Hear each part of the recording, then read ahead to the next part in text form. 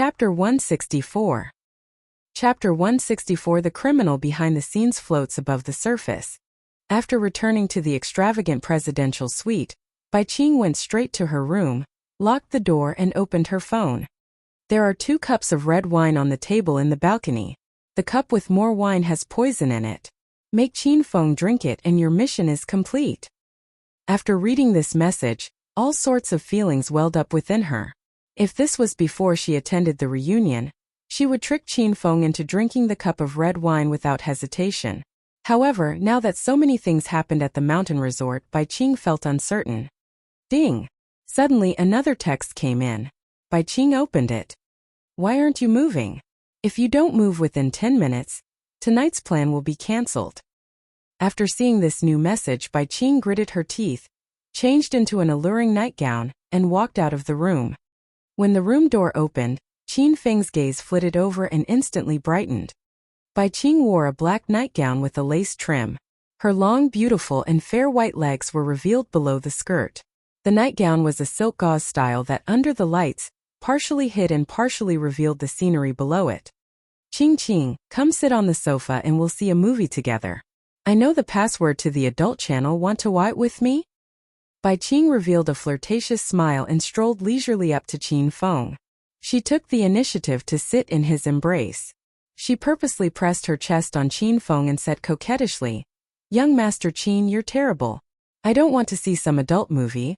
I want to drink a cup of wine on the balcony and admire the night view of the mountain resort." Qin Feng's face bloomed with a smile. He immediately picked Bai Qing up and ran towards the balcony. Okay. Let's go to the balcony. The balcony is good. The night view is mesmerizing and the balcony is spacious and comfortable. I really like waging war on the balcony. Let's wage war until the sun comes up. He carried Bai Qing and quickly arrived at the balcony. Qin Feng impatiently lifted the bottom of Bai Qing's dress. Bai Qing immediately pressed her skirt down and said with a mesmerizing smile, "Young Master Qin, don't be anxious. I'm a girl, so of course I'd be shy. Why don't we drink 2 cups of wine? When I'm drunk, you can do whatever you want." Okay, let's drink. I'll get some white spirits and we can drink straight from the bottle. Qin Feng couldn't wait and was about to go downstairs to get some white spirits. Bai Qing hugged Qin Feng and snuggled in his embrace. She said flirtatiously, "Young Master Qin, you're terrible. I'm a weak girl. How could you use white spirits to get me drunk? There's still some red wine that we didn't finish earlier. Let's drink 2 cups of it." Okay, let's drink red wine. No matter what Bai Qing said, Qin Feng's mouth was only filled with words of consent. His eyes were glued onto Bai Qing's shirt collar and had not shifted in the slightest. When she saw Qin Feng's vulgar look, Bai Qing smiled charmingly, but was extremely disgusted internally. To think that she hesitated about harming Qin Feng earlier. Now, that sliver of apprehension was completely eliminated. "Young Master Qin, let's make a toast." Bai Qing held up 2 wine glasses. She compared the 2 under the moonlight and extended the one that clearly had more to Qin Feng. "Okay, cheers." Qin Feng took the glass of wine and tilted his head back to drink it. Bai Qing's palms filled with cold sweat. Her heart thumped rapidly as she stared at Qin Feng and the cup in his hand. "Wait!" Suddenly Qin Feng stopped. The hand holding the wine glass paused mid-lift and he looked at Bai Qing with seriousness. Bai Qing jumped in shock. She stopped breathing and looked at Qin Feng's serious expression and was struck with incomparable fear. "Why, young Master Qin, what's wrong?" Bai Qing pretended to be calm with all her might because there was no way Qin Feng could have discovered her plan. Qing, we've agreed that after drinking this cup of wine, we're going to do some even more intimate things. You can't go back on your word." Qin Feng's expression changed, revealing a perverted expression. He smiled and said this with his gaze fixed on Bai Qing's towering chest. "Young Master Qin. I know. Here, cheers." Bai Qing released the breath she was holding. She didn't wait for Qin Feng to drink first and threw her head back to down her glass in one gulp and calm her nerves. After downing the red wine, Bai Qing looked at Qin Feng and the wine glass in his hand again, only to find that he already drank all the wine inside. At this time, a multitude of emotions welled up within her. Her current mood couldn't be described in words. Ever since she had her first night snayed by Qin Feng 5 years ago, She began to hold a grudge against him. It had already been 5 years of this hatred. It's very hard to love a person for 5 years, and it's even harder to hate a person for 5 years. Bai Qing didn't know how she did it.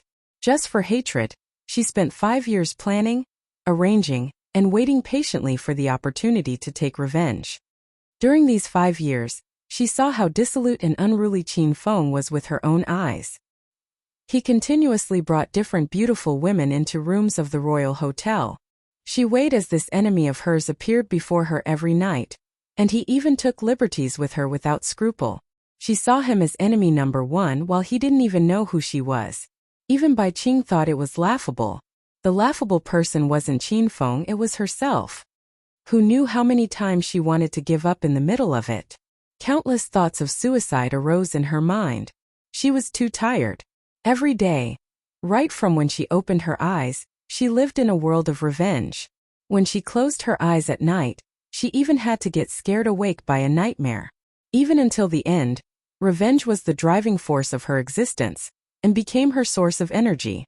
It was like an unachieved dream that one had to constantly vie for to achieve. Now the dream Bai Qing struggled for finally came into fruition. Her heart stopped. Drops of pure and sparkling tears slipped down her cheeks.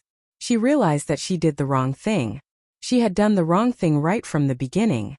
Now her revenge was realized, and she watched Qin Feng slowly disappear from this world before her eyes. However, she didn't feel a sliver of excitement. She felt disappointment and even despair.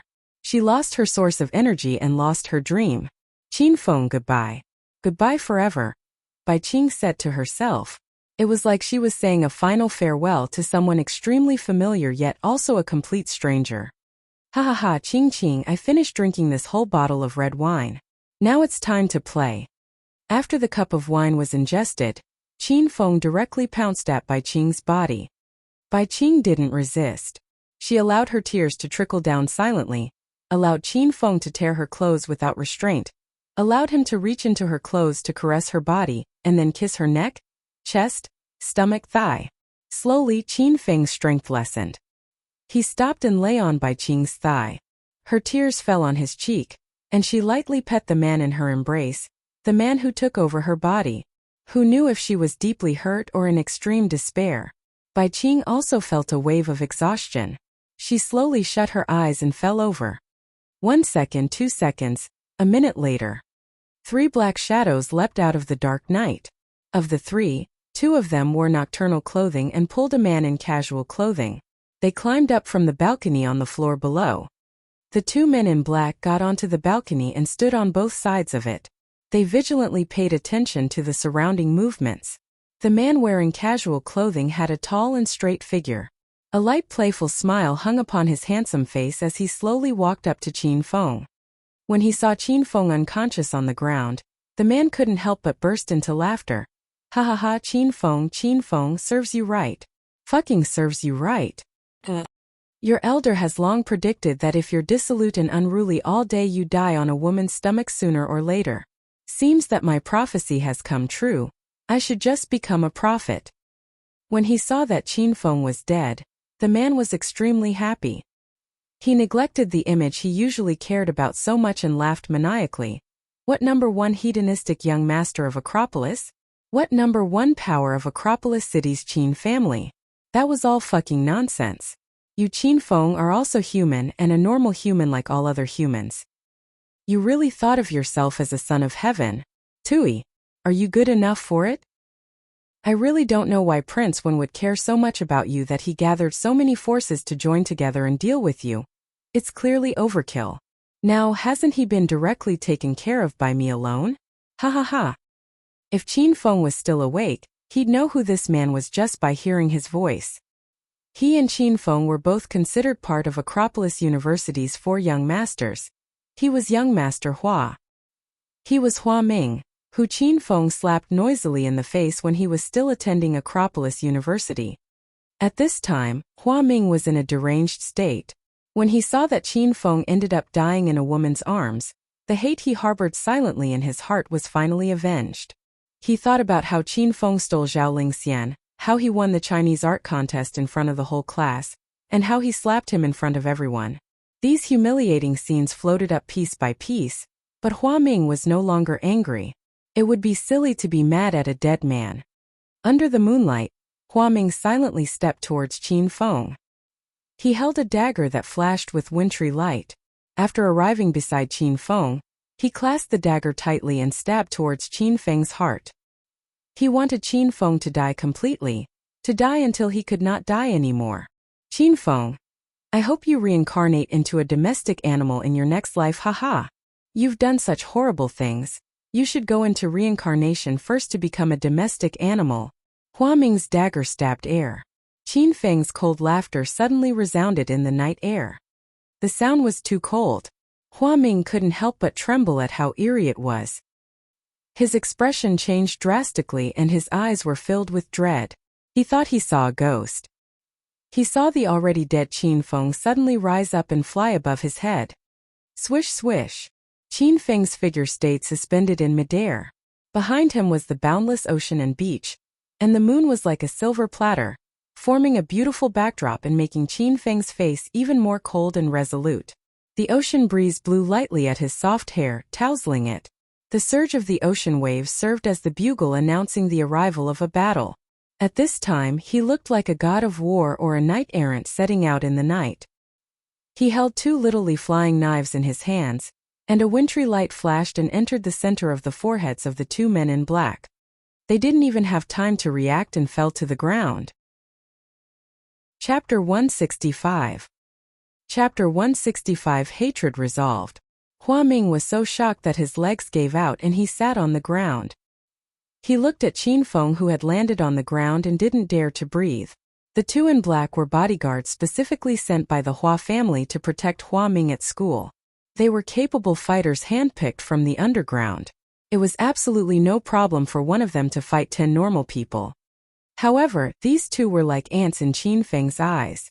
They didn't even have the opportunity to make a move when they were directly taken care of by Qin Feng. Hua Ming couldn't clearly see how Qin Feng had done it, or even what kind of murder weapon he used to kill the two bodyguards.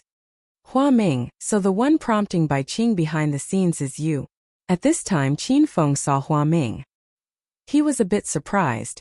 Then the one that was behind Mada who previously is also you, right? Qin Feng.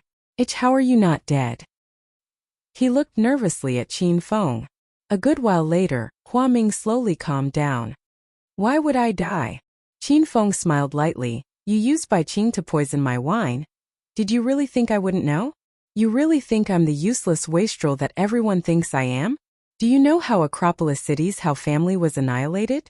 Because Hao Yun thought like you, the Hao family is now non-existent. Stunning, despotic, powerful, fierce. Qin Feng's words made Hua Ming tremble from head to toe. He had just arrogantly mocked Qin Feng. He thought he had really killed him and contemptibly believed that Prince Wen made a mountain out of a molehill to have gathered so many forces against one Qin Feng. Now he understood Qin Feng was indeed worth Prince Wen spending so much effort on. Qin Feng was a wolf in sheepskin. He used the preconceptions everyone had of him being an idler and useless trash to confuse his enemies. He never cared about the unfounded gossip and biting remarks, and they even became his secret weapon.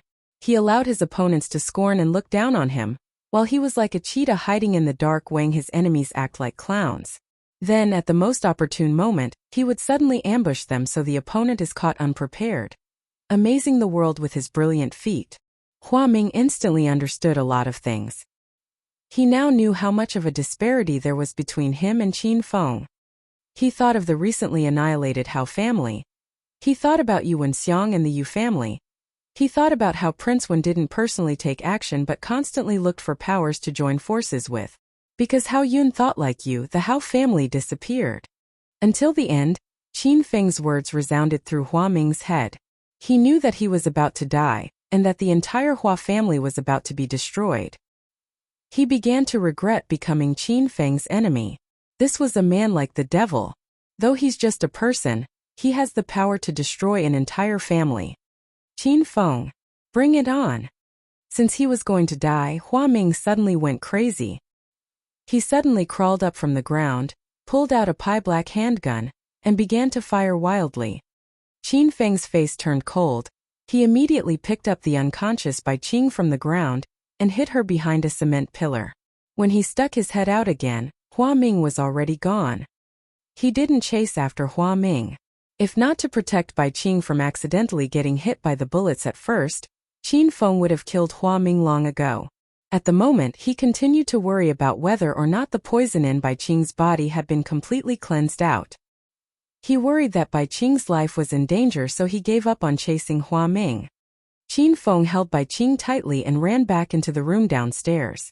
He placed Bai Qing on his bed. His palm fell on Bai Qing's back and gusts of ice-cold qi flowed into her body. Earlier, the instant he swallowed the poison wine on the balcony, he actually realized a lot of things. The system's quest to dissolve Bai Qing's hatred toward the host was successfully completed, and Qin Feng was awarded 500 hedonist points. He had long realized that Bai Qing was too forward tonight and was a little strange. Thus he guessed that the wine was poisoned. Little Pig reminded Qin Feng that internal qi could be used to expel the poison. Thus Qin Feng went along with Bai Qing's act to lure out Hua Ming, who was behind the scenes. After drinking the alcohol, Qin Feng quickly forced the poison out of his body and threw himself onto Bai Qing like he was taking advantage of her. In reality, he was using his internal qi to remove the poison from her body. He guessed right from the beginning that Hua Ming wouldn't only harm him. He was sure to kill Bai Qing to silence her as well. Qin Feng instantly understood and decided on this string of problems and complicated relationships. His conclusions really were not wrong. In the end, he lured Hua Ming out and even found out that the big boss behind him was someone called Prince One. This riddle seemed to slowly unravel. The hidden criminal was about to float to the surface. Qin Feng was kind of looking forward to it. Bai Qing suddenly awoke with a delicate groan. Qing, you're finally awake. Qin Feng immediately stopped transmitting qi to her. He hugged Bai Qing and looked at his woman tenderly. Since Bai Qing saw Qin Feng and saw that he was alive, she thought she was dreaming. Qin Feng, why am I dreaming of you? I hate you, I killed you with my own hands. Are you coming to my dream to take revenge on me? Qin Feng was not angered by Bai Qing's trap. Instead, he felt guilty. He knew why Bai Qing did this. As a woman who persevered 5 years for hate, a woman who was honed from a pure campus beauty to a mature career woman, Qin Feng couldn't begin to imagine what kind of pain Bai Qing experienced to acclimate to this noisy and fickle society. Qing, you're not dreaming. I'm not dead, and you aren't dead. Qin Feng helped Bai Qing smooth out her hair. Bai Qing's expression changed dramatically, and she finally became conscious. She jumped out of Qin Feng's embrace as if she had seen a ghost. Qin Feng, aren't you dead? Didn't you drink that cup of wine? After speaking, Bai Qing's expression changed again. Changed, then changed again. In a couple of seconds, her emotions experienced quite a few dramatic changes. She was an intelligent woman, so she quickly figured out a lot of things. A good while later, Bai Qing's expression reverted to calmness. She smiled bitterly and shook her head as she said, "Haha, I'm such an idiot. The one that used me as a chess piece right from the beginning wanted to kill me as well. Both of the wine glasses were poisoned, so neither of us could escape. But how are the two of us still alive?" Bai Qing looked at Qin Feng with astonishment. Qin Feng looked tenderly at Bai Qing and smiled. Qing, you overdid your acting at night. You aren't such a forward woman, and according to what I know about you, you haven't gotten to the stage where you'd be willing to have relations with me. However, tonight you were so forward and unusual that I guessed you wanted to harm me. Qin Feng's voice was gentle. If someone else wanted to harm Qin Feng, he would certainly be like a devil and make them wish they were dead. However, when Bai Qing harmed him, he recounted the events as casually as if they related to someone else's story. Chapter 166. Chapter 166. Must call me husband. Qin Feng extended his arms to pull Bai Qing into his embrace. Bai Qing didn't resist. She lay in Qin Feng's strong warm embrace and looked at Qin Feng with a perplexed expression. I wanted to kill you and you don't hate me. You didn't crazily take revenge on me or abuse me, and you even comforted and took care of me. This isn't typical young Master Qin behavior. If you were an enemy like Hua Ming, I would make you wish you were dead, but you aren't my enemy. Bai Qing, you're my woman. Qin Feng looked earnestly at Bai Qing and said word by word. Bai Qing's delicate body suddenly trembled and her mind instantly went blank. She looked at Qin Feng with doubt mixed with a sliver of happiness. She allowed the phrase "Bai Qing, you're my woman" to continuously echo through her mind. It's been 5 years. Bai Qing waited for this line for a full 5 years. The time had finally come and she was about to forget. She was Qin Feng's woman 5 years ago. Various conflicting emotions suddenly flooded her heart, and the emotion she stifled for 5 years came bursting out. Bai Qing felt burning hot all over. She turned red from her face to her chest. She forgot about her hatred towards Qin Feng and all of her unhappiness. She just wanted to go completely crazy for once and set free the bit of youth she had left. This time Bai Qing took the initiative to throw herself at Qin Feng. She tore off her own clothes and tore off Qin Feng's clothes. She stuck her bright, smooth, and jade-like body tightly against Qin Feng's and bit his ear. An alluring voice passed through the warm air. "Qin Feng, have me." Qin Feng looked at Bai Qing's impressive curvy figure, her charming and elegant face and her misty eyes. He hugged Bai Qing firmly and yelled despotically, "Bai Qing, tonight you're all mine. In every day and night in the future, you Bai Qing will belong completely to me, Qin Feng." There were blue water and skies and a soft breeze. The early morning sunshine shone on the endless beach. The taste of happiness filled the air. Quite a few guests arrived at the beach long ago to admire the beautiful sun rising out of the ocean. A handsome man and a beautiful woman rode an old-style 28 bicycle and sped along the endless beach. The man rode the bicycle effortlessly, yet he sped along like a rocket. The woman's arms danced in the wind. She held a red silk scarf, let go of it, and the scarf flew willfully in the wind. It was like their youth. Brash and headstrong, free and unconstrained, and once it left it couldn't come back. "Young Master Qin, can you go faster?" Bai Qing smiled and her eyes turned into crescent moons. She hadn't been this happy in a really long time. After she completely put down the burden of her hatred, even the air became fresher. A light smile hung on Qin Feng's face. He patted Bai Qing's bouncy and raised behind. "Call me husband. Don't tell me your husband wasn't fast enough last night? I originally could have gone faster, but you begged for mercy. You said you were going to die and you soon couldn't take it anymore, so I felt bad and didn't burst out and use all of my power." Qin Feng raised his head arrogantly when he spoke. A blush immediately spread over Bai Qing's fair and charming face. When the wild image of last night came to mind, she was so embarrassed that she wanted to find a hole and hide in it. "Young Ma, husband, I said to ride faster," Bai Qing said in a small voice. "Then be prepared to scream wildly." After Qin Feng finished speaking, the bicycle began to speed up continuously like there was no limit or end. It kept going faster and faster. At this time the bicycle's speed completely surpassed that of various race cars. It was Bai Qing's first time experiencing a bicycle going so quickly. She felt as though she and Qin Feng were going to fly soon. The ocean breeze became more reckless, and blew so strongly at Bai Qing that she almost couldn't breathe. However, she really enjoyed this exciting speed and the feeling of forgetting everything else. A sweet-sounding dolphin sound rang through the beach the whole early morning. When the two returned to the hotel, Bai Qing felt as though she was going to collapse with exhaustion. Last night Qin Feng took her for a whole night, and this morning she screamed with excitement for the whole morning. Thus her strength was depleted. The two sat in the restaurant eating a luxurious breakfast. When looking at the scenery outside the window, this strange feeling made Bai Qing feel as though she were dreaming. "Young Master Qin." Halfway through eating breakfast, Uncle Fu suddenly arrived beside Qin Feng. Qin Feng's expression shifted and became slightly serious. He looked at Uncle Fu and said, "Uncle Fu, how is the Feng family now?" Qin Feng called over Uncle Fu specifically to take Bai Qing back. He wanted to go to Devil Beast Mountain in a bit to see the root of the spiritual qi. But danger lurked on every side of it, and Qin Feng didn't want to endanger Bai Qing.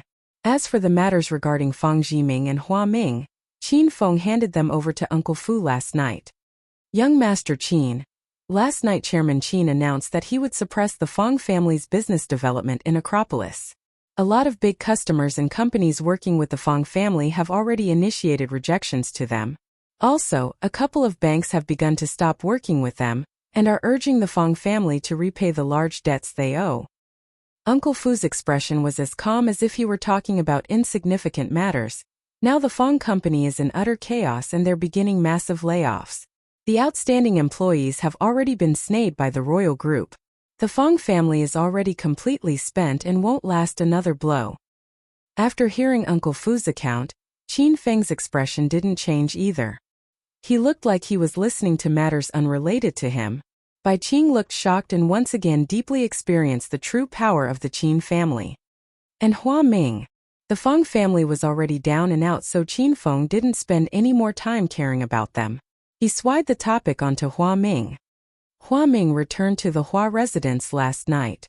According to the news from Sky City, the Hua family is already strengthening its defenses and displayed all of its forces to guard against an attack from the Qin family. As one of the 5 prominent families of Sky City, their strength is quite solid. Plus, their location in Sky City is unfavorable to us. If we fought with the Hua family, it would be a tough battle, and would be disadvantageous to the Qin family's current situation. Uncle Fu always talked about matters from the most objective angle. He would not intentionally stray from the truth to kiss Qin Feng's ass. Qin Feng nodded after hearing this. He was silent for a while and then said, "Uncle Fu, you and father don't need to worry about the Hua family. I'll take care of it myself. Right now bring Qing home." After speaking, Qin Feng looked passionately at Bai Qing. "Qing, go back with Uncle Fu first. I still have some important matters to attend to. After I've finished, I'll look for you once I get back." Uncle Fu brought Bai Qing away from the mountain resort. Qin Feng sat before the French windows and waited the commercial Benz disappear out of his sight before he walked out of the resort hotel. It was already past 11 in the morning. There were more and more people that went to play on the beach, and quite a few people appeared in the water to ride boats and surf. Qin Feng rented a boat, specifically prepared 3 tanks of fuel, and headed towards Devil Beast Mountain. Because a lot of people were playing on boats on the ocean, the sudden appearance of Qin Feng's boat didn't elicit any attention from other people. He first circled the water once aimlessly, and when no one was looking, he quickly headed towards deeper waters. Chapter 167. Chapter 167: The Beast and the Fairy. This time, Qin Feng didn't feel Black Turtle's presence in the deeper waters. It seemed that this brat went to even deeper waters of the ocean. Yesterday he saw Black Turtle's ability, so he wasn't worried. He believed that with the cooperation of the sea turtle and the many-banded Krite, they wouldn't be afraid even if they met a shark. Unless they met over 10 sharks that surrounded and attacked him, then Black Turtle's life might be in danger. But Black Turtle isn't that foolish. If it saw that it couldn't win, wouldn't it run away? Qin Feng experienced sea turtle's swimming speed, and if it needed to run away, that brat was like a little submarine. Qin Feng brought an adequate amount of fuel, so he only cared about driving the boat at its maximum speed. He weighed the distant and remote Devil Beast Mountain come closer and closer until it was within reach. He stopped the boat by the shore, secured it with a rope, and stepped onto this personless island. Devil Beast Mountain was an island with a lush forest and no people, but wild beasts ran rampant. Every time night came around, the howling of wild beasts drifted out of the eerie small island. By the time Qin Feng arrived at Devil Beast Mountain, it was already noon. At the blue-skied and blue-watered mountain resort, this was the time when the scorching sun beat down on one's head. However, Qin Feng had just arrived into the dense forest, so he only felt the cold forest air. The dense and towering leaves and branches blocked most of the burning sun, so only specks of light shined in. Qin Feng thought to himself that this was an absolutely superb place to shoot a horror movie. He took small and fragmented steps through the forest while conversing with Little Pig. Since Little Pig is considered a battle pet, he was extremely familiar with spiritual qi, and he was a guide that was very good at finding spiritual qi. Under Little Pig's direction, Qin Feng walked further and further. He already arrived at the middle of the outer layer of Devil Beast Mountain. There was a chill all around and it became colder and colder. One could even see unmelted snow on some branches. "Master, the spirit plant is just nearby," Little Pig suddenly reminded him. Qin Feng halted in his steps and began to examine the area around him. At this point, Qin Feng was a genius martial cultivator adept in both internal and external skills. He already cultivated up to stage 1 of the internal techniques. He couldn't detect spiritual qi too far away, but he could detect spiritual qi exuded nearby. Now he didn't need little pig's pointers. Qin Feng could also feel a dense spiritual qi exuding not too far away to the left. He shifted his gaze to the area with spiritual qi, and quickly discovered a flower redder than a rose. However, Qin Feng had never seen a flower of its shape. It was the shape of a morning glory and as large as a grown man's palm when in full bloom. Little pig, is it this spirit plant? Qin Feng already stepped quickly up to the plant. He squatted and examined it closely. Examining it closely, the spiritual qi coming out of the plant was extremely thick. Qin Feng couldn't help but reach out to uproot it. "Master, you can't pick it." Little pig immediately stopped him and said quickly, "This is a red spirit elixir plant. It blooms once every 10 years, and it usually grows where the forest is dense. It absorbs the light spiritual energy that the trees exude and gathers it into essence. It's a spirit plant that helps cultivate inner qi. But this type of spiritual plant is extremely fragile. Once it leaves the soil, it'll die instantly. The spiritual qi in its meridian and stamen will change and instantly leave the body and pass into the air. Then it'll all become waste." After hearing Little Pig's explanation, Qin Feng immediately stopped. He looked both afraid and admiring as he said, "Little Pig, I've discovered that you're truly an omniscient little pig." Little Pig's words suddenly resounded in Qin Feng. Before, he thought this lazy pig was Bull's *ting, but after gradually interacting with him, he found that this pig really did know a lot of things.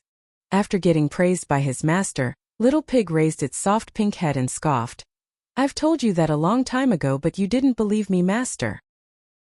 As a battle pet and NPC of the system, I know about all items from the system. This red spirit elixir plant is sold in the system's pill cultivation realm. Even if I didn't know about it, I could also read it off the system's description." Qin Feng's mouth tweed. He felt that Little Pig himself wasn't that amazing in reality. He showed off but got all the information from the system. "Little Pig, then how can I get this red spirit elixir plant completely intact?"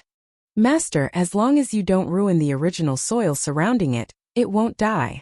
You can just dig around the plant and pull it out with the soil surrounding it," Little Pig said. This time Qin Feng understood. He felt the thick spiritual energy exuded from the red spirit elixir plant and anxiously but carefully dug around the plant. After digging a large hole, Qin Feng began to reach down to get the red spirit elixir plant. Roar, roar. Suddenly, the roar of a wild beast passed from deep within the forest. The sound shook the surrounding forest into a swishing and fragmented wind. Qin Feng quickly stood and looked behind him with alarm to see an enormous wild boar chasing a young lady who was heading straight towards him. It was the first time in his life that he saw such an enormous wild boar. He even wondered if this boar was a mutant.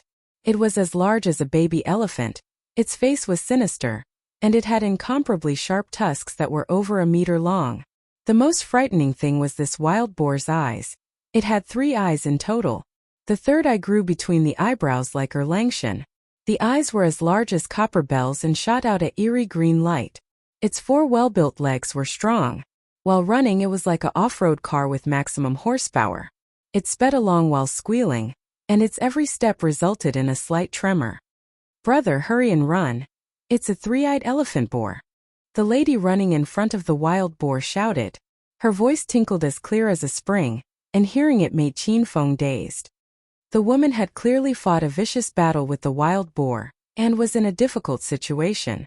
The white cotton dress she wore was already torn to shreds and her hair was mussed by the wind as she ran for her life, but this all did nothing to affect this woman's beauty. She was like the moon maiden Chang'e if she were to step out of the moon. Though she was running for her life, she exuded an air of spiritual beauty. Her features were refined and shapely, her body was straight and tall, and her figure wasn't full and explosive, but gentle, beautiful and harmonious. In particular, the long torn dress she wore revealed a bit of soft white skin that was like fresh first snow. It was exquisitely fair and clear without a speck of dust. A fairy maiden running for her life. She was as beautiful as an angel and was filled with spiritual qi. This was Qin Feng's first impression of the woman. Then, he looked at the 3-eyed elephant boar not 50 meters behind her. He said with seriousness, "Little pig, why is your relative so ugly? You won't end up looking like him when you grow up, will you?" Little pig was so frustrated that he bared his teeth and waved his hooves. "Master's relatives are going to grow up looking like that. I'm the cutest little pig in the universe." As they say, the personality that a pet grows up to have is dependent on how its owner is. Seeing how shameless little pig was, Qin Feng suddenly understood the truth in this saying. "Brother, if you don't run now, it'll be too late." The quick-witted voice of the fairy maiden drifted over again. Qin Feng immediately ran out. He didn't run away but ran towards the fairy maiden. Qin Feng just went up a mountain to find spirit plants and could encounter something great like saving a beauty. How could he sit on the sidelines and ignore such a great opportunity? "Master, the three-eyed elephant boar is incomparably strong. Its sharp tusks can pierce through incomparably hard objects. Your current ability is inadequate." Qin Feng already ran up to the three-eyed elephant boar when Little Pig's languid voice drifted over. He didn't have the chance to run. He could only brace himself, leap upwards, and punch the three-eyed elephant boat in the back. Roar! Qin Feng used his stage 2 external techniques and punched without restraint. 6x strength contained 600 kilograms of power, and this fell on the three-eyed elephant boar's back. The wild boar's body clearly swayed. Its legs that were currently running wildly slipped and it directly came crashing down. It crashed into a large tree and smashed a large hole into it. Bang! This hit startled the heavens and shook the earth. It made ghosts cry and wolves howl. The fairy maiden that was running for her life stopped to look. A sliver of shock swept through her face. She wasn't shocked by Qin Feng's tyrannical punch. She was shocked that Qin Feng clearly didn't want his life because he dared to anger this three-eyed elephant boar. All martial artists that know the three-eyed elephant boar know that this was a berserk beast. It has a violent temper and attacks whoever it sees. Its ability continuously explodes with the amount that it is agitated. The little fairy maiden originally didn't want to fight with the three-eyed elephant boar, but she suddenly encountered it on Devil Beast Mountain while looking for spirit plants. She was chased by the wild boar but didn't dare to actually fight it because if this beast was agitated, it would be a crazed beast that would smash you to death. "Haha, maiden, there's not need to be too startled. I actually didn't showcase my true abilities." Qin Feng clearly did not understand the nature of this three-eyed elephant boar. He was swept with pride upon knocking down the three-eyed elephant boar with one punch, and when he saw the little fairy maiden looking at him with shock, he was impossibly pleased with himself. "Run! Run!" The little fairy maiden suddenly yelled towards Qin Feng. Qin Feng was slightly startled. He thought that since he saved this little fairy maiden's life, shouldn't she be moved to tears, fall into his arms, then charming and bashfully use her little pink fists to punch his chest and say sweetly, "Handsome, you're amazing." Why would she look so anxious and shout for him to run? Qin Feng quickly understood the answer to this question, because he suddenly felt a vigorous energy surge from behind him. He didn't spend much time reacting when his legs tapped the ground. He quickly used the strength from releasing the flying dragon armor, bent his body into a bow and arrow and shot away. He leapt 5 meters into the air, and thrillingly evaded the three-eyed elephant boar's attack with a backflip. Chapter 168. Chapter 168 Breaking Through. Bang! At this time the three-eyed elephant boar ran into a large tree. Its 2 sharp tusks pierced into the thick tree trunk, and the towering tree that was blocking the sunlight slowly fell down. Boom! The floor shook, but it was not as shaken as Qin Feng currently was. He found that this wild boar suddenly became much more powerful. If the boar hit his waist, chances were that he would be split in two. "Run! Run, brother!" The little fairy maiden yelled again. Qin Feng hurriedly ran in her direction. He had just ran 2 steps when the system's cold voice resounded in his head. Ding! The Hedonist sovereign system has issued a quest. Save the flower fairy and defeat the three-eyed elephant boar. Quest time limit: 1 hour. Successful completion reward: 500 Hedonist points. Upon failure, the host will be murdered by the three-eyed elephant boar. Qin Feng, who was in the midst of running wildly for his life, stopped abruptly. He was no longer able to run away.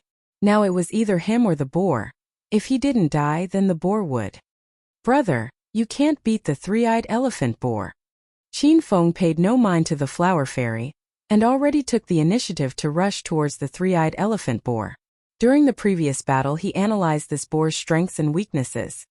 Its build was extremely large, it was much stronger than Qin Feng, and its skin was so thick that even if Qin Feng used 600 kilograms of strength, he would still have no way of really hurting this wild boar.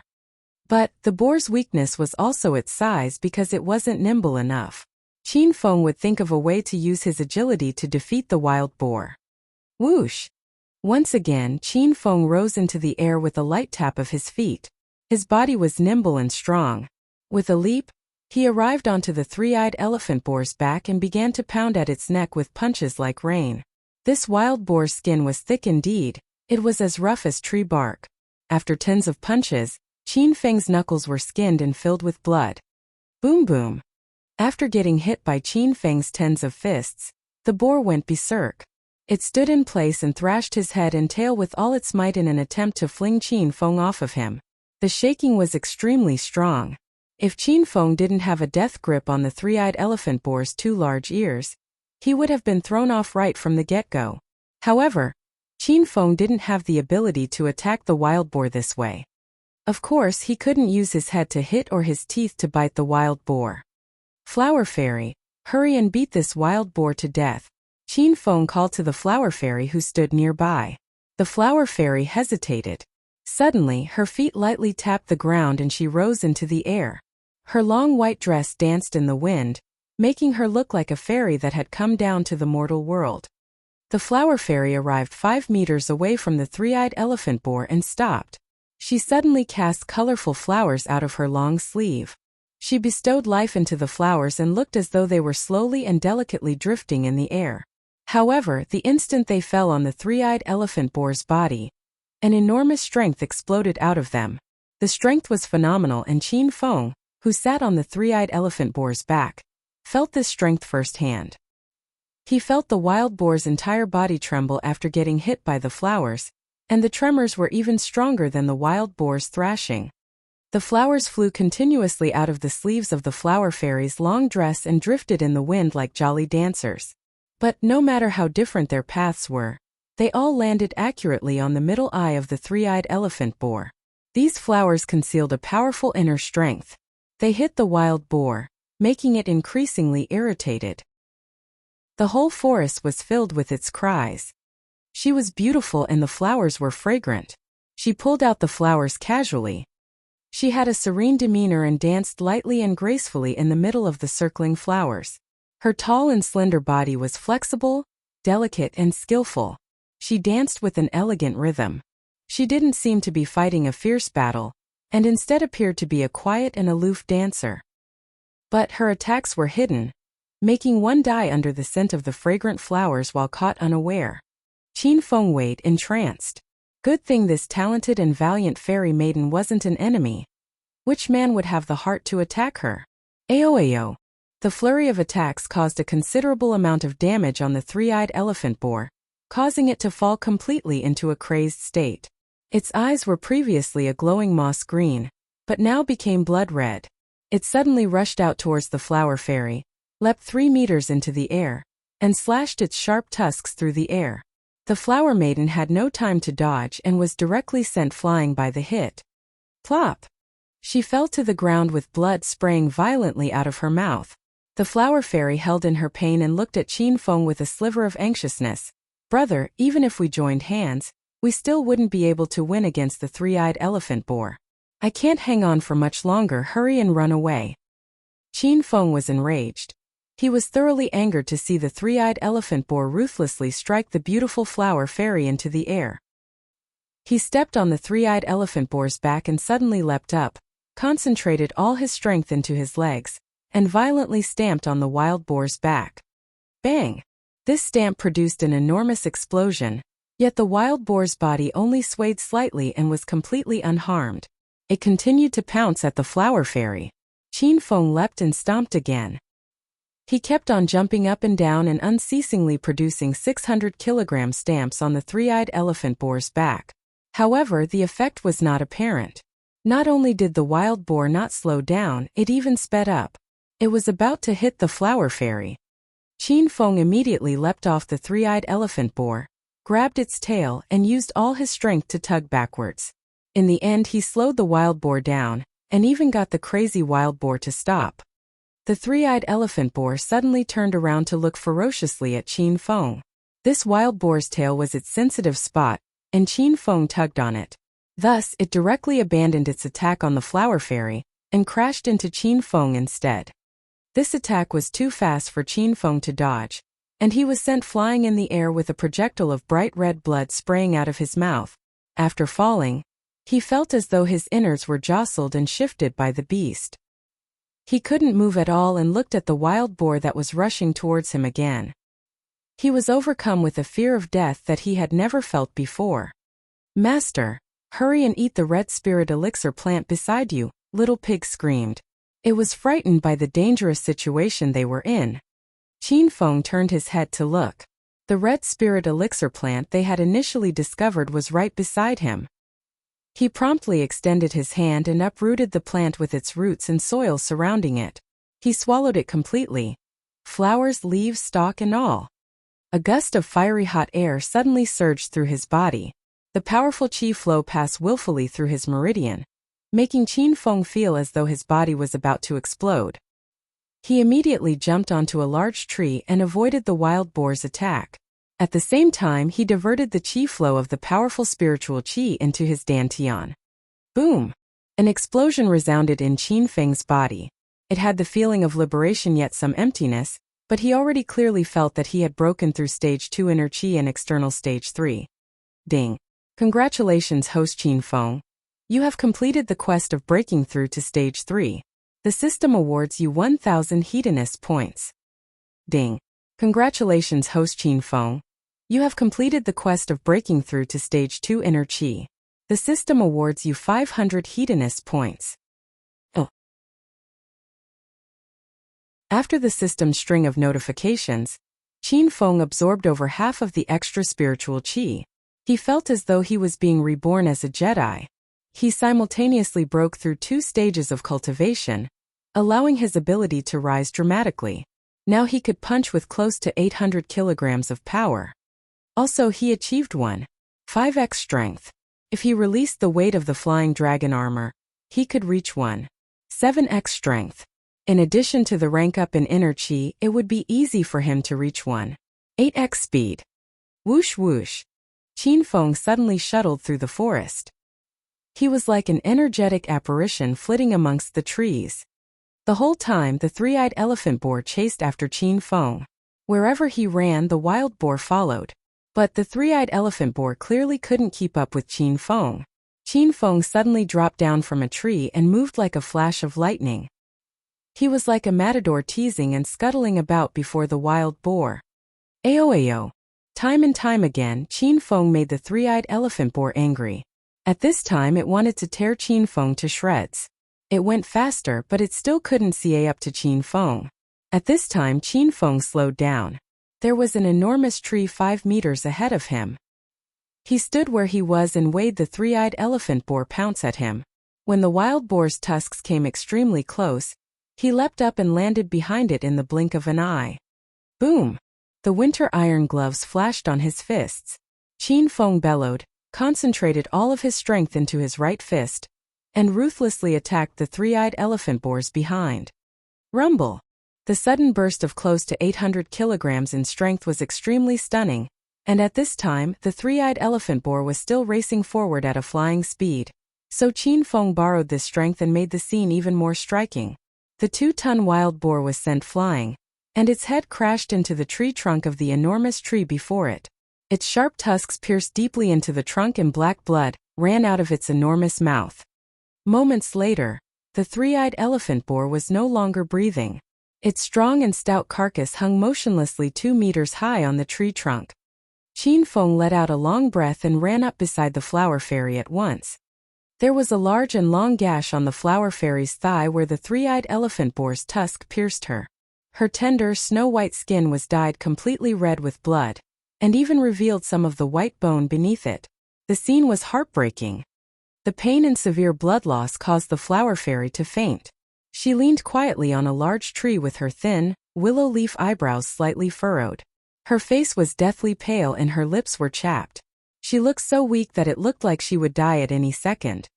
After quickly examining the flower fairy's condition, Qin Feng immediately and slowly tore the part of her dress that was drenched in blood and stuck to her thigh to reveal the startling wound. He bought 2 bottles of elementary gold sore medicine and carefully began to apply it onto her wound. The gash was too long.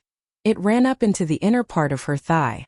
Qin Feng continued to tear the dress, and unconsciously tore up to the part between the flower fairy's thighs. Chapter 169.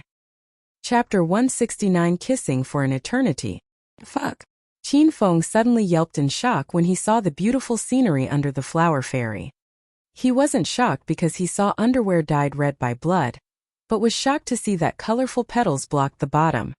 Qin Feng had just been wondering in astonishment where the flower fairy got all of those petals, and now he understood.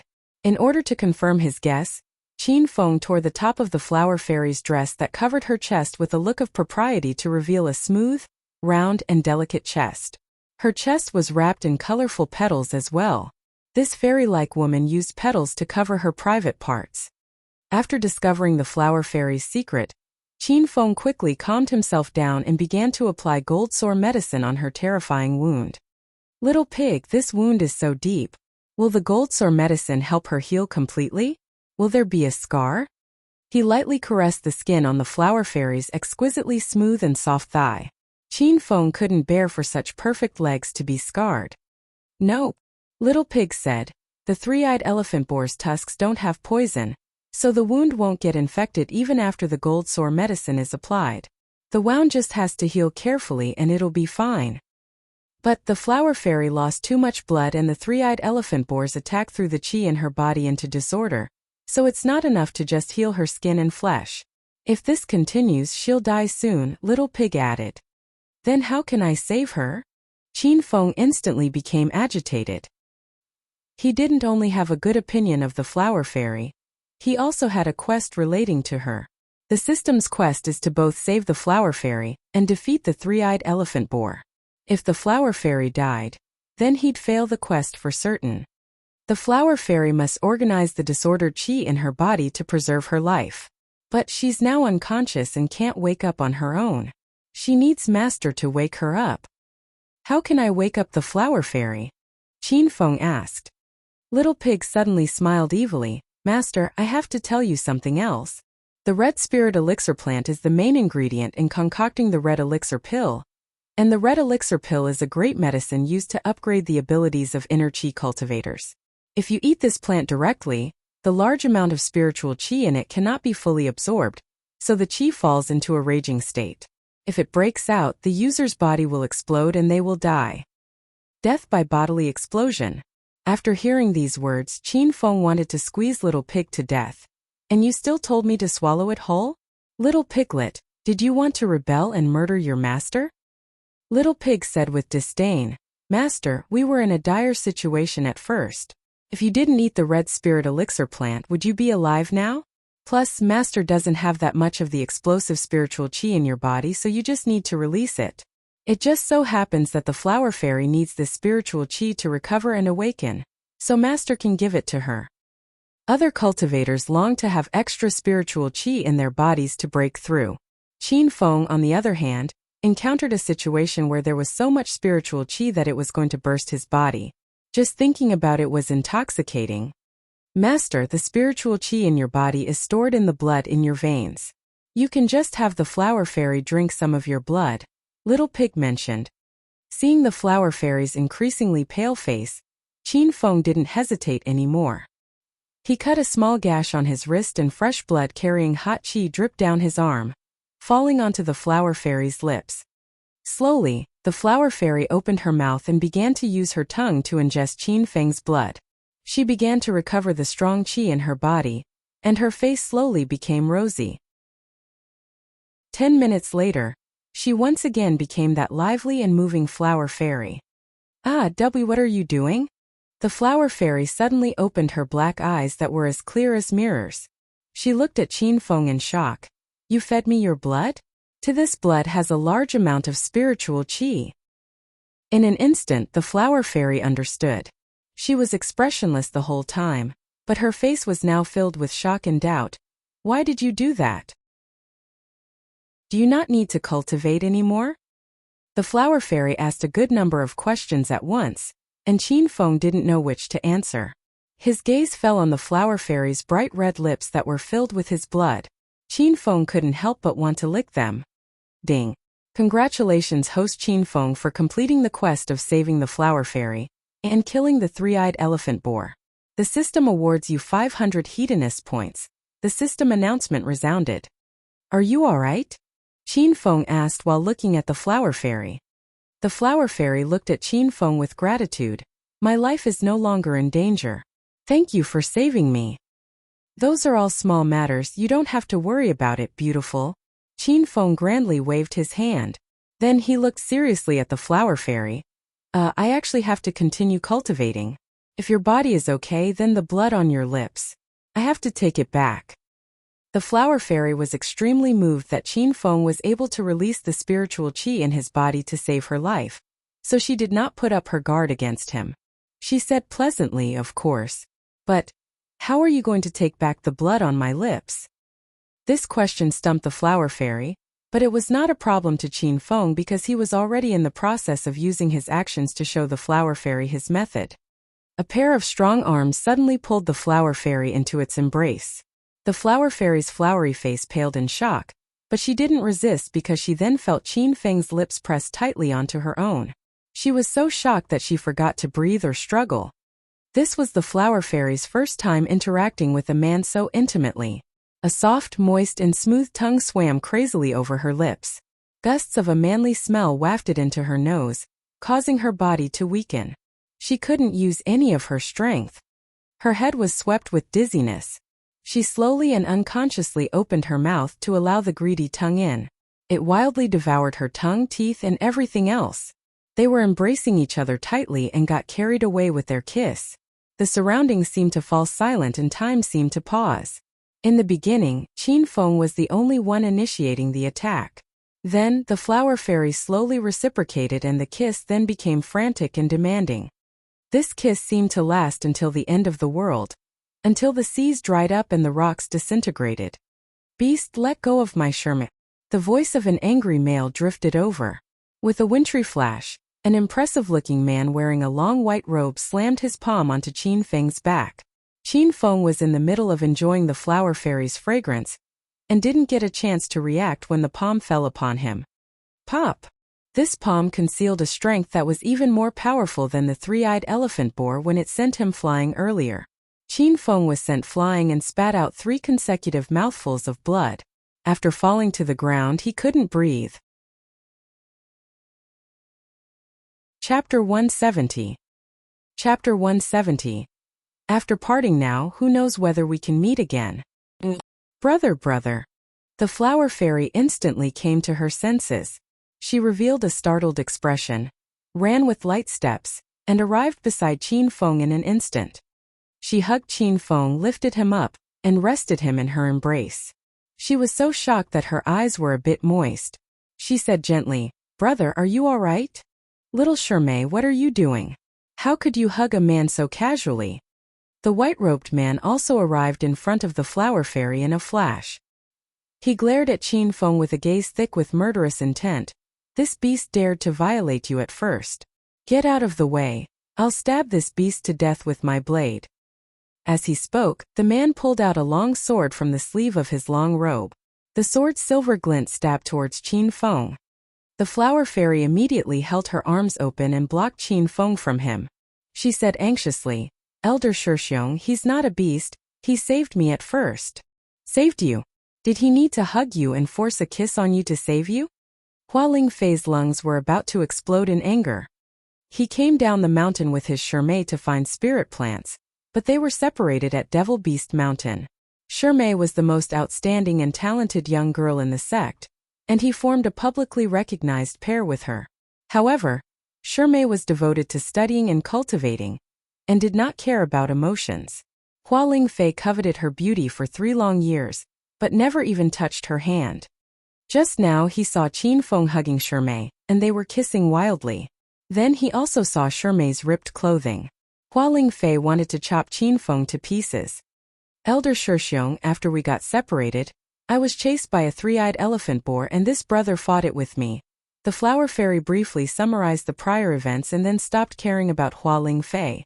She looked at Qin Feng with worry. She suddenly bit her tongue, and drops of fresh blood oozed out of the corner of her mouth. She looked anxiously at Qin Feng and said, "Brother, you cut your vein and released blood to save me, so now I'll bite my tongue and return the favor. That way we're even." The flower fairy's voice was like a trickling spring that drifted over melodiously from afar. This time she took the initiative to lean in and press her lips tightly onto Qin Feng's. Qin Feng really did almost lose his life from Hua Lingfei's palm. This time he lapped wildly at the flower fairy's lips. After the two kissed passionately for a second time, Qin Feng absorbed the spiritual qi in the flower fairy's blood and felt much better. Hua Lingfei's hit was extremely powerful. He and the flower fairy were both extremely impressive inner qi cultivators, and they were on par with the Yin-Yang elders. The current Qin Feng wasn't Hua Lingfei's opponent. Hua Lingfei was ignored and treated like air. He was so angry that his eyes were filled with red veins. That little Shimei that was as pure as jade and buried her emotions and desires actually initiated a kiss with a male stranger. Hua Lingfei could not accept this reality. He already killed Qin Feng with his eyes a couple hundred times, but with little Shimei there, he couldn't actually kill him. Elder Shixiong, let's go. When the flower fairy saw that Qin Feng's life was no longer in danger, she stood and was about to leave with her senior. Wait!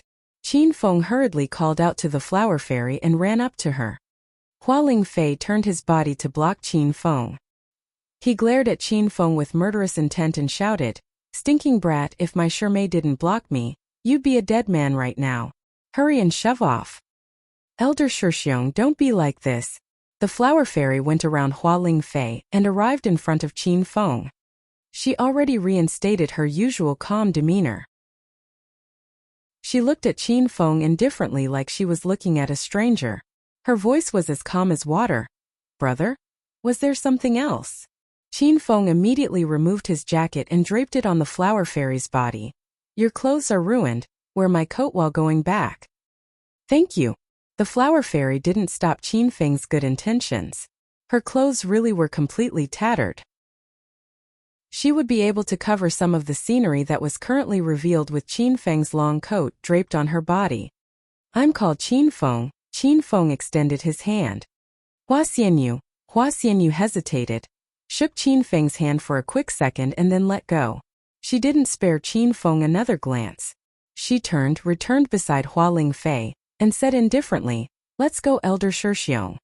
Hua Xianyu took small quick steps like a fairy and walked in the front. Hua Lingfei followed behind her and didn't forget to turn his head to glare at Qin Feng. He already completely memorized Qin Feng's looks. If he had the opportunity to meet Qin Feng again, he would definitely kill him with his own hands. One was in front and the other was behind. Their steps looked slow-moving and casual, but they moved extremely quickly. With a couple of steps, they already disappeared from Qin Feng's sight. "Master, I feel other beasts nearby. We should also hurry and leave." Little Pig's reminder pulled Qin Feng out of his daze. He looked away from the place that Hua Xianyu left to and sighed internally. Who knew if he would be able to meet this woman that was as fragrant and moving as a flower again?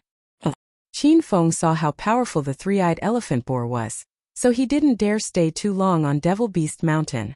The beasts here were too powerful. With his current strength, it clearly wasn't fitting for him to stay here. He had just completed 3 quests in succession, so Qin Feng now had a total of 2,200 Hedonist points. After seeing Black Turtle's abilities, his eyes shined and he immediately opened up the fusion function to fuse an earth pet and an air pet. He'd put them in this dense forest and have them grow here so they'd know the paths to find spirit plants when he came to Devil Beast Mountain in the future. He looked through the earth creatures in the fusion function and chose the snow leopard and the green wolf mastiff. The snow leopard had the alertness of a cat, and the leopard's fierceness and nimbleness. It's a nocturnal animal that was shrewd, perceptive and agile, and can even leap off cliffs 3 to 4 meters high. A fully grown snow leopard can even hold its own against the attacks of several feral wolves. According to the system, the Tibetan Mastiff could be split into 3 types: Original Mastiff, Ghost Mastiff, and Green Wolf Mastiff. Even the first original Mastiff was an extremely fierce beast that was famous for being the king of dogs. As for the Ghost Mastiff, most of them were mixed breeds that were only made uncommon due to hype from businessmen. In reality, it was pretty common, and the title of the true king of the Tibetan Mastiffs among the 3 belongs to the Green Wolf. Of 10 dogs there was 1 Mastiff, and of 10 Mastiffs there was 1 green one. Thus one could see why the Green Wolf was so rare. Qin Feng chose the snow leopard and the green wolf to fuse into a new creature in hopes that it would have the nimbleness and vigilance of the snow leopard, as well as the fierceness and cruelty of the Green Wolf Mastiff. Fuse. As Qin Feng gave the order, a large furnace appeared in his mind. The Green Wolf and Snow Leopard were thrown into the furnace, and it began to spin. Half a minute later, a newly fused creature slowly rose and entered the system's pet inventory. Qin Feng immediately opened his pet inventory to look at his newly fused battle pet. Chapter 171. Chapter 171 Prince Wen pays a visit. Glacial Snow Mastiff T-System announcement. The fused Glacial Snow Mastiff has gained the nimbleness and vigilance of the Snow Leopard, as well as the fierceness and cruelty of the Green Wolf Mastiff. Living things beware. Qin Feng was very satisfied with the fusion of the Snow Leopard and the Green Wolf Mastiff. With a slight thought, a shaggy, basketball-sized Glacial Snow Mastiff ran out of the system. Its claws clung to Qin Feng's shoes and nibbled at them. It seemed hungry. Qin Feng really liked this cutie. It was covered in green fur and looked like both a leopard and a Tibetan Mastiff. He picked a fruit from the tree and tossed it at the Glacial Snow Mastiff, who excitedly lay on the floor and began to nibble the food. Qin Feng rescinded his thoughts and opened the fusion function again to fuse an air battle pet. This time Qin Feng chose 2 birds, the golden eagle and the gerfalcon. The golden eagle was considered a large bird of prey. Its body was 76 to 102 centimeters long. Its wingspan was over 2.3 meters and it weighed from 2 to 7.2 kilograms. It preyed on tens of animals such as geese, ducks, common pheasants, squirrels, Siberian roe deer, hares, etc. It also sometimes ate sika deer, pronged antelopes, coyotes, gray wolves, and other large animals. The gerfalcon's scientific name is Falco rusticulus, and in the Sushan dialect, it's Xiong-ku Lu. It's the world's fastest bird and can fly the highest as well, so its name means the god of 10,000 eagles. Legend has it that there was only one gerfalcon in every 10,000 godly eagles. It was not merely a creature that existed in real life. It was worshipped like a totem similar to the Han ethnic group's phoenix. It was also potentially a bird species that was long extinct. According to the records in the Classic of Mountain and Sea, it could be the 9th phoenix in the desolate Sushan territory, in the ancient Northeast. In later generations, the gerfalcon's prominence shrank due to its secularization. According to the records in the bird section of the Compendium of Medical Herbs, when carving Liao Dong, the most handsome is the gerfalcon. It's classified as part of the falcon class and is one of the largest birds of prey. Fuse. Under Qin Feng's order, the system's furnace used to fuse pets began to spin again. Half a minute later, a newly fused creature slowly rose and entered the system's pet inventory. Qin Feng immediately opened his pet inventory to look at his newly fused air battle pet. Flaming Golden Eagle System announcement. You have obtained the Flaming Golden Eagle with this fusion, along with the Golden Eagle's fierceness and the gerfalcon's maximum speed. Mortals beware.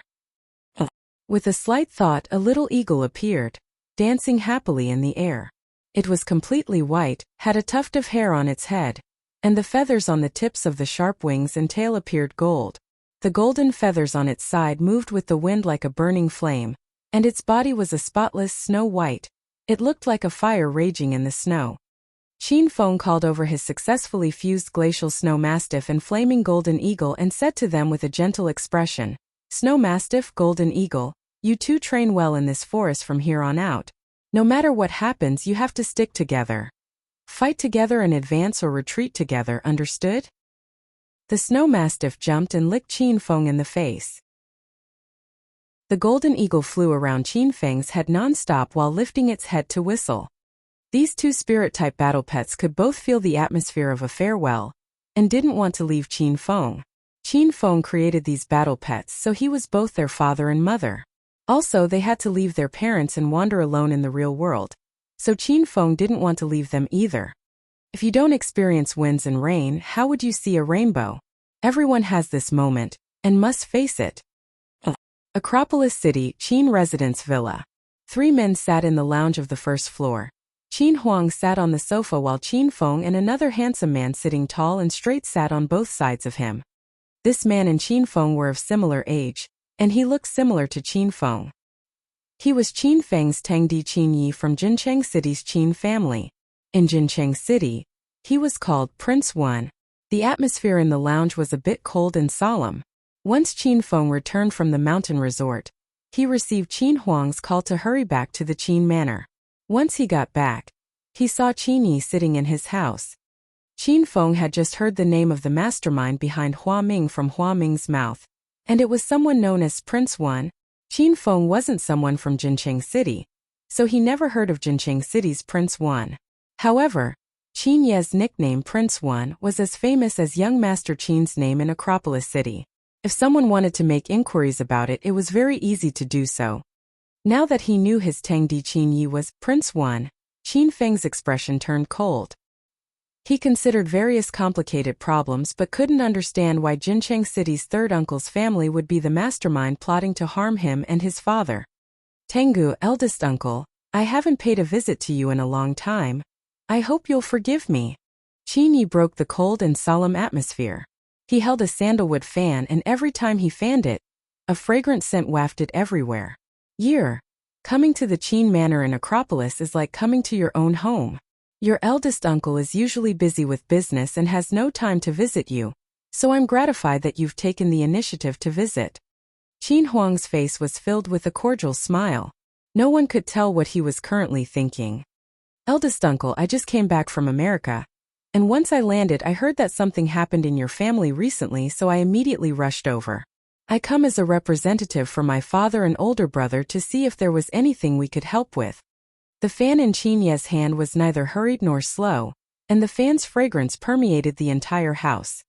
Qin Feng, who was quiet the whole time, turned towards Qin Yi and said quickly and forcefully, Tangdi, you said you just came back from America? That's right, Tenga, I was studying abroad in America. The foreign girls there are really beautiful. If you have time you should go play tango. I'm sure it fits your taste. Qin Yi stopped there and awkwardly coughed twice. Then he said with a laugh, It was because I was in America for a while. If I was in China and heard that something happened to eldest uncle's family, I would have rushed over to help a long time ago. Last night, Qin Feng discovered that the criminal behind Hua Ming was someone called Prince One. Today, Tangdi, who goes by the name Prince One, came through the door to visit. Qin Feng felt that this was a bit coincidental. However, after knowing that Qin Yi just returned from America, Qin Feng couldn't be certain that this was related to him, or if he had created the present conditions while in America. Haha, your eldest uncle appreciates your kindness, but nothing big happened here. Some small things happened earlier, but they've all been taken care of. Go back and tell your father not to worry. If something big really does happen, I'll ask for your help, Qin Huang said as he continued to smile. Of course. Though we're in different cities in Yun province, we're all members of the Qin family in the provincial capital, and the same blood runs through our veins. We need to join hands and support one another. Qin Yi suddenly stood and looked at Qin Feng and Qin Huang with a smile.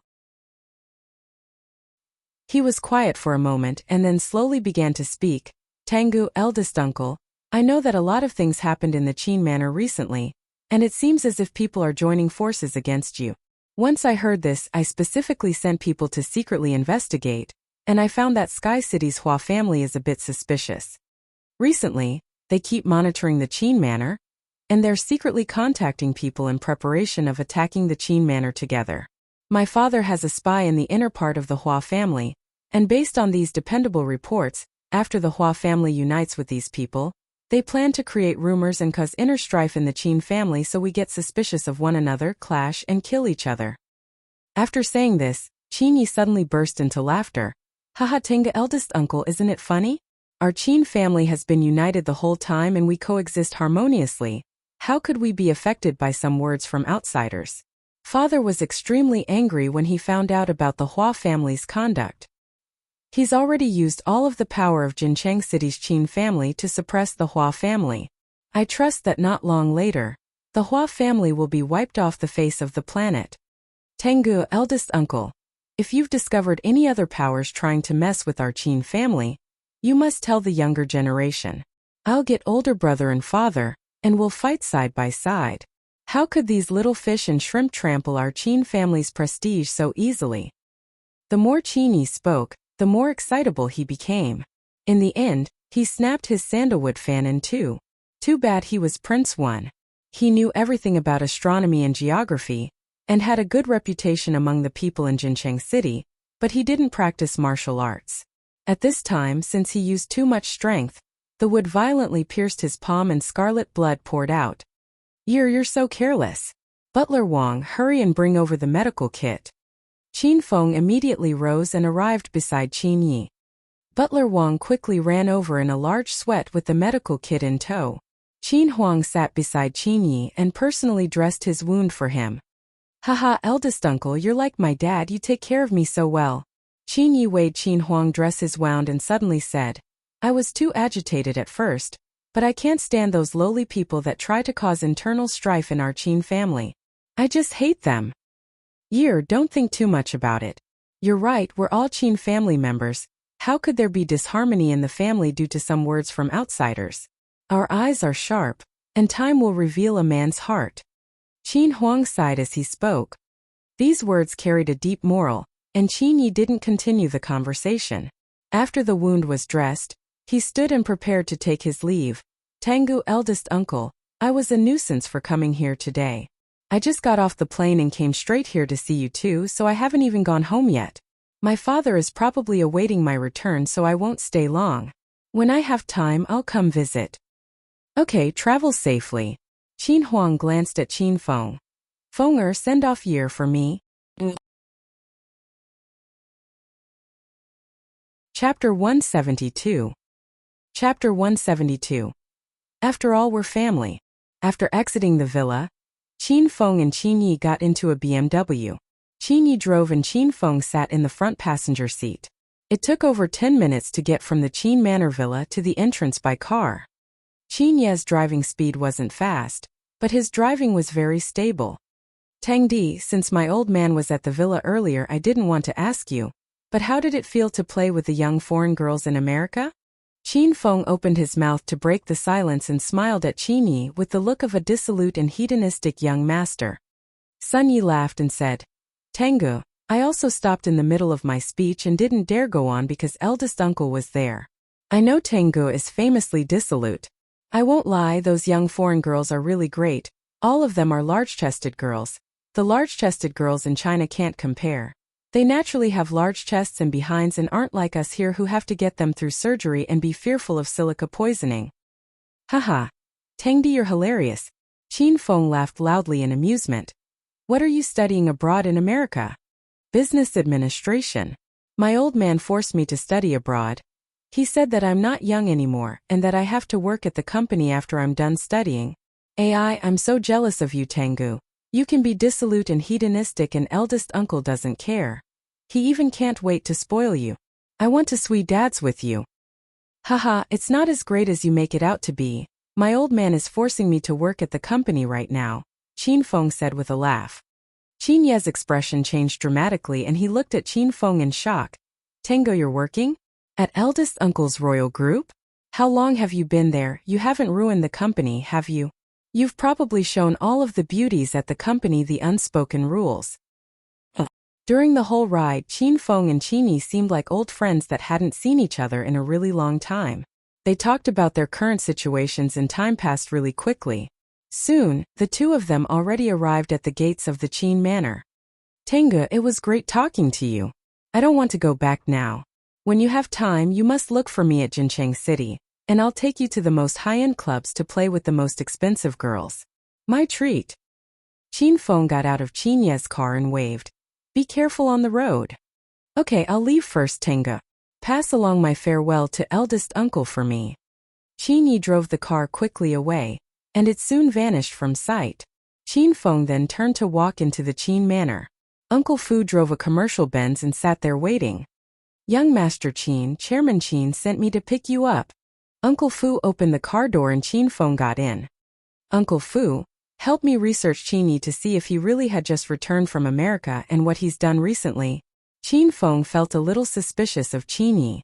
He pretended to chat with Qin Yi earlier, but he was also testing him to see if he would reveal hints about anything. However, after chatting, Qin Feng did not discover anything. It seemed that this Prince Wen's reputation wasn't undeserved.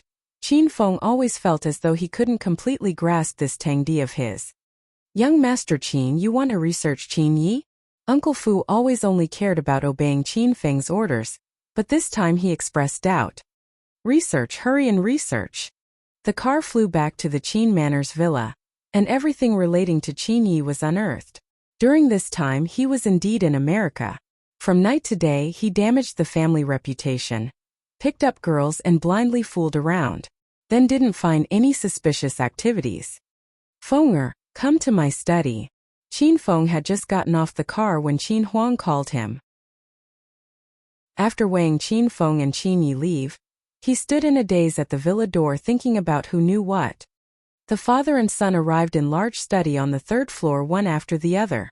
Qin Huang sat before the tea table and steeped tea while minding his own business. Qin Feng sat across from Qin Huang. When he saw that his father wasn't speaking, he retained his silence. Fenger, the Jincheng City's Yu family was annihilated 2 days ago. I'm sure you've heard. Qin Huang suddenly spoke, but he asked about the Yu family. These past couple of days he was busy with work and Qin Feng disappeared to the mountain resort, so he only had the opportunity to ask about it now. I've heard. I did it, Qin Feng said casually. Qin Huang put the cup he had just raised to his lips back down, and looked at Qin Feng in shock. You did it on your own? Jincheng City's #1 underworld family was annihilated by his own son in one night? Qin Huang didn't dare think too much about when his son became so amazing. How is that possible? I went with Uncle Fu. Qin Feng said with a laugh. I didn't do anything, I just wait Uncle Fu do his thing.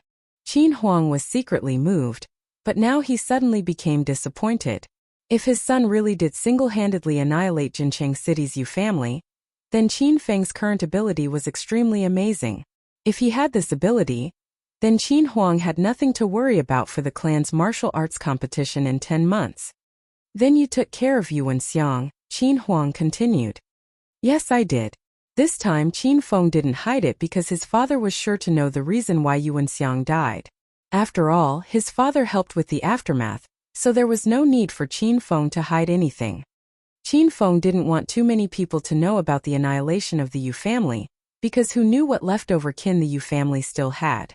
The more people knew about the truth of the Yu family, the greater danger he'd be in. Qin Feng didn't want his father to be in more danger. Qin Feng, I really don't know what to say to you. Qin Huang sighed. He was helpless when it came to his son. In the past he picked up girls, damaged the family reputation, and did not engage in honest work. Now it was much better. He wasn't loose and didn't damage the family reputation, but he's fallen in love with murder. Qin Huang was struck with fear when he thought about the frightening things Qin Feng did in less than a month's time. Dad, what do you think of Qin Yi? Qin Feng suddenly changed the topic to the Qin Yi, who had just paid a visit. To tell the truth, Qin Feng was not familiar with his relatives. When he was really little, everyone would gather during the Lunar New Year for dinner at the provincial capital.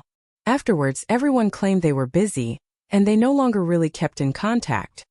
Qin Huang was silent for a good while before he said indifferently, Fenger, Qin Yi is your Tangdi. His father is your third uncle and my very own brother. Tell me, how would he be? Qin Feng said nothing else, and the two stayed in a length of silence. Qin Feng thought back about everything that happened recently and picked out some highlights. He didn't plan to tell his father about Kang Hua Ming at the mountain resort because he didn't have concrete proof, so he couldn't say much about it. Qin Huang had his own way of thinking. He had a lot of thoughts regarding his family, his brothers and Qin Feng's mother that he had never told Qin Feng. He even suspected his second and third younger brothers for the Qin family's current experiences. However, Qin Huang also lacked definite proof, and he didn't want to prematurely point his spear at anyone. After all, everyone was a member of the Qin family. Chapter 173. Chapter 173. I did indeed bring this.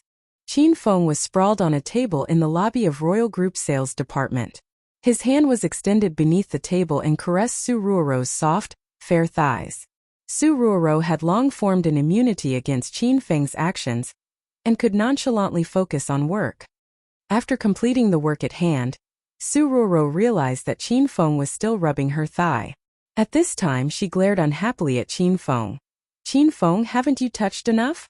You're about to rub until the skin on my thighs break." Qin Feng immediately went under the table and stuck his head up to Su Ruorou's thighs.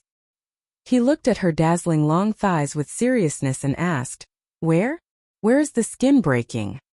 Then Su Ruorou felt a wet and slippery object swim energetically across her thighs. She jumped in shock. "Qin Feng, you pervert." Qin Feng licked the lingering fragrance on the tip of his tongue and returned to his seat. He looked at Su Ruorou with propriety. "Comrade Ruorou, please use words more accurately next time. How am I perverted? At most I can be called shameless." Qin Feng rendered Su Ruorou speechless. She immediately pulled tissues out of her bag and wiped the lingering saliva off her thighs. She missed Qin Feng a bit when he wasn't at work yesterday, but right in the morning today, Qin Feng made her want to jump off a building. This is a company, not a food market. Why is there yelling? "Qin Feng, come to my office." Wang Chao's cold and sinister voice suddenly came from behind Qin Feng. After speaking, he angrily walked away with his hands clasped behind his back. He found that lately, Qin Feng was increasingly defiant. If he didn't want to work, he didn't, and when he did come to work, he took liberties with the sales department's pure goddess. He clearly attached no importance to Group Leader Wang. "Group Leader Wang, why are you looking for me?" After entering Wang Chao's office, Qin Feng casually sat on the table, picked up the apple on it, and ate it with gusto. This display of impudence made Wang Chao so angry that he was about to spit blood. In the whole sales department, only Qin Feng had the guts to be so arrogant and undisciplined in front of him. Yesterday afternoon, he and Xiao Zhang planned out their plot against Qin Feng. They were going to have him deliver documents to Han Ying and hide a condom in the documents to frame Qin Feng. However, when Xiao Zhang went to call on Qin Feng left the building without even bothering to acknowledge him. Also, he hadn't returned to work until today. Wang Chao restrained the flame sealed within him for a day and a night, so once he saw Qin Feng come to work, he called him into his office. "Qin Feng, where did you run off to yesterday? Why do you always leave without asking for vacation? Are you treating the company as if your family owns it?" In order to be less conspicuous, Wang Chao pretended to talk about other things first. "I asked for vacation from General Manager Li directly. Your position is too low. There's no point in telling you because you'd have to ask for instructions from General Manager Li anyway." Qin Feng nibbled the apple and spoke indifferently. Qin Feng's words made Wang Chao so angry he wanted to die. He breathed deeply several times and didn't want to talk nonsense with Qin Feng. He pulled out a stack of documents and tossed them at Qin Feng. "These are the monthly reports for the sales department. Deliver them to Assistant Han's office. Remember, these are very important documents, so don't dilly-dally and go deliver them now," Wang Chao said with seriousness. "Assistant Han? This errand isn't bad." Qin Feng thought of Han Ying and happily took the documents and walked out of the office. A cold smile appeared on Wang Chao's face as he waved Qin Feng leave. "Humph. Oh Qin Feng, this time I want you to die thoroughly. I'll return all of my prior humiliation back to you." Qin Feng didn't know about Wang Chao's evil intentions. He hugged the stack of documents up to the top floor. It would be weird if he didn't run the errand after finding out this was a delivery to Han Ying. After all, he could take some liberties before leaving. Due to the prior events in the cafeteria, Qin Feng's name was widespread in the royal group. The whole way up, everyone that saw him sized him up with different expressions, and there were even some people that exchanged whispered discussions about him behind his back. Qin Feng pretended he didn't see anything. At this time he pushed open Han Yingying's office door and walked in. "Why didn't you knock before entering?" Upon entering, Han Yingying's powerful and icy voice drifted over. She currently had her head buried in work, and didn't lift her head, even when someone walked into her office. She was already beginning to have the manner of a swift, decisive, and domineering female chairman. Well, of course it was to see what Assistant Han was doing during work hours and if she was secretly weighing television, Qin Feng said with a smile. Upon hearing Qin Feng's familiar and vulgar voice, Han Yingying's strong aura quickly dissipated. A charming smile arose on her cold, attractive face. She raised her head to look towards Qin Feng. "You've been in the company for half a month and this is your first time coming to my office." Qin Feng smiled. He treated Han Yingying's office like his own house, walked naturally up to her work desk and sat on it. If any other male employee performed such an indecent move, Han Yingying would have directly kicked them off. "Yes, these are the monthly reports I was told to deliver from the sales department." Qin Feng tossed the stack of documents on the table. "Why would you bring the sales department reports to me?" Han Yingying furrowed her long, shapely eyebrows slightly. Then she curiously picked up the documents and perused them. She concentrated on her work and took it very seriously. Her entire body exuded a mesmerizing, mature woman aura. Her professional white shirt and black skirt fit her capable, experienced, and elegant manner perfectly. Qin Feng's gaze quickly fell on her towering chest. Han Yingying didn't notice all this. She flipped and read through page upon page of the documents. As she flipped through them, a condom suddenly fell out, and it was in strikingly red packaging stating that it was Durex's newest, extremely thin, and explosively powerful model. Qin Feng and Han Yingying both stopped. Their gazes simultaneously fell on the item, and they both had different expressions. Time stopped and the atmosphere froze. "Qin Feng, what is this for?" A while longer Han Yingying extended her slender jade hands, held up the condom, and covertly glanced at it. Though she was already a mature woman, she was occupied with her family business and had high standards. Thus she never had a boyfriend and naturally never used this thing. This was her first time seeing it up close, so a sense of curiosity arose within her. Here, before him, was the mesmerizing queen of the workplace wearing a uniform with black silk stockings and curled hair cascading over her shoulders. She held a condom in her jade hand and examined it without restraint right in front of him. Qin Feng's entire body went bad. "Yingying, I came to talk seriously about work. Why did you pull out a condom?" Qin Feng asked with a look of propriety. Han Yingying laughed charmingly. She pinched the condom, walked up to Qin Feng, and leaned her shoulder lightly in Qin Feng's arms. Her pair of mesmerizing red phoenix eyes weighed Qin Feng from a close distance. Her breath was like orchids. "Young Master Qin, this fell out of the documents you brought over. You aren't trying to play dumb, are you?" "I've always heard that young Master Qin was uninhibited, hedonistic, dissolute, and licentious. Today I see that these rumors were justifiable." "What? You want to play raped by an angel too? The uniform fan? Let me see, you're currently a normal sales representative in Royal Group and I'm Chairman Qin's assistant. This is too large of a hierarchical disparity. How are you going to convince me to play with you?" Han Yingying really didn't think Qin Feng would bring something like this into her office.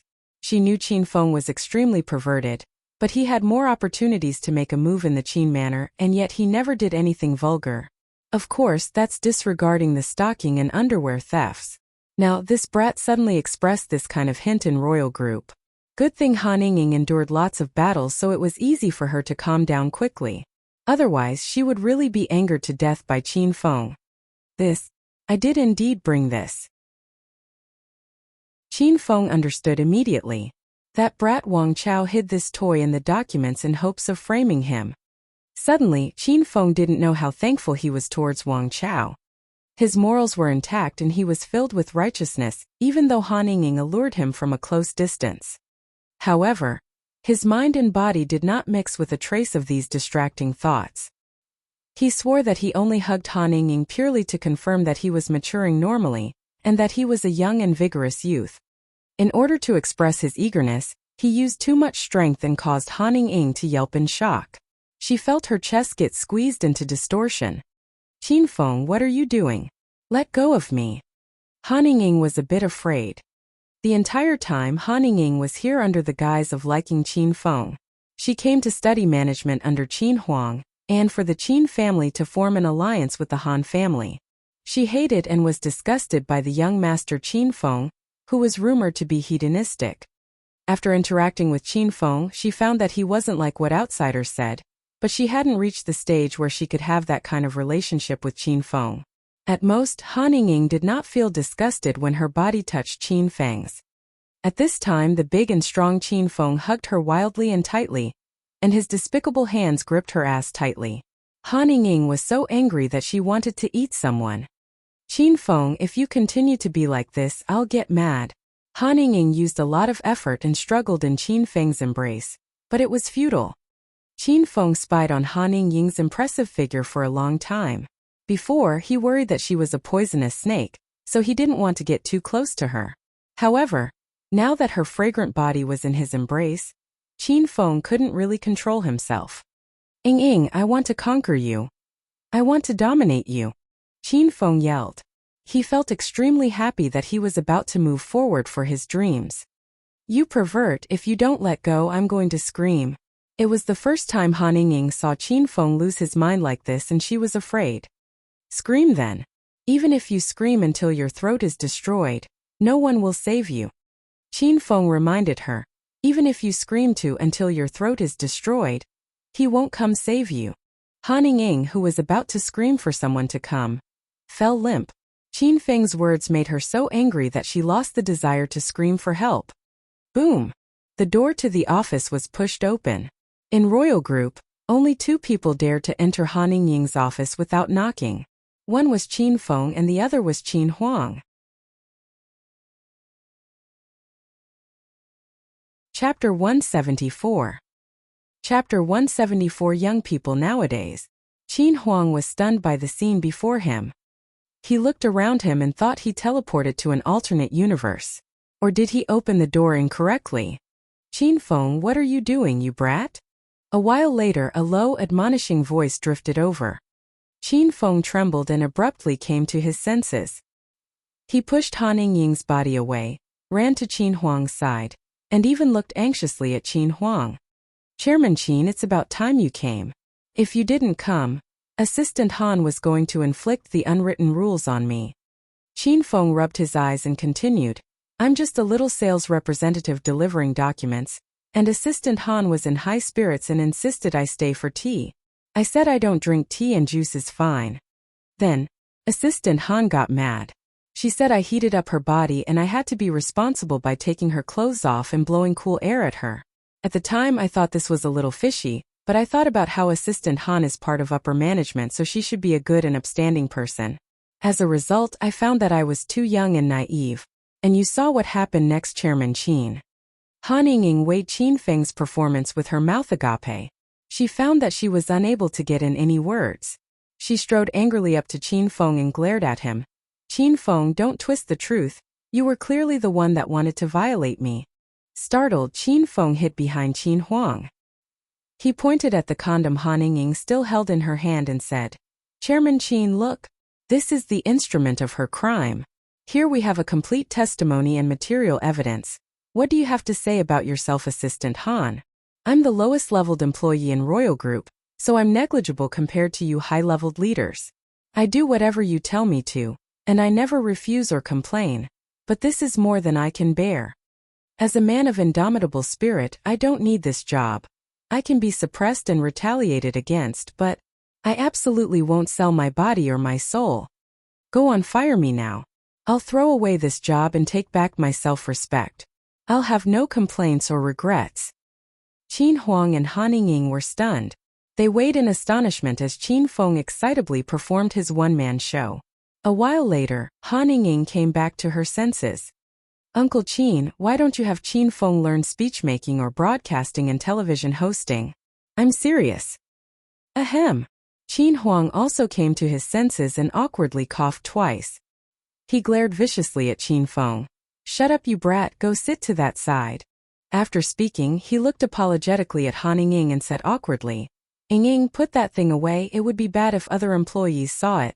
If necessary, you and Qin Feng can continue at night at the villa, I won't mind." Young people nowadays. Qin Huang sighed and shook his head as he left the office. Han Ying's fair face was so red that water was about to leak out of it. She glared ruthlessly at Qin Feng and tossed the condom into the trash. "Qin Feng, don't leave, I still have things to ask you." When Qin Feng saw that his father left, he also began to slip away. Han Ying got to the door first and shut it. She leaned her back onto it and looked coldly at Qin Feng. "You must have heard about the Yu family in Jincheng City." "I did." Once this matter was mentioned, Qin Feng became serious. "Why?" Icy air exuded from Han Ying's entire body, and she looked severely at Qin Feng like she wanted to look into his mind. "What do you mean by why?" Qin Feng said while casually screwing his head. "Qin Feng, you can fool other people but you can't fool me. Because I'm from Jincheng City and our Han family is really powerful there. I naturally sent people to look into it. I found all of the video recordings of you annihilating the Yu family." After mentioning this truth, a sliver of shock flowed through Han Ying's gaze. She found that she never actually understood Qin Feng. This hedonistic wastrel of a young master was nothing like what was stated in the rumors. Of course, besides the fact that he was really perverted, all the rest was inaccurate gossip. Qin Feng's undisciplined expression finally changed. He didn't wait for Han Ying to react and rushed up to her quickly and abruptly. He extended a hand and wrapped it around Han Ying's beautiful, snow-white, and jade-like neck. He stared at her ruthlessly and growled lowly, "Where are the recordings? Has anyone else seen them?" Qin Feng changed when he wanted to and changed as quickly as a flash of lightning. Han Ying had just come back to her senses when she felt her throat hurting so much that she couldn't make a sound. She looked at the current Qin Feng with a bit of terror. This was the first time Han Ying saw Qin Feng angry, and it was as frightening as the devil in hell. There was a cold, murderous air all around, and Han Ying felt as though Qin Feng would strangle her to death at any moment. "Qin Feng, let go." Han Ying pushed out a large breath and spoke hoarsely. Qin Feng loosened his grip and his emotions stabilized a bit, but he still weighed Han Ying with coldness. He said, "I'm sorry, I was too agitated at first. This relates to a Qin family calamity. I hope you can understand and give me the recordings." The recordings were extremely important to Qin Feng. He killed a lot of people that night, and if it fell into the hands of the police, even the capital's Qin family wouldn't be able to save him. Han Ying had already seen the contents of the recordings, so she naturally knew how important it was to Qin Feng. She thoroughly eliminated the video recordings long ago, and no one else had seen it. She was originally going to ask why Qin Feng annihilated the entire Yu family, but who would have known that he would get so violent? 5 bright red finger marks lingered on Han Ying's neck, and it still ached uncomfortably. Though both of them had their own intentions, they clearly knew that neither were treating the other person honestly. But, in any case, they coexisted under one roof and worked in the same company, so they were considered kind of good friends. Could Qin Feng instantly develop intents to kill a good friend?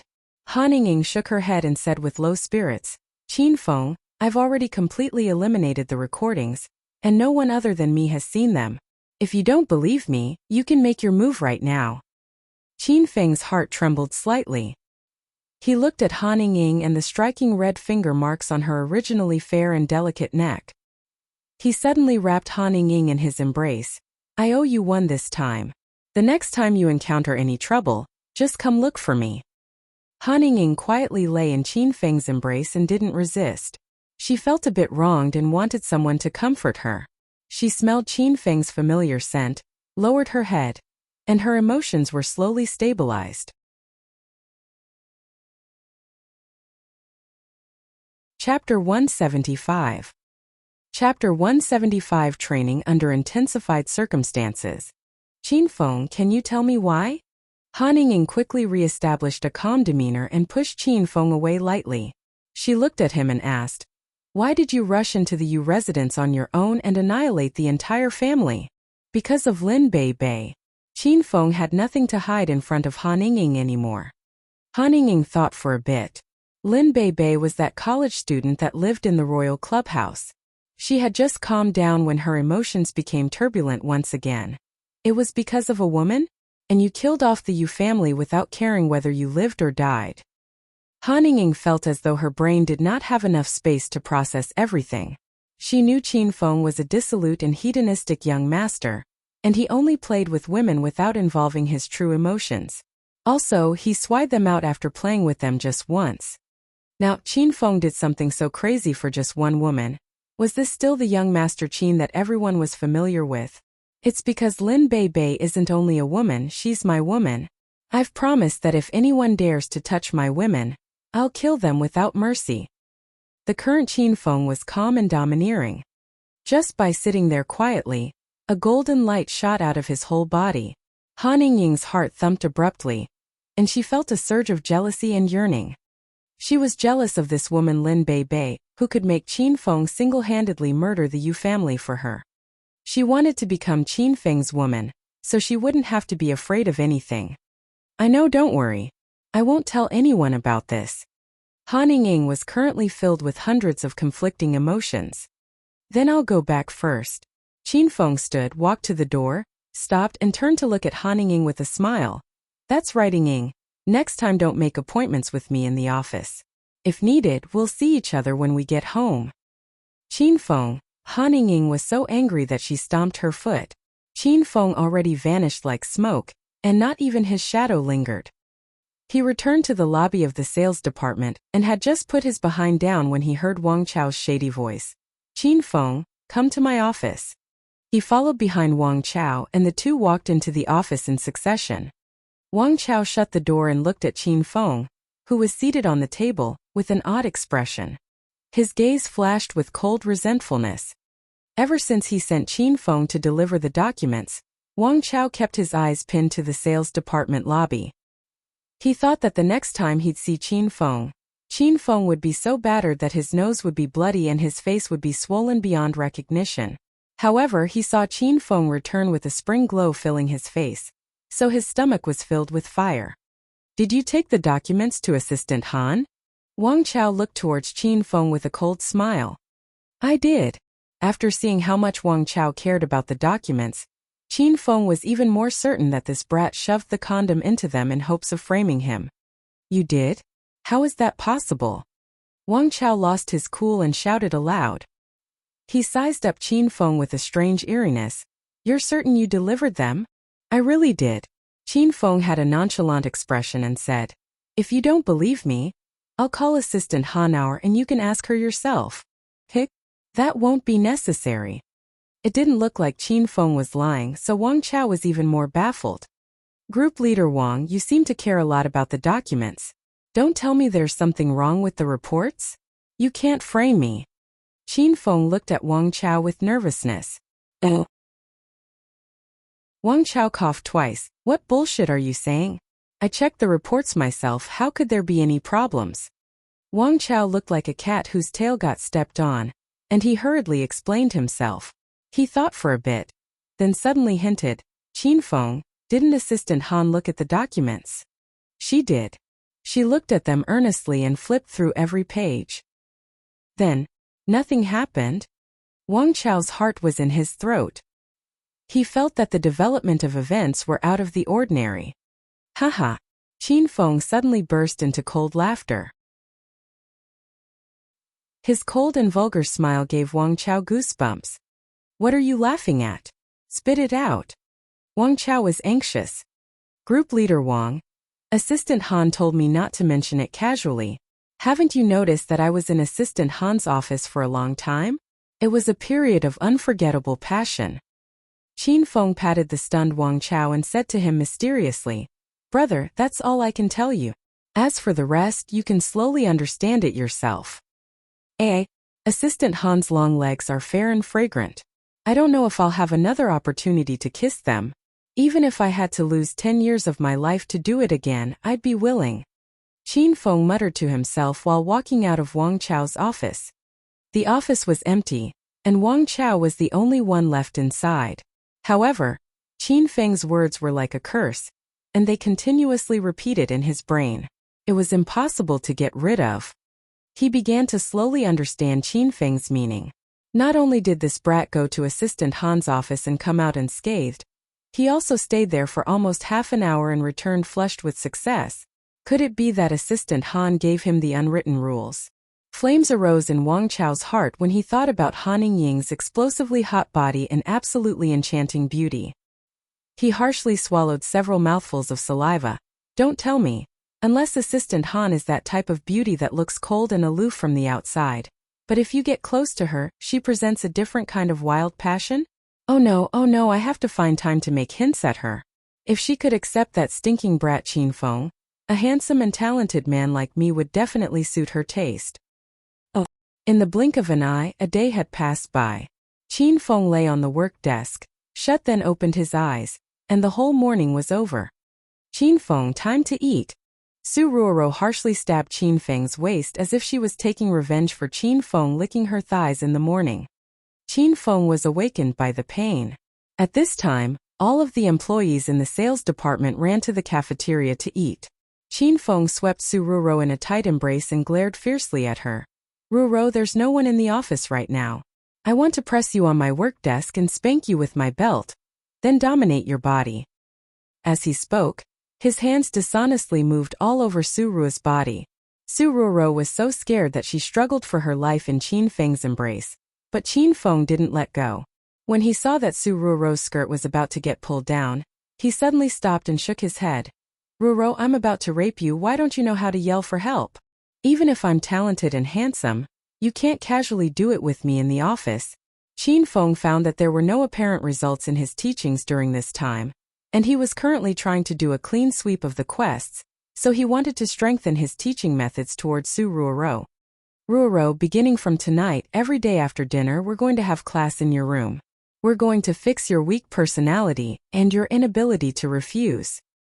When Su Ruoro found out that Qin Feng wasn't actually becoming a beast and was actually testing out the results of his teachings, she was relieved. She sat in Qin Feng's embrace and stopped struggling. Then she looked at him with a confused expression. Qin Feng, how are you going to teach me? Su Ruoro was used to her weak personality and didn't think much of it, but she knew it would always be bad not to know how to refuse. For example, the last time Qin Feng wasn't there, Wang Chao almost violated her in his office. And the last time when she was moving, her landlord almost violated her as well. Thus, Su Ruoro went along with Qin Feng's teaching and training. I've prepared a period of strength and training. Qin Feng looked at Su Ruoro with an honorable expression. He placed one hand on her chest and the other on her thigh. Then, he said with seriousness, the training involves simulating situations. What does it mean to simulate situations? Su Ruoro thought about the contents of the new training and paid no attention to Qin Feng's unscrupulous movements. It means to simulate dangerous situations to get you to learn how to refuse and reject, or even explode. Qin Feng said. Dangerous situations? Are you going to hide and suddenly rush out to kill me? Or are you going to set some traps in my room so when I encounter danger I can react quickly? This young girl had dreams of becoming a beautiful female warrior, and her large vibrant eyes glowed with excitement. Qin Feng's expression fell and he shook his head. It's to simulate situations like when a pervert touches your behind on public transportation, when you're walking at night and a hoodlum suddenly rushes out to violate you, when a superior at work mentions the unwritten rules, in the late night when you're sleeping and someone sneaks into your room and climbs into your bed, the time you go on a first date, the stranger drugs your water to make you excited and ties you up, when a bad guy kidnaps your family members or friends and threatens you to take the initiative to cater to him. Qin Feng mentioned all the fantasies he had towards Su Ruoro in one breath. Su Ruoro stared at Qin Feng stupidly for a good while and then asked weakly, Qin Feng, I don't want to participate in these intensified trainings. Is that all right? No. There was no room for doubt in the answer. Su Ruoro felt wronged and her eyes turned red. She stood up and out of Qin Feng's embrace. She felt as though she was being pressed strongly by someone, but she had no strength or abilities.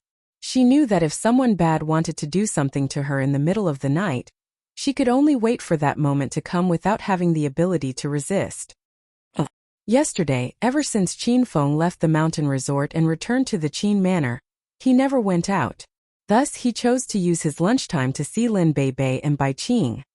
A couple of days ago in the First People's Hospital, it was Lin Beibei taking care of her mother's food and rest like a good child. Now the situation changed and Mother Lin took care of the unconscious Lin Beibei. Qin Feng, you're here. When Mother Lin saw Qin Feng come in, she forced a slight smile onto her face. Most of Mother Lin's hair turned white because of Lin Beibei's situation. Auntie Lin, has Beibei been all right recently? Qin Feng greeted Mother Lin and then sat on the edge of the bed. Lin Beibei continued to lie silently in the sunlight. Her lovely face was fair and delicate. She was just as stunning ever even when ill. She still can't wake up. Mother Lin gave a long sigh and tears already began to gather at the rims of her eyes. The doctor said to talk to her often and take her outside to get some sun and see the scenery. He said not to treat her like an unconscious human vegetable, and to treat her like a normal person instead. That way, her condition might turn around and she might completely wake up.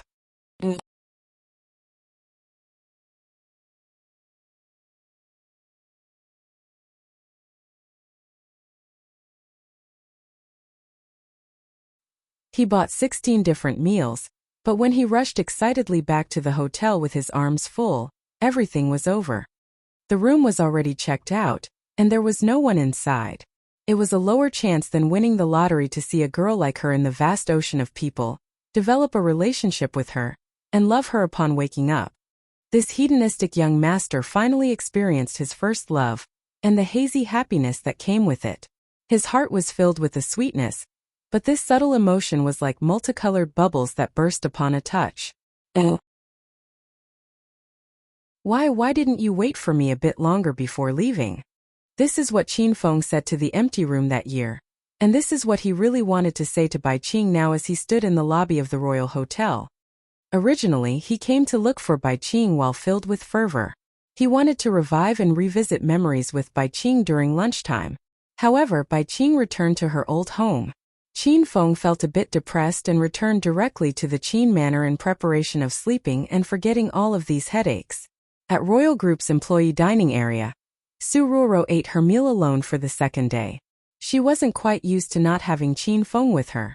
After lining up on her own and getting her food, she sat at an empty corner and ate her lunch listlessly. Suddenly, a tall and handsome man sat across from her. He looked at Su Ruoro with a smile. How do you do, beauty? I'm the gold medal analyst in the finance department, Lin Shuai. Su Ruoro had a bit of an impression of Lin Shuai from the last time Qin Feng caused a ruckus in the lunchroom by kicking down the glass wall between the normal employees and upper management areas. This man stood out and confronted Qin Feng, so Su Ruoro did not have a good impression of him.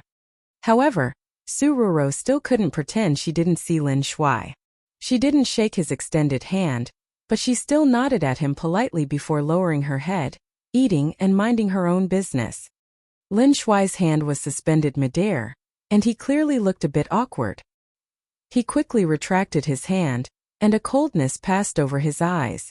His original target was Han Ying, but Han Ying was always domineering and fierce. She didn't talk to other employees unless it was about work, and she always expressed a coldness and distance towards male employees in particular. Lin Shuai couldn't obtain Han Ying at the moment, so he moved his battle. He had his eye on the pure jade beauty of the sales department Su Ruoro since he saw her at the lunchroom that day. After that, Su Ruoro's slender and young body floated through his mind from time to time. Chapter 177. Chapter 177 Lin Shuai's Bad Intentions.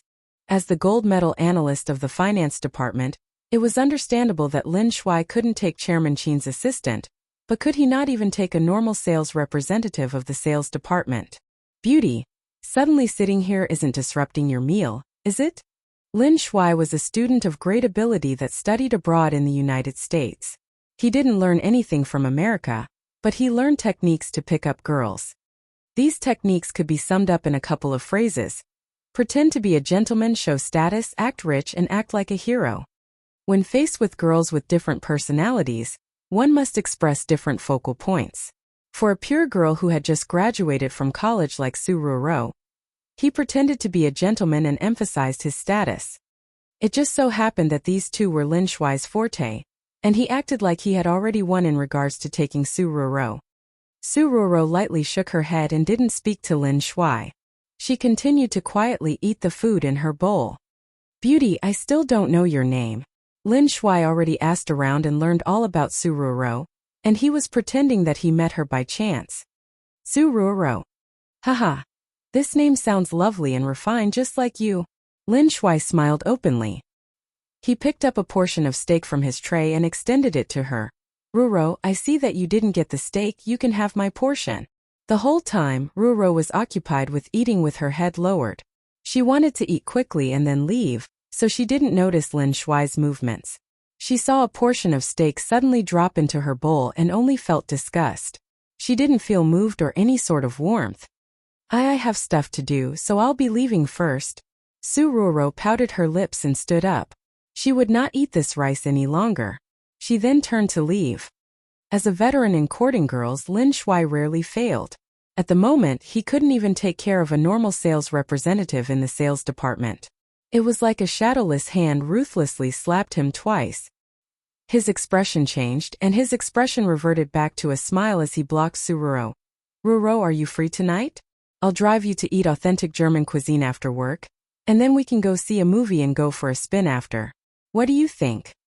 A Western meal movie and going for a spin. Just thinking about such a beautiful image would make most women nod with excitement. However, Su Ruoro wasn't that kind of materialistic woman. Though she was weak, she was intelligent, and she could see through Lin Shuai and his intentions with one glance. I'm sorry, I have to hurry home and get work done tonight, so I don't have time.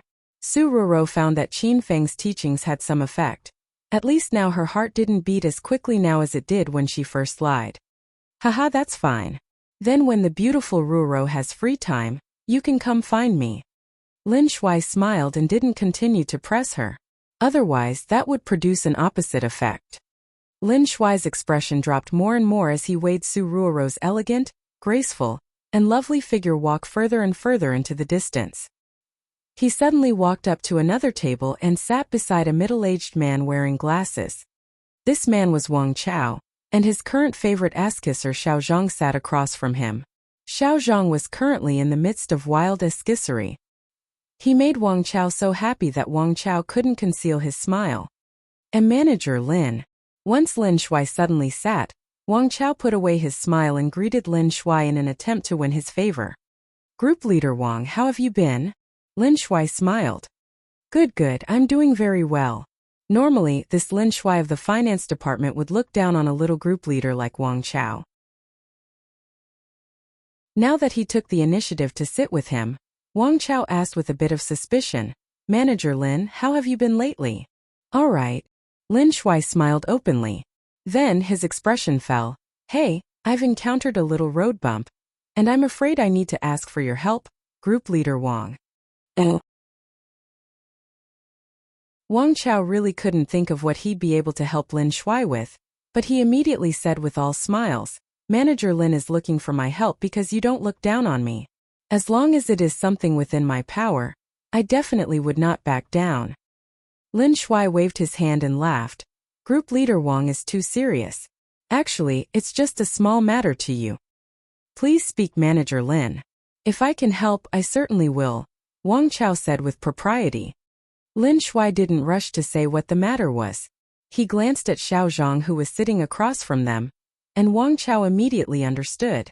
He said to Xiao Zhang, if you're done eating, hurry back to work.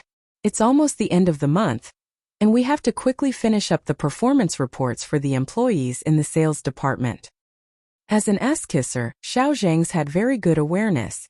Though he hadn't eaten 2 bites of his food, he immediately rose and smilingly took his leave. Group Leader Wang is right, then I'll go work hard. I hope the two of you enjoy your meal. Only after seeing that Xiao Zhang walked very far away, Lin Shuai said lowly, Group Leader Wang, that Su Ruoro is an employee from your sales department, right? Wang Chao's expression shifted slightly, and he instantly understood Lin Shuai's meaning. It seemed that even people from the finance department had their sights on Su Ruoro. They were clearly fighting with Wang Chao for a delicacy. Though he was a bit angry internally due to Lin Shuai's status, he could only say with a jolly smile, "Manager Lin, Su Ruoro is a part of our sales department, and she also reports to me." Lin Shuai's eyes brightened. It seemed that he found the right person. He immediately said, "Group Leader Wang, what is this Su Ruoro situation in the sales department? I mean her living condition. Do you get what I mean?" "I understand, of course I understand." Wang Chao's face was filled with a vulgar smile. He said, "Manager Lin, Su Ruoro has good inherent qualities. She keeps herself fresh and pure, and is not good at expressing herself. But..." After speaking up to that point, Wang Chao paused. Since Lin Shuai also wanted to hit on Su Ruoro, Wang Chao didn't mind pitting this opponent against Qin Feng, so they could fight to the death. "But what?" Lin Shuai asked anxiously. He liked Su Ruoro more and more. After all, maybe this girl was a young bird. She was so beautiful and her body was so seductive, who wouldn't want to get on her? But Su Ruoro is pretty close to that Qin Feng in the sales department. They seem to be a couple since they come to work together often and eat together at lunch. Hey, that girl Su Ruoro is so intelligent, obedient, and beautiful. I think she would make a good ma with you, Manager Lin. It would be a ma made in heaven between a talented man and a beautiful woman. Who knows what this girl is thinking for hanging out with someone with no future like Qin Feng. In her position, an even purer lotus would be tainted. While speaking, Wang Chao purposely peeked at Lin Shuai's expression to find a shade of cold hatred flash through his face. Wang Chao felt extremely good about himself. Lin Shuai fell quiet for an instant, then said calmly, "Group Leader Wang, to be honest, I've always treated you as a good friend, so there's no need to keep anything from you. I've taken a liking to Su Ruoro. And like you said, how could we let a beast like Qin Feng pollute such a good lady like Ruoro? I hope Group Leader Wang can help me win Ruoro as soon as possible."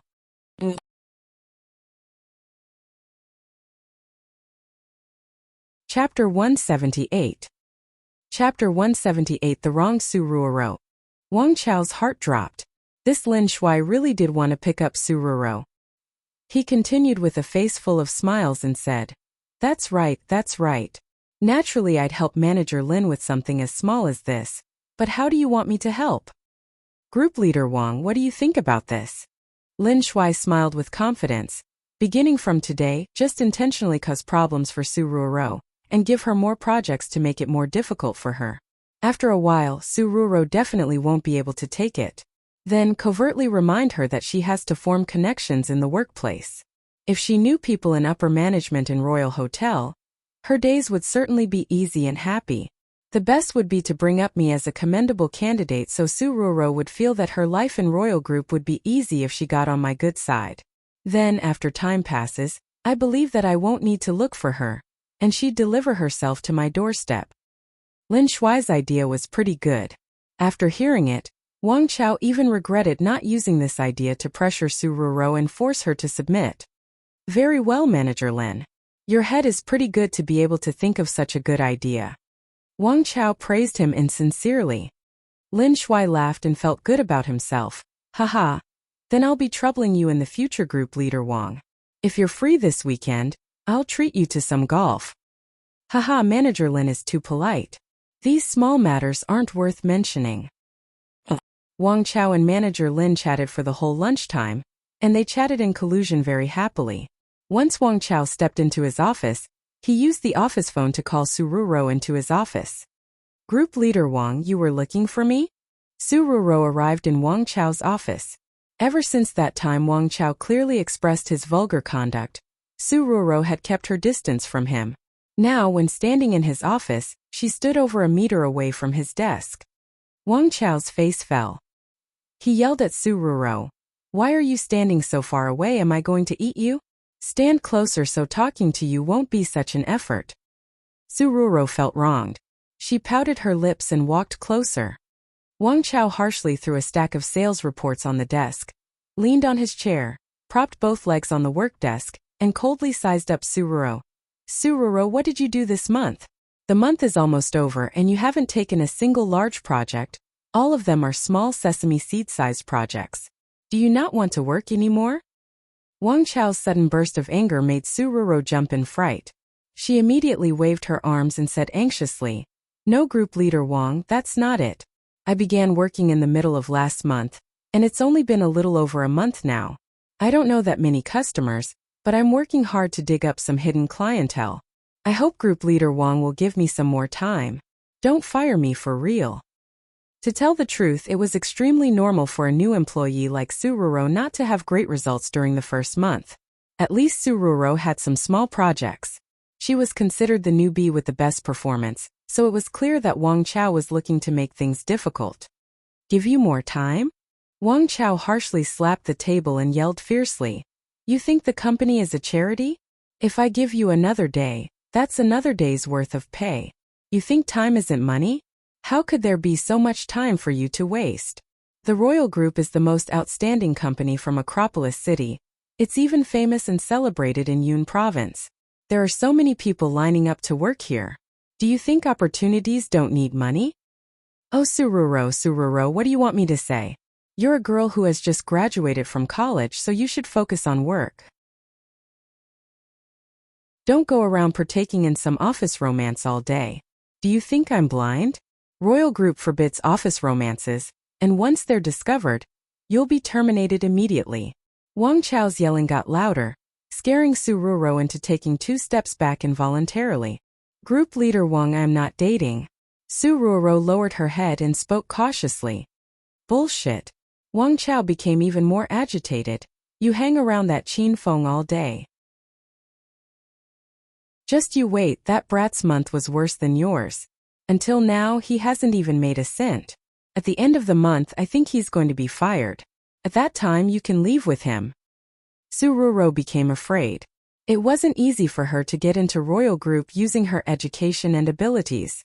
She could not get fired, she relied on herself for a good number of years already, and if she lost her job, she wouldn't be able to feed herself. "Group Leader Wang, I am just friends with Qin Feng, we aren't boyfriend and girlfriend," Sururo added quietly, "and Qin Feng is actually pretty hardworking. I hope Group Leader Wang doesn't fire us." Look at this, and you said there was nothing going on between the two of you?"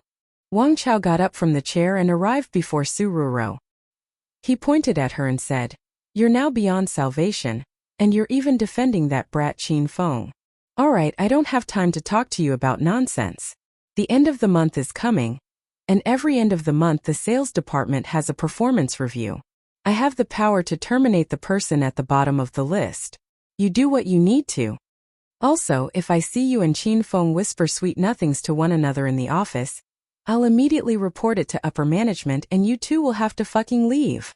After getting ruthlessly scolded by Wang Chao, Sururo walked out of the office and her mood dropped to the depths of the valley.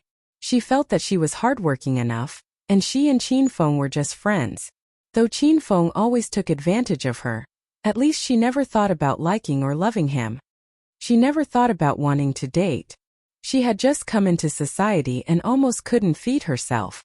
Plus, there were also some family matters pressing down on her. She didn't know what to do anymore. Sururo sat in front of her own work desk and stared at the empty desk across from her in a daze. She felt wronged, very wronged. Qin Feng slept extremely well because he lay on the balcony under a parasol and slept in the nude. A light breeze caressed his body like the jade hand of a lover. He leaned drowsily on the chair, and found that once he slept, day became night. He was in the midst of recollecting the lovely feeling of sleep when a phone call shattered his delight. "Fuck, who is it?" It was an unfamiliar number, and Qin Feng was really angry. "Young Master Qin, I'm Longhair. You haven't forgotten us 3 brothers, have you?" Once the call connected, a fawning voice passed through the phone. Qin Feng quickly remembered Longhair and his other 2 brothers. The first time he saw them was in the Northern District Subbureau prison. Afterwards, Qin Feng bailed them out of jail and they helped him take care of Liang Zhenwei's corpse. After that, when Qin Feng and Sururo went to the Wuxia department store to collect a debt from Chairman Su called over the 3 brothers. At the time, Qin Feng had given them a task. He gave them 30,000 yuan to take one of the Wild Wolf Gang's territories within a week, and use that territory as a foundation to take over the entire Wild Wolf Gang in the Northwestern District.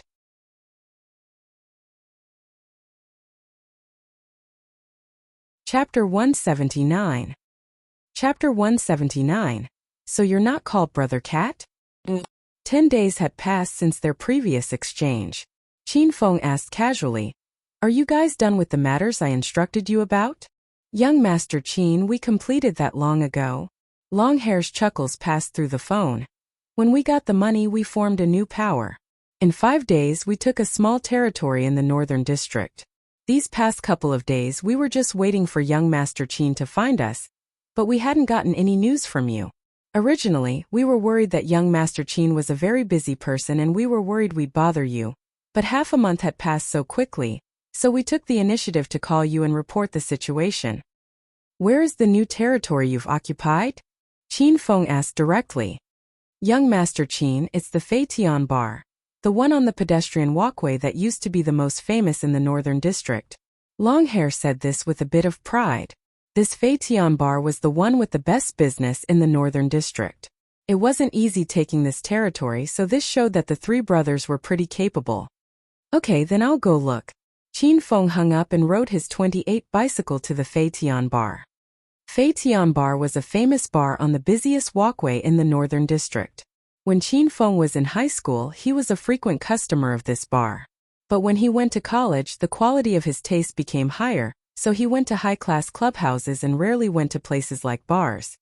It was currently past 9 at night, which was when the bar's business was the best. Qin Feng stood outside the door of the Fei Tian Bar. He realized how popular the bar was when he saw the endless stream of people coming and going. When he walked into the Fei Tian Bar, he was struck by deafening music, garish, head-shaking lights, and men and women wildly flipping their hair and twisting their bodies. Qin Feng felt as though he had returned to high school. Back then, right after school ended, he wouldn't go home. Instead, he went straight to the bar. It was also the bar where he met Bai Qing that time. The corner of Qin Feng's lips quirked. He felt that this bar wasn't bad. He first strolled around the bar and weighed the flow of customers and the bar's decorations. The bar was unordinarily bustling, and the decorations had changed from before. They were more modern. This territory was clearly a vital one for the Wild Wolf gang. Who would have known that Longhair and his brothers would be able to take it in a week? Qin Feng nodded with satisfaction. "Stinking woman, it's your luck that your elder wants to pick you up.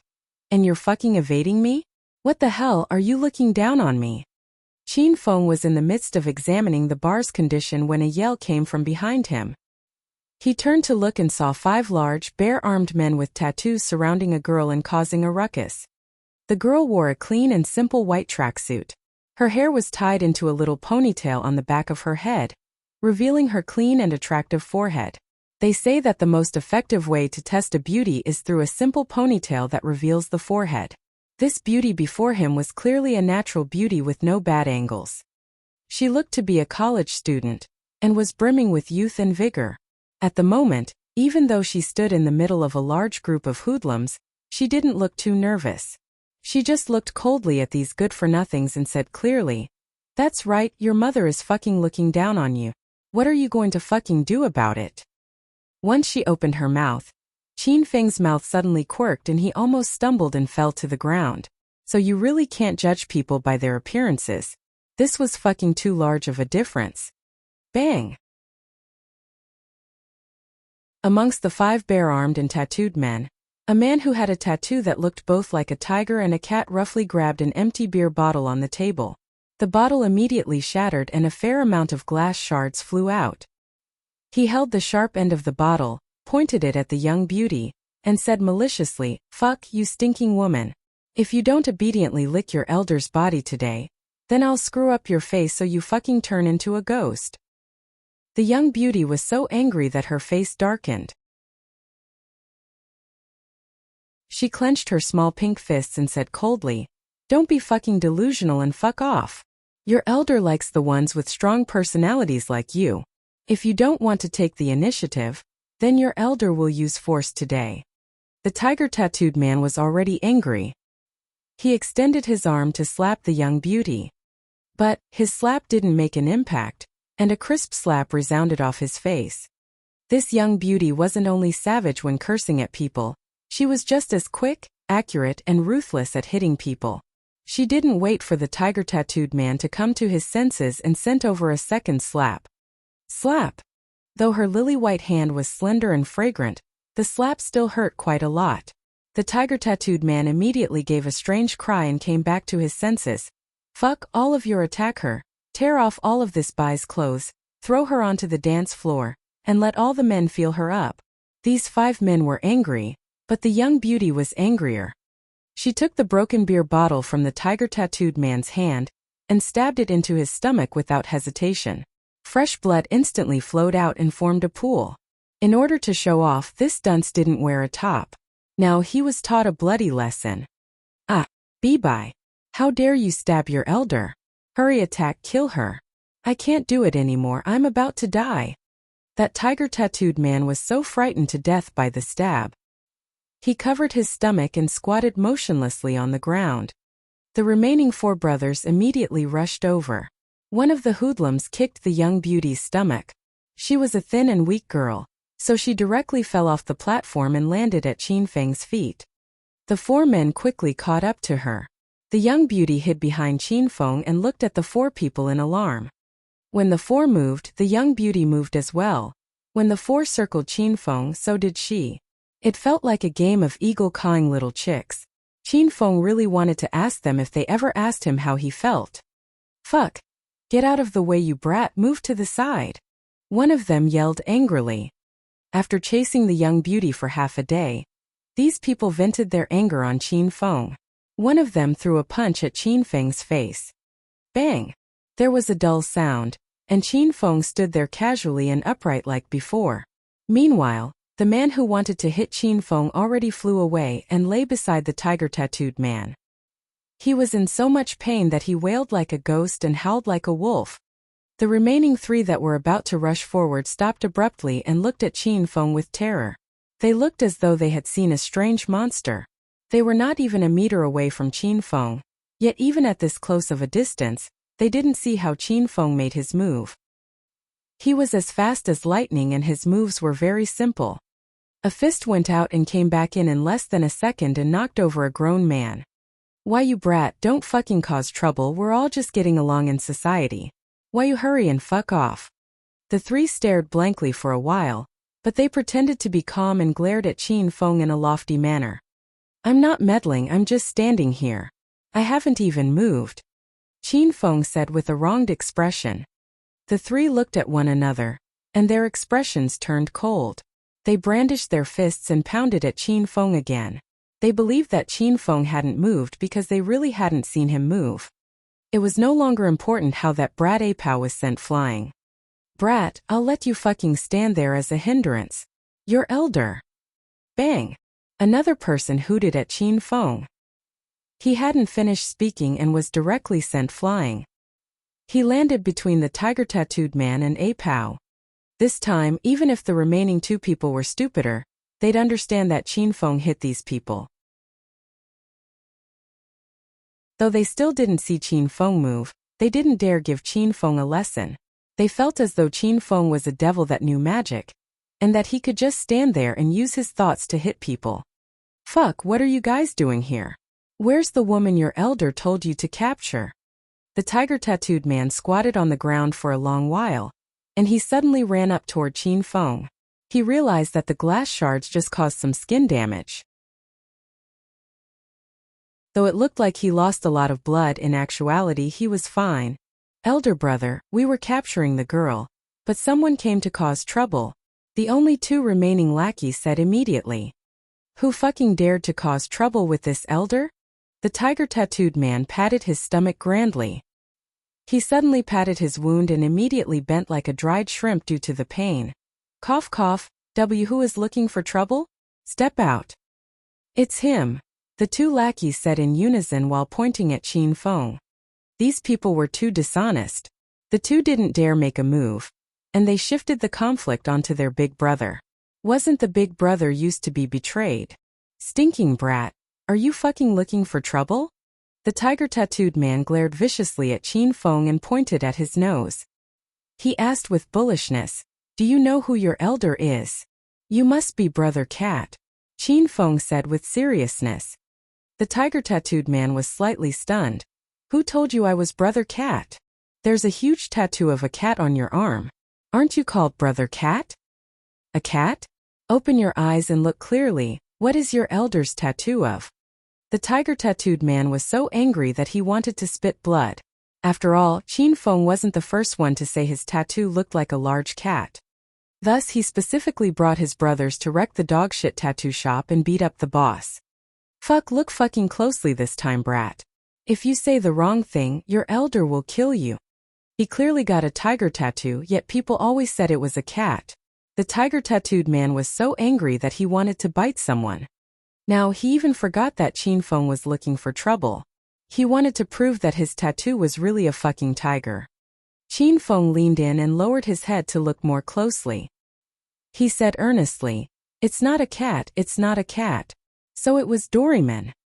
Brother Cat, say you're a grown man, why would you tattoo Doraemon on your arm? You really have interesting taste. The tiger-tattooed man's expression burst into a flower, and the flower immediately withered right after. His face became sinister, and a hate-filled, vengeful fist punched towards Qin Feng.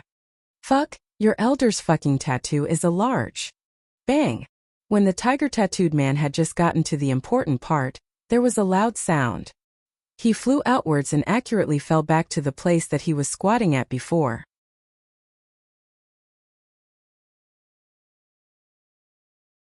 Chapter 180. Chapter 180. You also think there are a lot of people, right? After completing his punch, Qin Feng looked at the remaining two people. Your big brother's temper so explosive that he wants to fight after just talking. What is that tattoo on his arm? It was already the third time these two saw Qin Feng use extraordinary powers. They were so scared that they trembled all over. They immediately said, "Cat.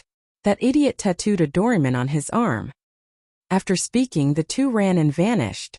Even their boss and brothers slipped away on their own without a care. He got a tattoo of Doraemon and thinks he's so great that he can irrationally and randomly start fights with people. That's not even as good as getting a tattoo of Ultraman or the Calabash Babies. Qin Feng muttered to himself. Even the Black Cat detective is even stronger. This little fight barely gained anyone's attention in the bustling bar. There were often fights and tussles here, so everyone was used to it. After cleaning up these hoodlums, Qin Feng was prepared to call Longhair and tell him to come over when something soft and bouncy suddenly touched his arm. He turned to look and saw that the young beauty he just saved was hugging his arm. She looked at him charmingly. "Handsome, can I buy you a drink and sit down to have a chat with you?" The young beauty didn't even give Qin Feng a chance to respond and pulled him to sit in an empty corner. She ordered a case of black beer and began to chat with Qin Feng. "Handsome, whereabouts do you hang around?" The young beauty pulled out a lady cigarette, lit it, took a long puff and let out a smoke ring. In the smoke, she casually and somewhat languidly leaned on the chair with a charming and alluring expression. She gazed enticingly at Qin Feng. "What's your name?" Qin Feng asked nonchalantly. The beauty stared blankly for a moment and said, "Lu Wenjing. What about you?" Qin Feng. Qin Feng sized up Lu Wenjing again and said after a while, "Your name is just like your appearance. Gentle, quiet and sunny, but your conduct is a world of difference from your looks and manners. That's right. What do you think of one-night stands?" Qin Feng's train of thought changed too quickly. Lu Wenjing was startled again and found that she couldn't control his thoughts. This was a very unlucky thing. She had just seen Qin Feng's skills. Though she hadn't seen them very clearly, Lu Wenjing took the initiative to seduce Qin Feng because she knew that Qin Feng was a real expert that reckless fighters and those with flowery moves could not compare to. Lu Wenjing smiled charmingly. She bent over and intentionally revealed a bit of her snow-white chest for Qin Feng to see. "If there was a man I took a liking to, I would be glad to do something like this. But too bad I don't have a man I'm interested in. Of course, maybe you're the first one." "Really? What about me have you taken a liking to?" Qin Feng smiled. "Your abilities." Lu Wenjing didn't hide anything. She wanted to get Qin Feng under her control, so she'd have to clear up these matters sooner or later.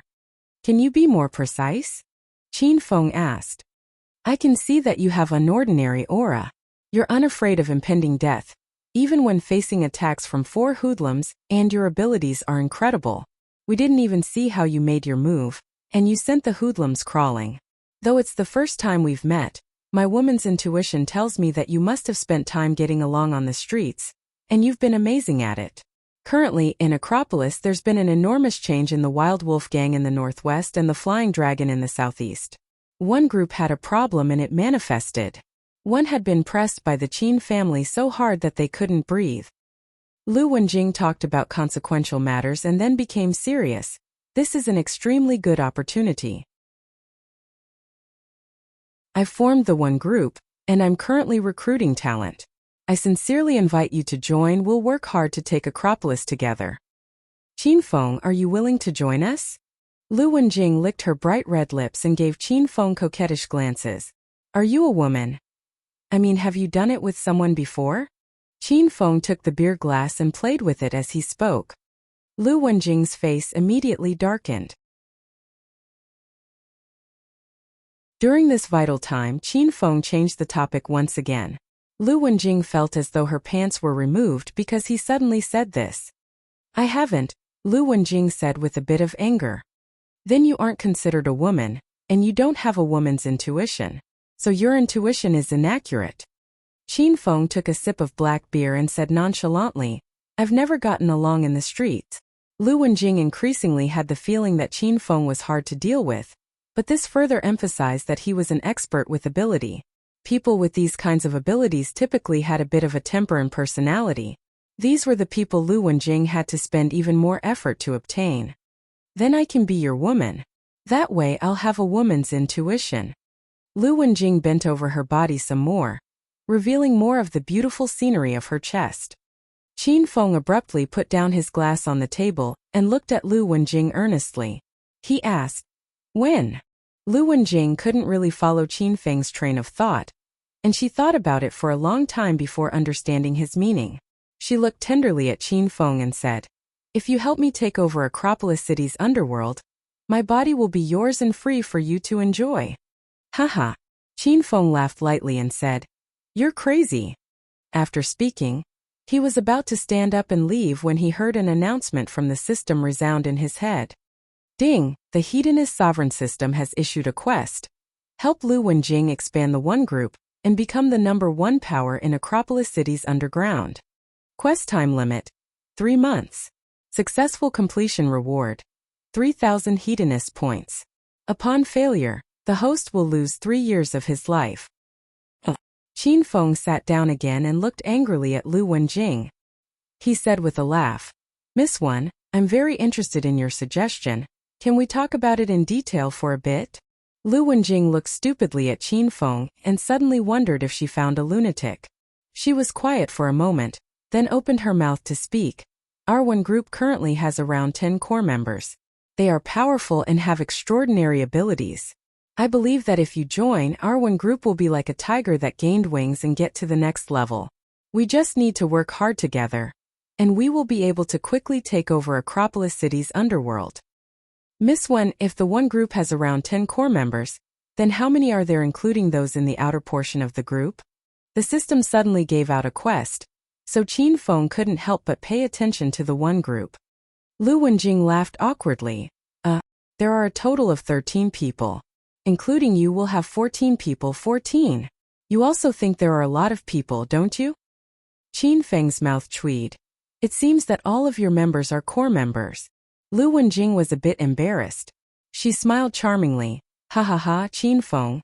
Don't just pay attention to the fact that we currently have very few members. If we really developed, then we'd be high-ranked elders.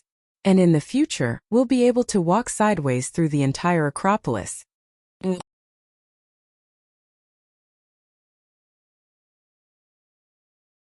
Chapter 181.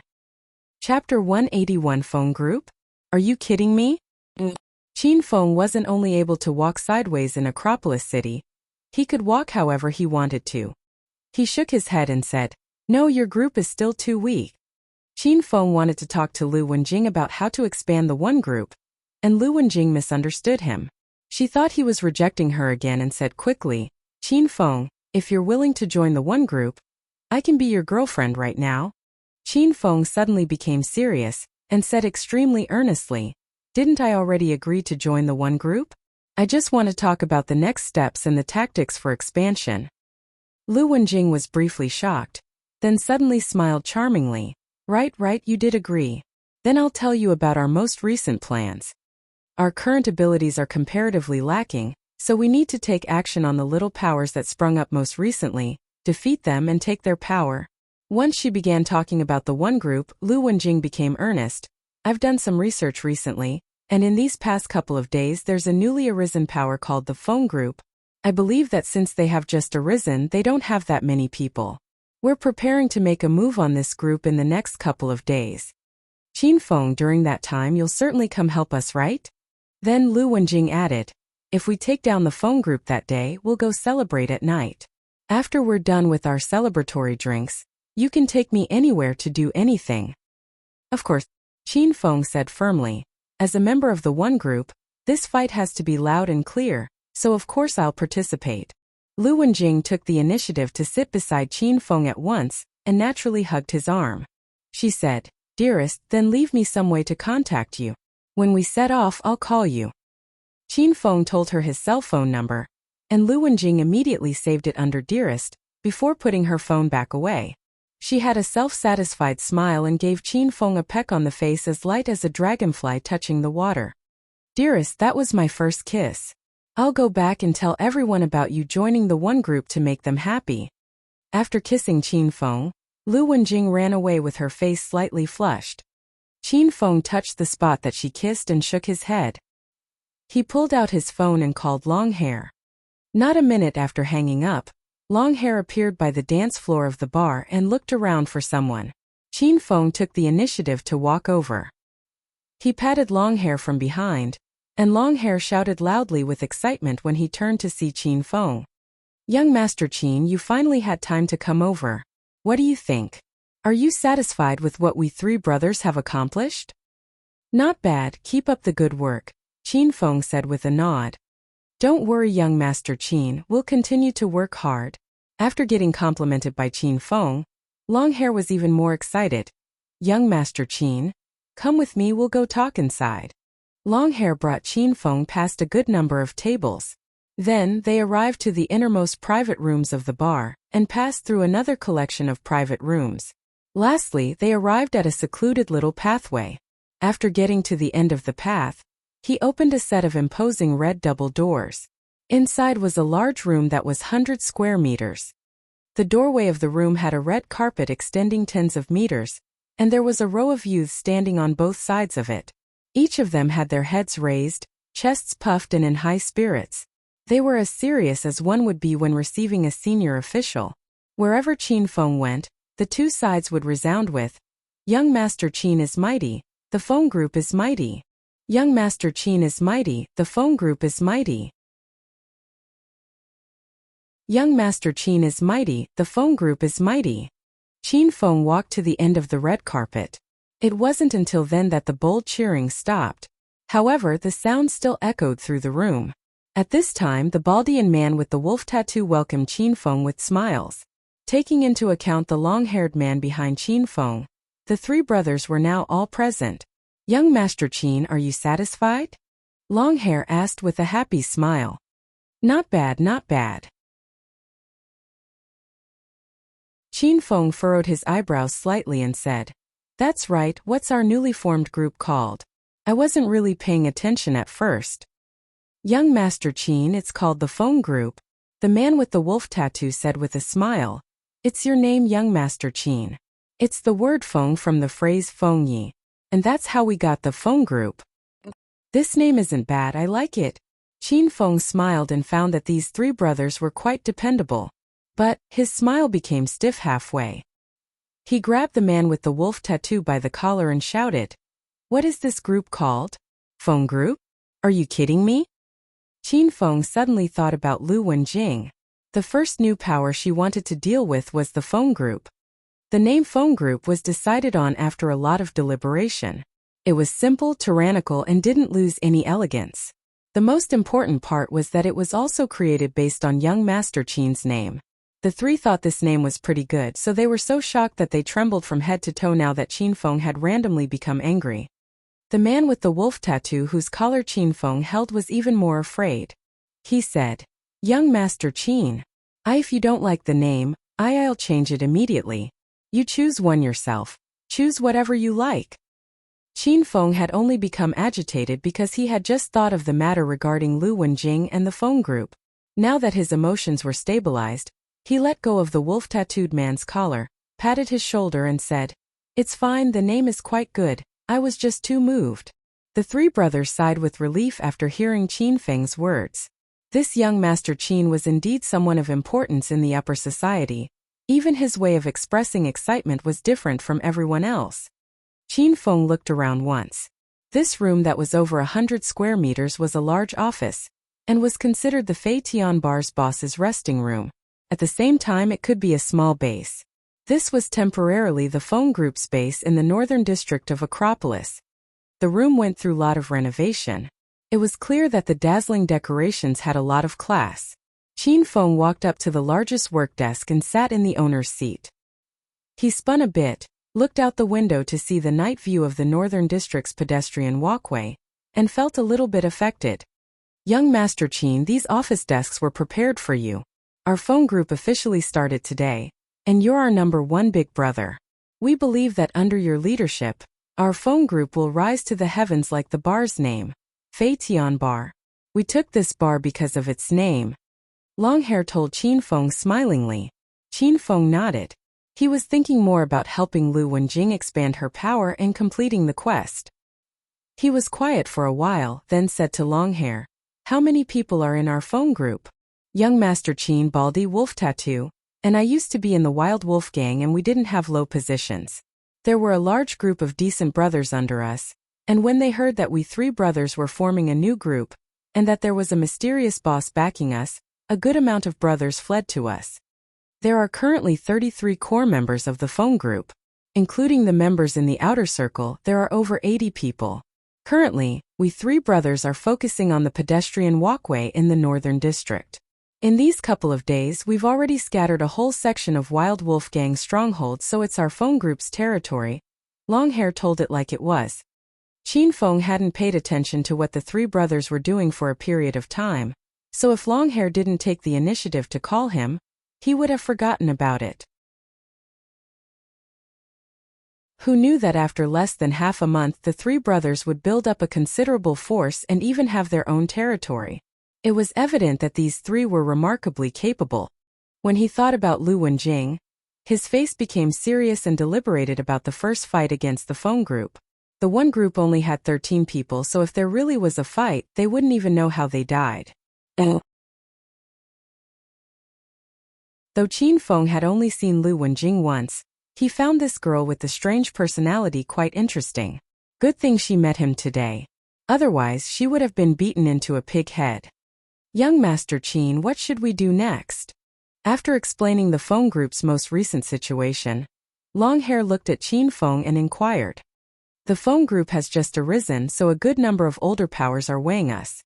Plus, Acropolis City's powers are in great turmoil, so a lot of them are dividing their territories.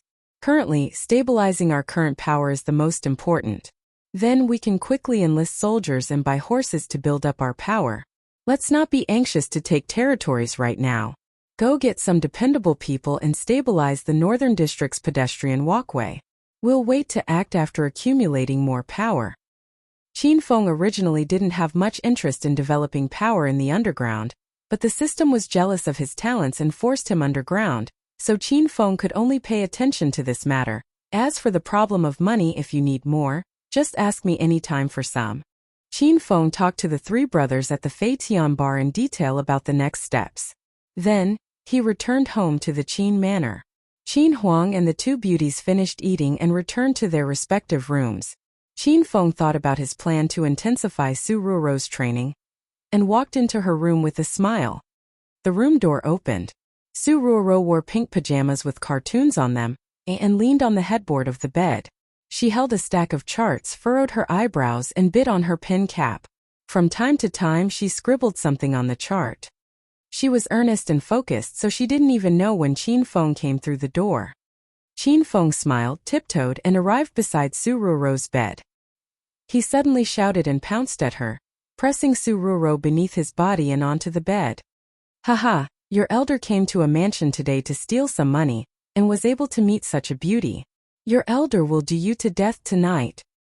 Qin Feng's intensified training had already begun. This time he was acting as a rapist. Su Ruo was almost scared to death when Qin Feng suddenly leapt on the bed. She fought wildly. Then she realized it was Qin Feng, and her heart that had previously jumped to her throat slowly went back to its place. Qin Feng, what are you doing? You scared me to death. Su Ruo glared at Qin Feng and complained. Little bai, don't yell. If you yell for someone, I'll cut up your face. Qin Feng held Su Ruo's hands and pressed down on her thighs to prevent her from moving. He yelled while glaring fiercely at her.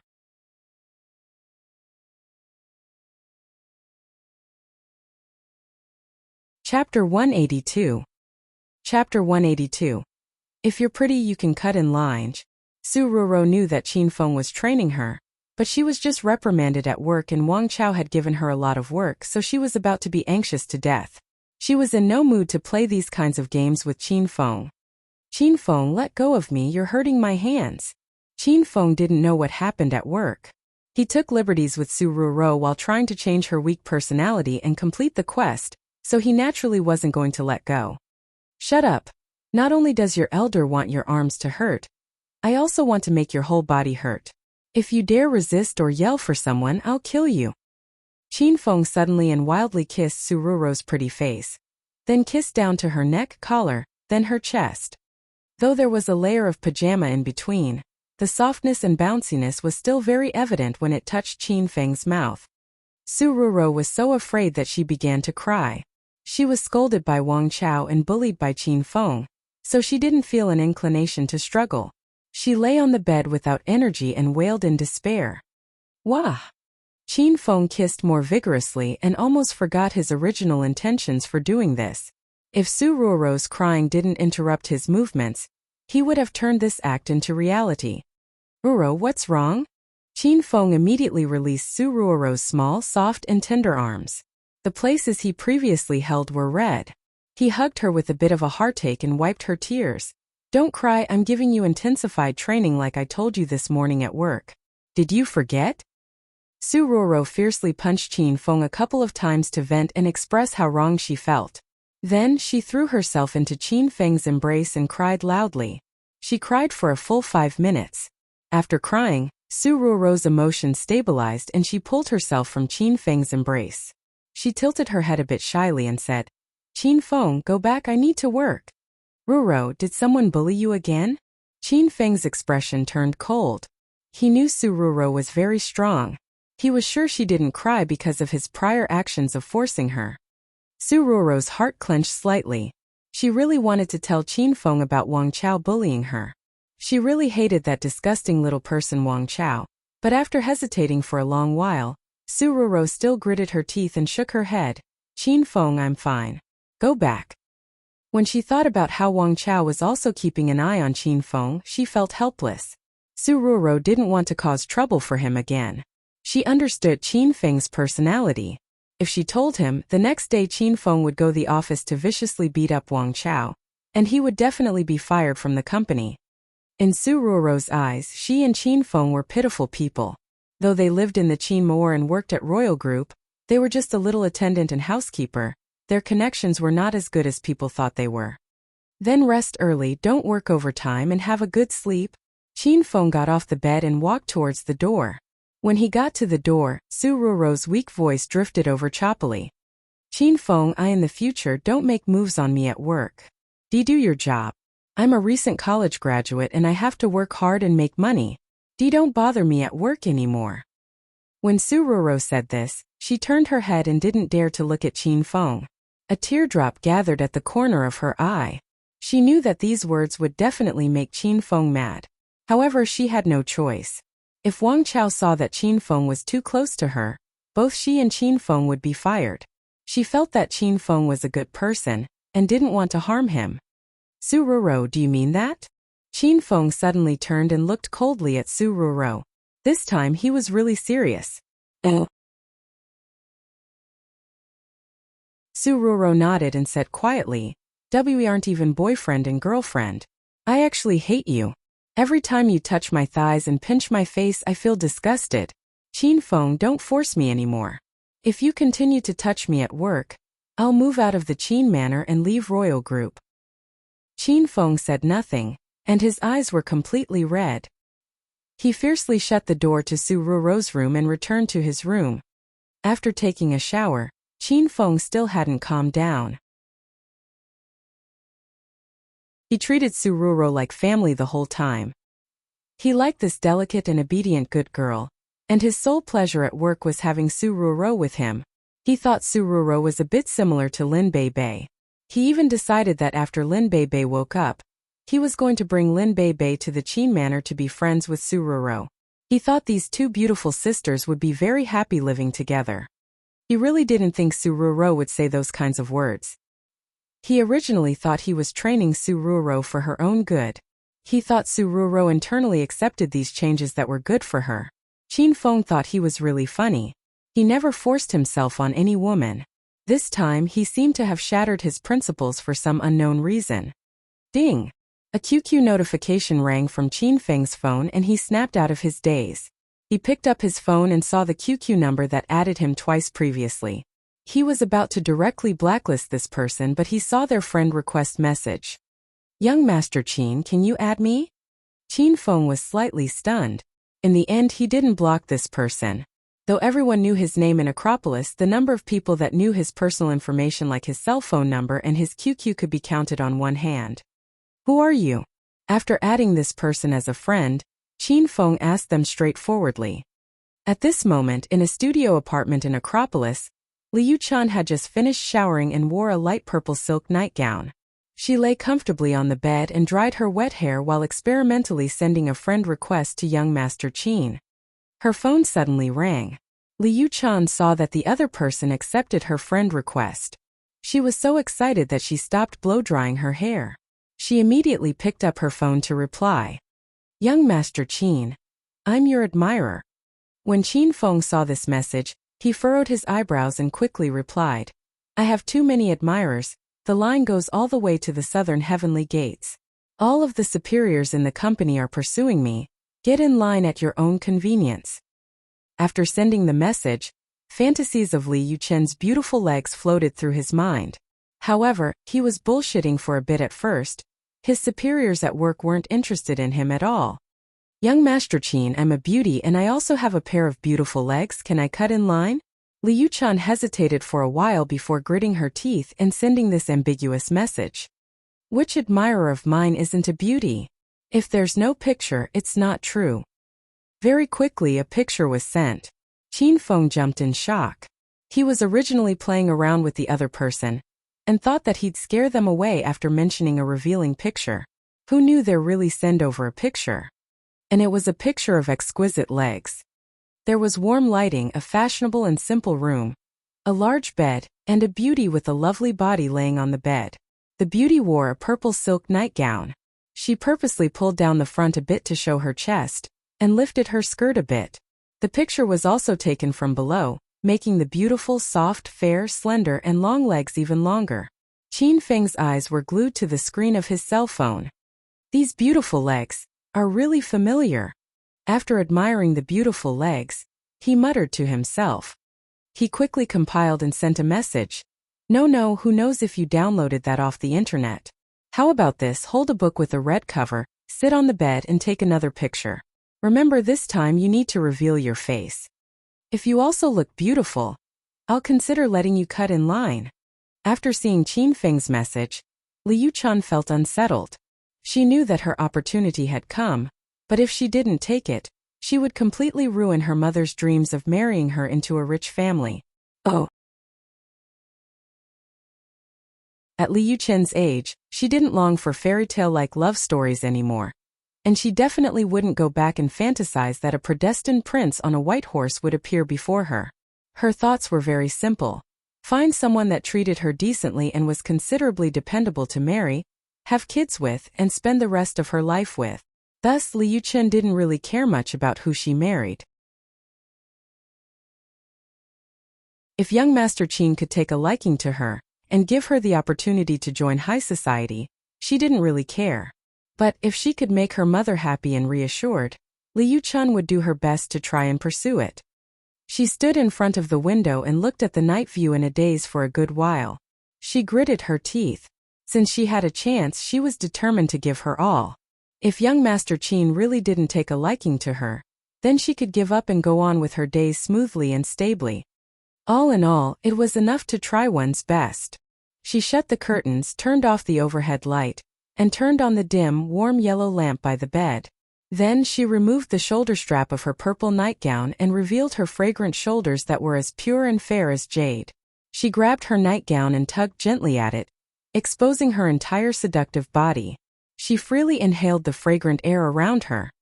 Liu Chen made a couple of poses, but the pictures gave her a fright.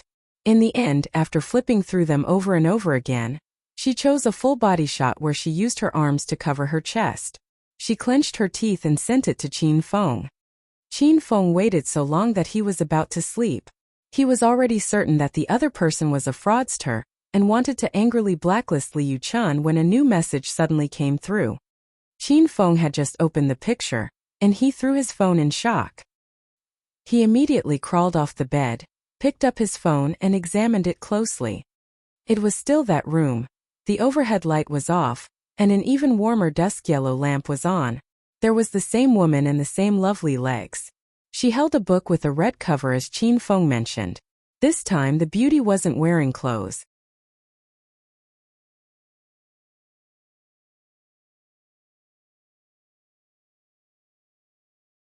The four didn't wear sunglasses at night to look cool.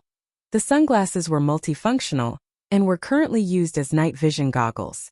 They could see perfectly clearly in this dark night where one couldn't see their hands in front of them. There was nowhere else to run. This old man faced certain death. Who are you people? Why are you chasing and trying to kill me? The old man realized he had nowhere else to run, so he stopped. He panted and looked at the four people. You know who you've offended, and you found out about the grudges a long time ago. Be satisfied that you've been alive until now. The leading man in black pulled out a pie-black handgun and aimed it at the old man. The old man fell limp onto the ground like a deflated ball. He wasn't anyone else, he was the Hao family elder who had started the war against the Qin family. Hao Long Tian. Hao Long Tian guessed long ago that these people were sent by the Qin family. It was as the men in black said. The core members of the Hao family had long been eliminated by the Qin family, and Hao Long Tian should be satisfied that he lived until now. He underestimated Qin Feng's abilities and the Qin family's power. He originally thought that even if he couldn't win this fight and if they fought a life and death struggle with the Qin family, he could at least pull them into a bad situation. However, Hao Long Tian didn't even touch a hair on Qin Feng and Qin Huang's bodies, and the Hao family was already about to be completely annihilated. Bang! There was the sound of gunshots. Hao Long Tian covered his eyes and was prepared to say farewell to his not very satisfactory life. Bang bang bang. Then there were another 3 gunshots. Hao Long Tian was immediately roused. He realized that the gunshots weren't fired at him, and he didn't feel the sharp pain of gunshots. The scene before his eyes made Hao Long Tian wide-eyed and slack-jawed. The impossibly large Qin Manor security guards that were standing there all fell into pools of blood. Hao Long Tian didn't even hear the cries around him. He only heard 4 gunshots, and the 4 people all died. This clearly showed the accuracy of the hidden killer's aim. They died with 1 fatal attack and didn't even have an opportunity to fight back. Who is it? Who's hiding in the shadows? Come out. Hurry and come out. Hao Tianlong's voice trembled as he yelled out.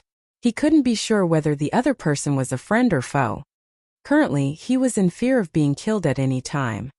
Hao Long Tian, correct? Suddenly, a refreshing breeze blew past Hao Long Tian, and someone suddenly appeared. This person was dressed completely in black, and he wore a black mask so one couldn't see what he looked like. He was like a shadowless spirit in the night that left no traces of itself, so he almost scared Hao Tianlong's heart out. What kind of person are you? What do you want to do? In the face of the man in black, How Long Tian had an even more frightened expression.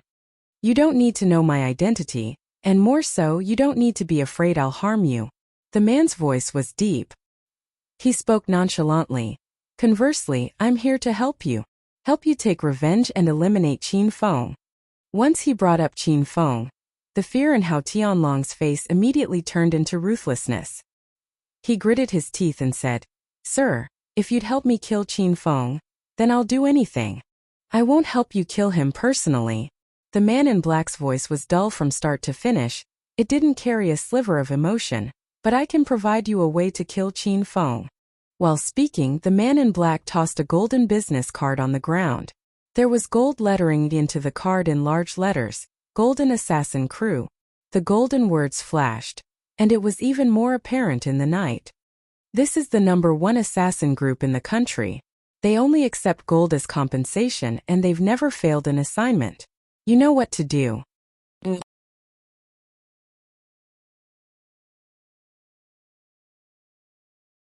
Chapter 184. Chapter 184 Multiple Personality Disorder. How Long Tian immediately picked up the gold business card. There was a cell phone number on it, so this was clearly the method to contact the murder group. He held the business card tightly in his hands as if he were bestowed a precious treasure. He immediately lifted his head and said, Thank you, sir. Thank you. After saying half of his sentence, he found that the expert was already gone. He came without a shadow and left without a trace like a ghost. 10 minutes later, in a lone hidden villa in Acropolis, the man in black appeared again. Across from him, an impressive-looking youth lay on a sofa. Second Prince, I've completed the task as you instructed. That How Long Tian was impossibly thankful to receive the business card. He's sure to deplete all his money to hire the Golden Assassin Crew to deal with Qin Feng. The man in black spoke respectfully towards the younger man. The second prince played with a piece of jade and the corner of his mouth lifted slightly. He said casually, Previously, I underestimated Qin Feng's abilities. I don't believe we won't be able to subdue him now that the Golden Assassin Crew will be deployed. Uncle Ghost, you kept a close eye on How Long Tian recently. Are there any other developments you'd like to report to me? The Qin family is beginning to have suspicions about my identity. We need to quickly eliminate Qin Feng. The evil smile on the youth's face widened. After arguing with Qin Feng, Su Ruro didn't ride Qin Feng's 28 bicycle. She squeezed onto public transportation to go to work instead. This made Qin Feng gloomy. Right from the morning he was unhappy. Qin Feng got to the company earlier than Su Ruro and looked at her empty seat. He opened his phone and played games unenthusiastically. After playing for 20 minutes, a familiar scent wafted over. Su Ruro had just arrived at work. Once she sat down on her seat, she began to prepare the material she needed for today. Recently, she always looked very busy. She didn't raise her head the whole morning. She kept scribbling like her life depended on it and unceasingly called customers on the phone. Since he couldn't pass time by teasing Su Ruro, the morning was extremely long and slow. With a lot of effort, he made it to the lunch break when Su Ruro then stood up. She instinctively walked up to Qin Feng and stopped. She was about to call Qin Feng to eat together. But she had just opened her mouth when she looked as though she suddenly realized something. She immediately lowered her head and walked away with a bit of disappointment.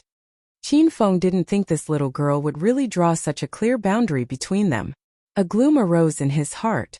At this time, he just so happened to see Liu Chun walk out of her office. Qin Feng immediately followed.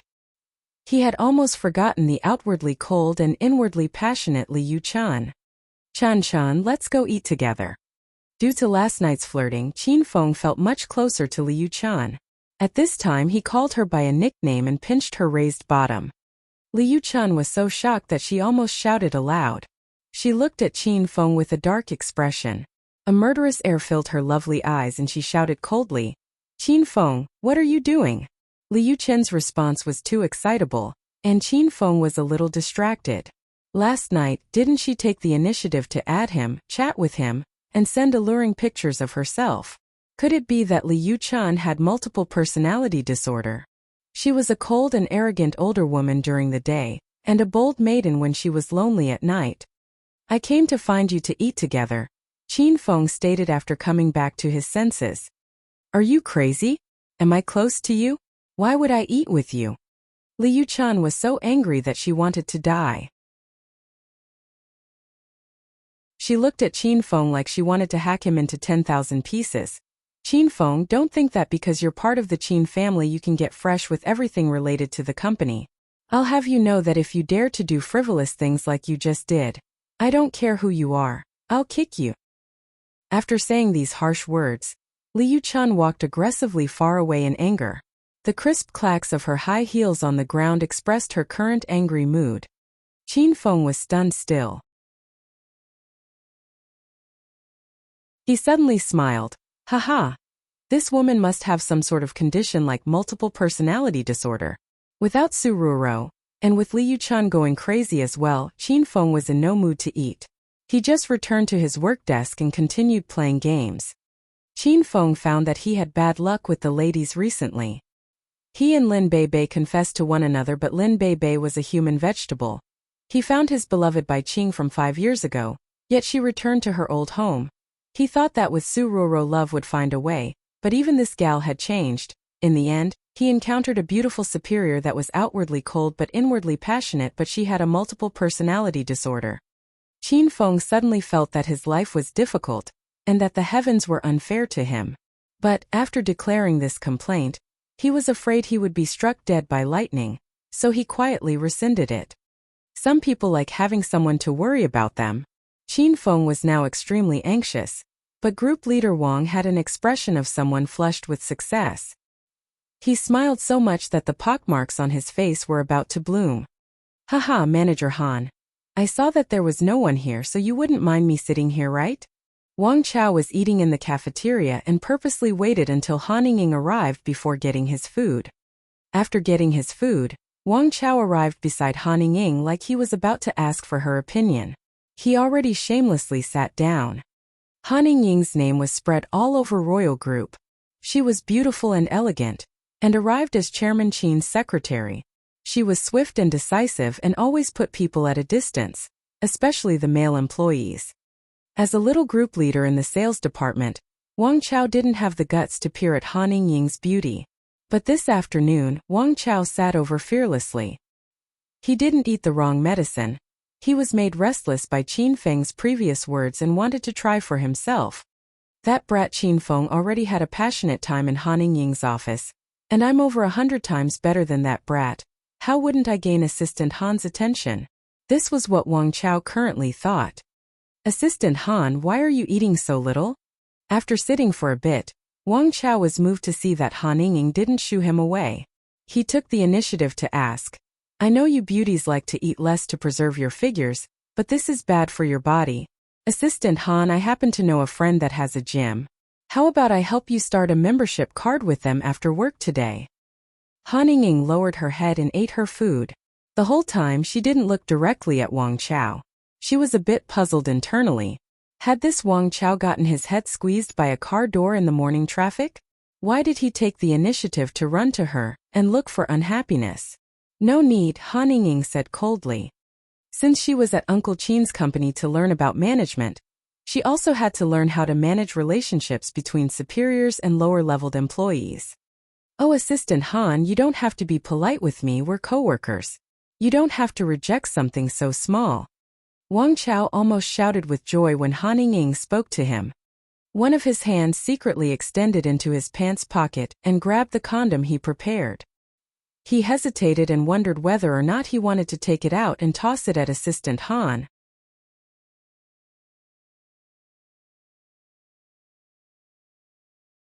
Chapter 185. Chapter 185 Seaweed Egg Drop Soup.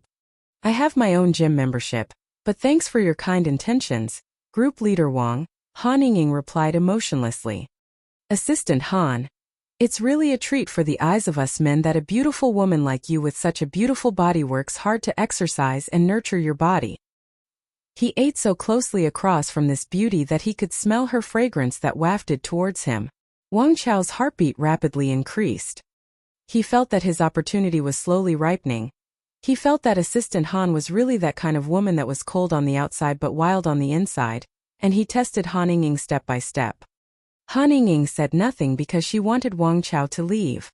Assistant Han, forgive me for being nosy, but with such a great body, when you're at home at night, do you wear very little clothes and admire yourself in the mirror? Wang Chao said with a laugh. Han Ying breathed deeply and sat motionlessly in her seat.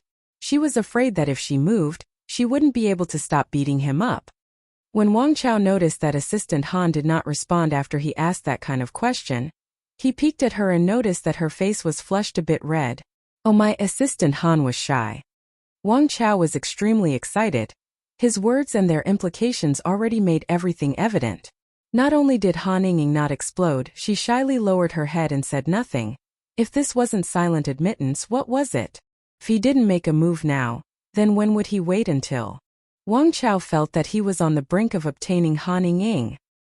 He immediately revealed a fawning smile and continued, Assistant Han, in the deep of the night, when you look at your alluring figure in the mirror, do you have an intense thought and wish there was a man to appreciate it with you and soothe your lonely heart?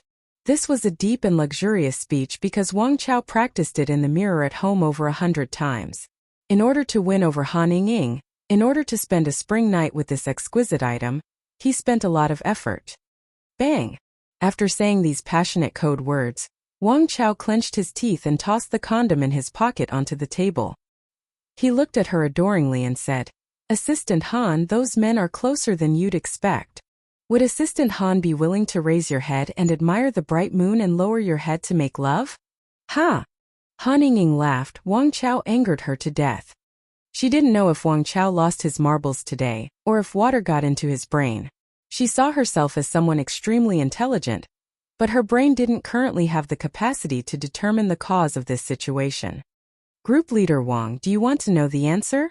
Han Ying suddenly looked at Wang Chao with a lovely smile. Wang Chao's little heart jumped to his throat. He swallowed a mouthful of saliva, and his brain was like a chick pecking at rice. Come here and I'll whisper it to you. Han Ying beckoned at him with her index finger. Wang Chao felt as though his soul was getting hooked away. He instinctively extended his neck and moved as close as possible to Han Ying's face. He thought to himself, could it be that Assistant Han couldn't hold back anymore and wanted to French kiss with me? Wang Chao felt unprepared and smiled bashfully. Crash! Suddenly a still hot bowl of seaweed egg drop soup including its metal bowl knocked into Wang Chao's head. He was still imagining whether Han Ying's fragrant tongue was sweet and whether or not it would have a milky fragrance when he felt a wave of heat splash onto his head. It hurt so much that he jumped up. Fuck, what the hell? It's burning me to death.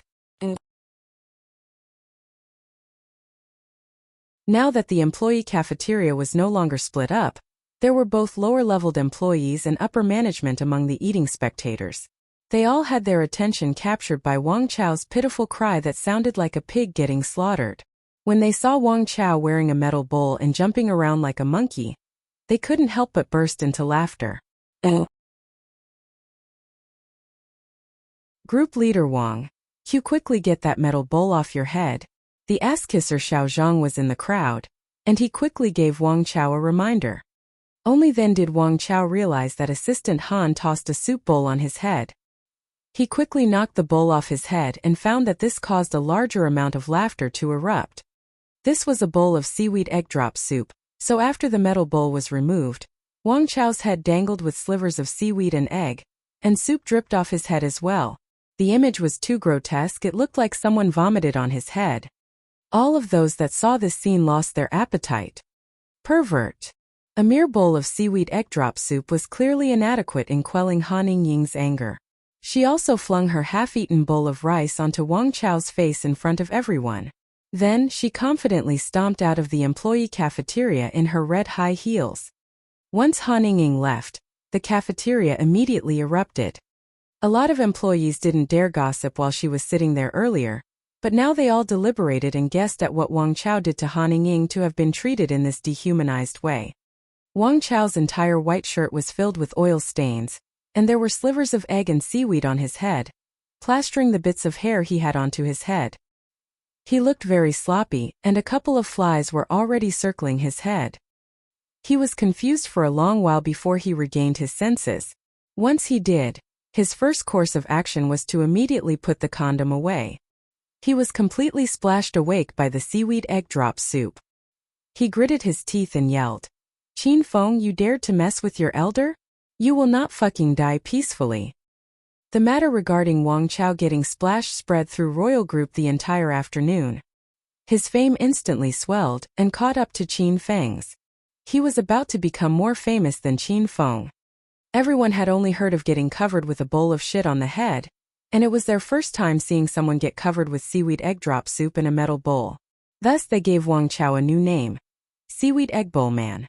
Qin Feng slept until the end of the workday, and when he woke up, he heard everyone talking about this news. The corner of Qin Feng's mouth quirked up. He knew Wang Chao would look for Han Ying, and he didn't think Han Ying's temper was actually so explosive. It seems that he was pretty lucky Han Ying didn't viciously beat him up the last time he brought that condom to her office. After work, Sururo squeezed onto the bus to go home. During dinner, Sururo didn't speak. She lowered her head and ate. Han Ying must have still been angry about the Wang Chao incident, and her expression was dark. This meal was spiritless. After Qin Feng was done eating, he ran back to his own room. He had just laid on his bed after showering when his cell phone rang. He opened it to see a QQ notification from Liu Chan. "Young Master Qin, are you asleep?" Qin Feng thought about how he had just briefly touched Liu Chen's behind at work and she got so fired up, while at night she took the initiative to chat him up. Qin Feng really didn't understand what this woman was thinking. "Is something the matter?" Qin Feng replied with some anger. "Nothing really. I'm just too bored on my own at night, so I wanted to chat with you. Young Master Qin, what is there to talk about? Your attitude today was extremely disappointing," Qin Feng said indignantly. When Liu Chan received Qin Feng's message, she was stunned for a long moment before she understood. She got young Master Qin's QQ through Su Ruoro, and also learned from Su Ruoro that Qin Feng and Su Ruoro were Qin household members. She knew she hadn't really done anything to offend young Master Qin, so young Master Qin could only suddenly get mad because Qin Feng must have told him about when he touched her behind today. Once Liu Chan thought about that perverted Qin Feng, she was so angry that she gritted her teeth. And this brat even ran to tell young Master Qin about it? However, she couldn't understand something. Did young Master Qin not mind that Qin Feng touched her ass?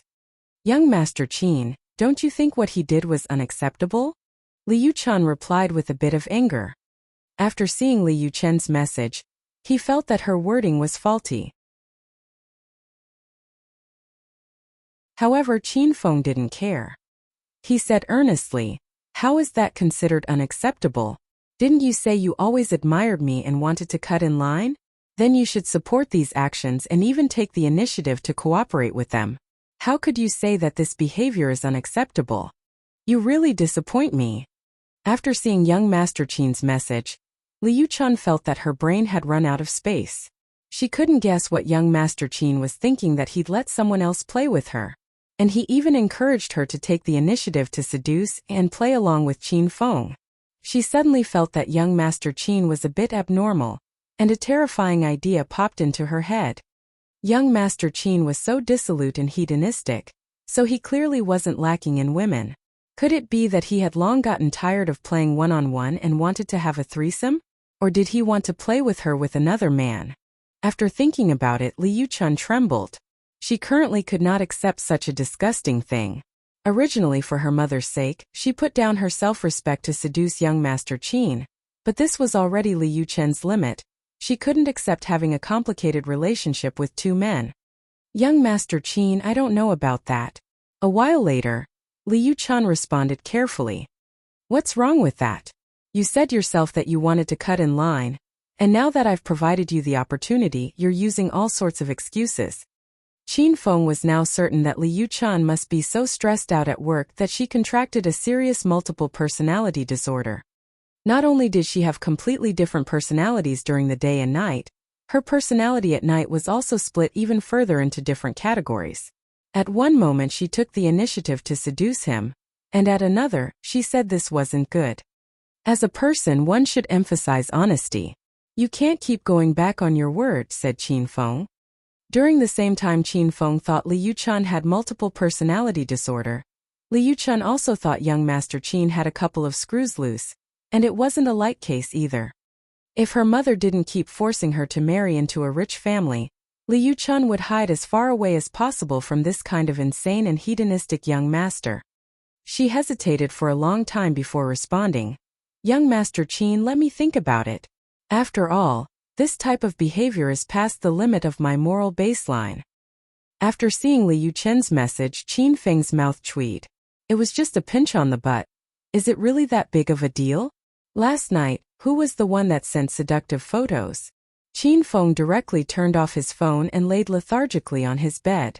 After experiencing Su Ruo's distance and Li Yuchun's 3 personalities, Qin Feng suddenly wondered if the world was ending.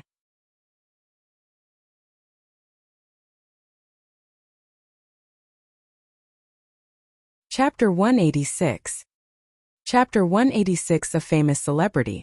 In the dead of the night, there was a dim yellow light shining out of a window on the 3rd floor of the villa. 2 beauties lay on a large red spring mattress double bed. The 2 of them wore thin silk custom-made nightdresses. The nightgowns were handmade, and were even more delicate and of a higher quality than a good number of people's formal clothes. One gown was dark blue with various flowers embroidered onto it. The other was a light purple with some ancient auspicious items on it. It was extremely fitting and beautiful for these 2 long-legged beauties to wear these exquisitely made nightgowns.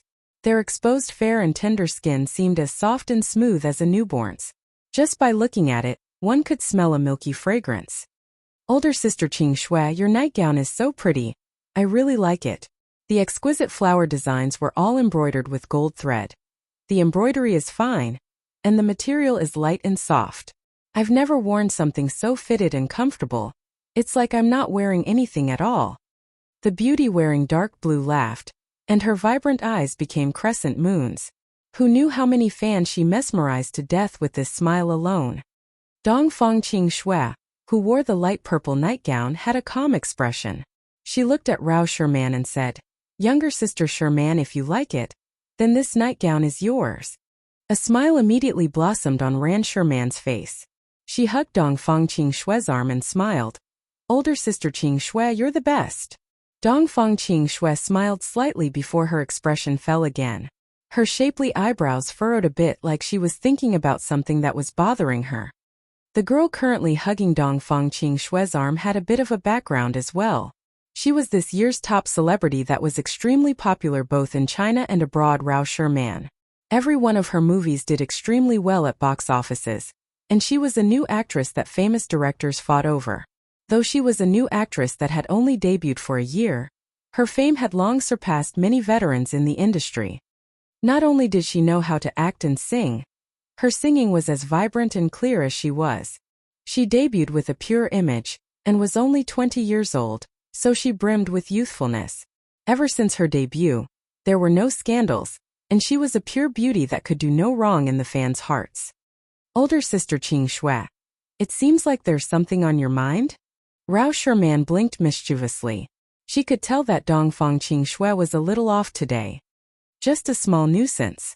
That's right, you're going to Acropolis City in a couple of days? Dongfang Qing Shui asked while touching Rao Sherman's long and beautiful hair. Originally, she didn't even know China had an Acropolis City. She lived in the provincial capital and was the Dongfang family's sole descendant, so she didn't care about any other city below the capital. After all, those little cities weren't worth mentioning in her eyes. However, Dongfang Qing Shui recently paid a lot of attention to Acropolis. There was only one reason for that. Her fiancé was in this city. Older sister Qing Shui. You know about Acropolis City? Rao Sherman had a shocked expression. She was really casual and relaxed in Dongfang Qing Shui's room. If her fans saw this girl next door image of her, they would be so excited they wouldn't be able to sleep for several days. The paper-making business would also wildly prosper. Dongfang Qing Shui nodded. Her grandfather and Rao Sherman's grandfather were longtime family friends, so the two were like real sisters. Dongfang Qing Shui had nothing to hide in front of Rao Sherman. She suddenly turned towards Rao Sherman and spoke earnestly. Sherman, Older sister Qing Shui wants to ask for your help. Rao Sherman immediately jumped up. She raised her little hand and said, "Older sister Qing Shui, whatever it is, tell me. Younger sister Sherman will certainly do everything she can to help you." "It's like this." Dongfang Qing Shui proceeded to tell Rao Sherman about the Qinfeng situation. Her grandfather Dongfang Mingwang set the wedding, and she was especially called back from America because of it. During this time in the capital, Dongfang Qing Shui researched information about Qinfeng and extremely hated this rich, dissolute, and hedonistic young master. She suggested many times to her grandfather to cancel this wedding, but no matter what she said, Dongfang Mingwang wouldn't budge. When Dongfang Qing Shui heard that Rao Sherman was going to Acropolis City for the opening ceremony of an estate, and that she was staying there for a couple of days, Dongfang Qing Shui thought of a plan that could help successfully rid herself of this wedding. "Wow! Older sister Qing Shui, you're someone's fiancé." After hearing Dongfang Qing Shui's story, Rao Sherman gaped and said with exaggeration, "If those rich young masters of the provincial capital heard this, they would jump off buildings. And those four hands of the provincial capital, if they knew about this, they would join hands and annihilate Acropolis City's Qin family." The four hands of the provincial capital that Rao Sherman mentioned were the four hedonistic young masters of the most prominent families in the capital. All of them had powerful backgrounds and power that could cover the sky. Each of them represented a hand, and with the four hands joined together, they could pretty much hold up the entire sky above the provincial capital.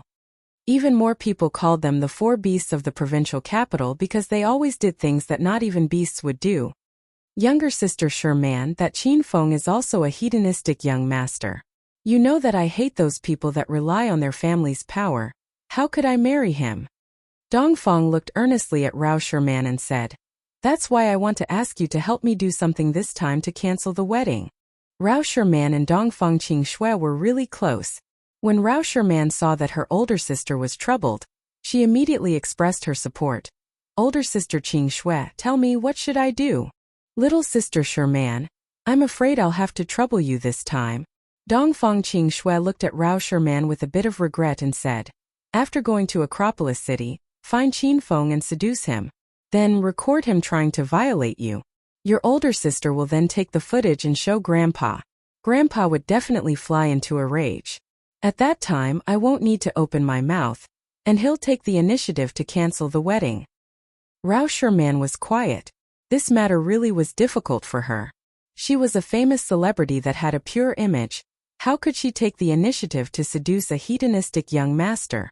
If the paparazzi captured this, the results would be unthinkable. And maybe before getting some useful footage, she'd be violated by that horrible Qinfeng. That would be even worse.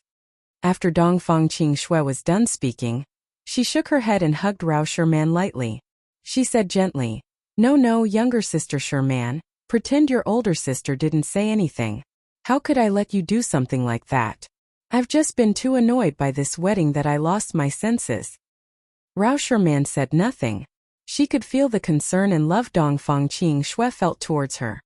When she had just debuted, a lot of older princes in the provincial capital wanted to spend lots of money to buy her first night. When Dongfang Qing Shui found out about this, she used the Dongfang family's power to eradicate these men's families. There was a pretty large effect to this situation, and in the end, everyone in the capital knew Rao Sherman was protected by the Dongfang family, so no one dared to have any crooked thoughts about her again. She always treated Dongfang Qing Shui like her real older sister. She knew that her older sister had extremely high standards, and marrying her to an idle hedonistic young master was the equivalent of killing her. Rao Sherman said nothing, but this didn't mean she didn't have her own thoughts. She already decided that she'd meet that hedonistic young master when she went to Acropolis and find a way to get some footage that benefited older sister Qing Shui to get rid of her marriage problem.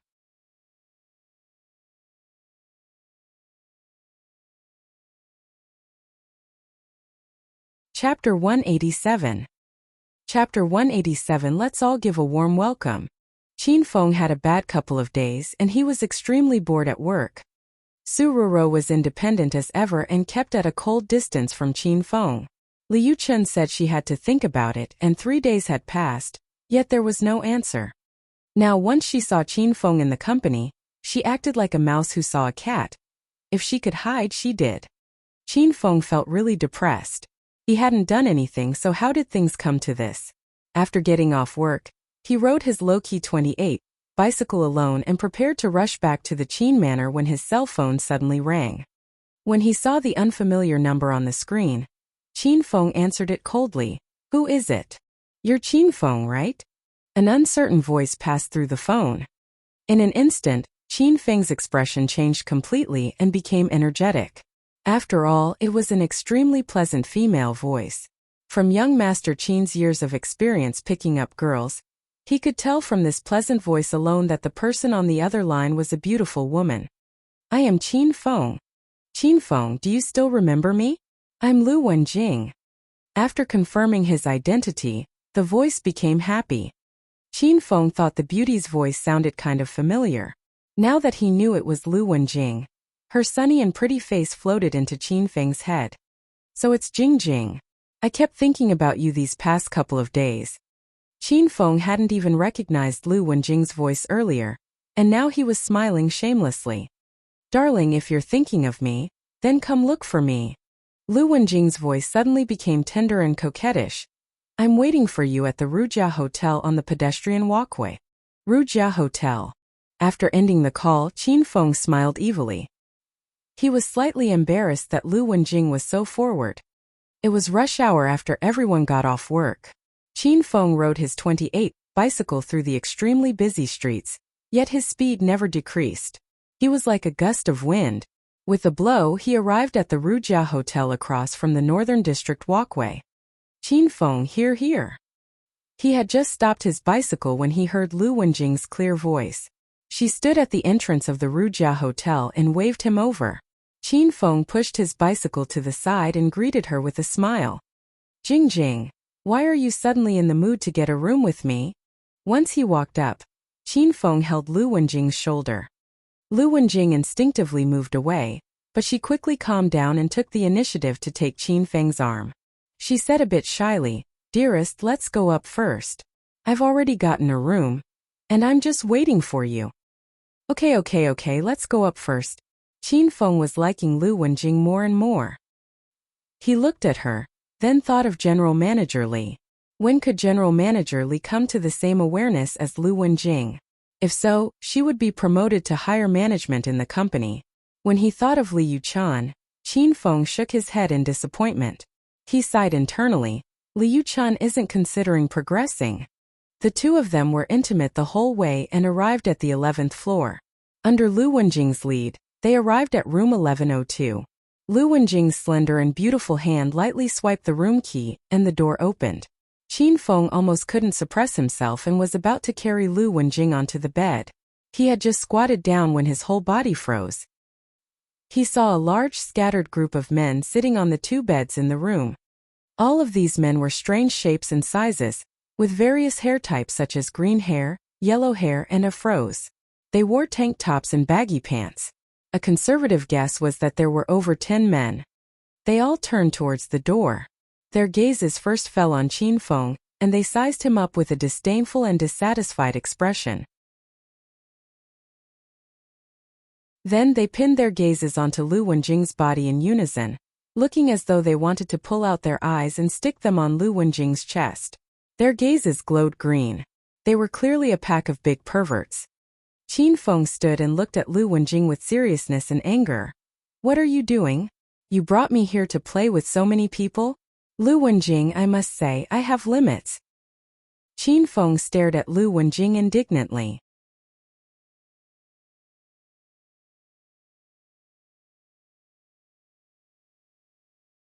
To fight the phone group, haha, that little girl is dumb. How could us elders be dumb with her? These elders have a goal tonight. When everyone gets here, we're going to close the door and do this girl together according to the order of arrival. Each person only gets 1 turn, and after finishing, each person will return to their own homes. After saying all this, Purple Afro tossed a peanut into his mouth and glanced despicably at Qin Feng. Then he stopped caring about Qin Feng. Qin Feng didn't know what to say. If he didn't have Lu Wenjing's quest, he would certainly have left. He looked at the room full of large men. Some were smoking and some were picking at their feet. Smoke and stinky foot odor wafted through the room. Everyone's faces were filled with happiness and anxiousness. They looked like they were waiting for everyone to arrive before they carried out their big plans. Older brother Biao is here. At this time, who knew where Lu Wenjing got this stalwart and strong man? But she wasn't hugging him. In reality, of the 15 people present, only Qin Feng hugged Lu Wenjing and felt the benefits of getting hugged by her all the way up to the room. Everyone welcome our new member, older brother Biao. He was a prominent member of the Flying Dragon Gang, and a lot of people in the streets heard of his name. It was said that he single-handedly defeated 10 people and became famous back then. Our One Group's abilities have greatly increased to be able to acquire this bold, powerful, and unrivaled person. Let's all give a round of applause. Every person Lu Wenjing brought in was first praised. Then everyone welcomed him with applause. The couple of hoodlums that came in the beginning gave Lu Wenjing some face and passionately welcomed the new group members. But now these people saw this scene repeated over 10 times, so they were no longer in the mood to clap. They wanted to immediately pounce at Lu Wenjing and tear off her clothes. Those sitting were all small-scale hooligans of Acropolis, so they had heard all kinds of rumors about prominent people. They could tell right away that this dog fart Biao and that nonsense about single-handedly defeating 10 people were all lies. After all, when they joined One Group, they also made up various lies and bragged to make themselves sound great. But everyone clearly knew the reality.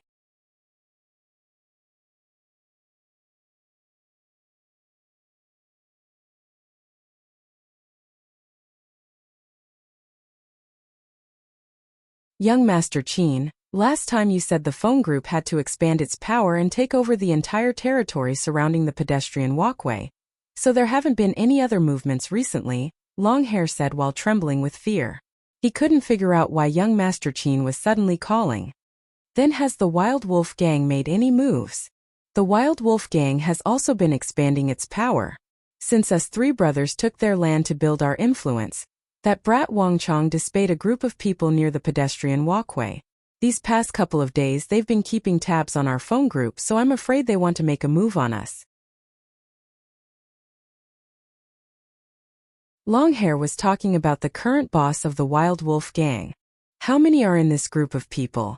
Qin Feng's eyes turned, and he had a good idea. Over 100 people. And we've occupied 1/3 of the current Wild Wolf Gang's strongholds. It seems that brat Wang Chong is getting anxious after getting beaten and wants to take revenge on us 3 brothers. This time, I'm afraid there's going to be a nasty battle. Longhair said it like it was. All right, gather up the entire phone group and await my orders. Tonight we're going to eliminate this power. Qin Feng said all this indifferently and hung up. Lu Wenjing stopped struggling and allowed Qin Feng to hug her small and full waist. She looked happily at Qin Feng. Qin Feng, have you found people to help? They have a lot of people, right? Right? Qin Feng really wanted to say, you dummy, you're about to be raped by over 10 men, and you're still having silly dreams. However, once he thought about his quest regarding Lu Wenjing, Qin Feng smiled slightly and nodded. Dearest, it's our One Group's first time making a move. We must win and cannot lose, so of course I called for some people. I need to ensure your safety. Lu Wenjing was so moved that she danced for joy. Then she suddenly hugged Qin Feng's neck and kissed his face. After kissing him, she realized what she had done and shyly lowered her head. Bang! At this time, the door to the men's restroom was slammed open and 13 large men flocked in. Their gazes fell on Qin Feng and they glared fiercely at him like they wanted to skin him alive. Your elder fucking knew that you'd be fucking ungenerous and hide here to have a meal by yourself. Brothers, how about we kill this brat together? That man with the purple afro stood out and glared viciously at Qin Feng. He knew right from the beginning that Qin Feng was no good. Once he got into the room, he played dumb the whole time. And now he even took Lu Wenjing into the men's restroom to play with her on his own. Did fucking loyalty exist anymore? Attack and kill this brat. Stinking brat, you want to cut in line? Your elder is number 1 tonight. See if I can't kill you. These 13 men didn't know one another, but came together. They all looked fiercely at Qin Feng and walked over to him. When Lu Wenjing saw this, she immediately pushed Qin Feng out of the way and rushed before the audience. Don't freak out, everyone. Quiet down and listen to my explanation. We are all brothers of the one group. We have a deep friendship, so we share joys and bear sorrows together.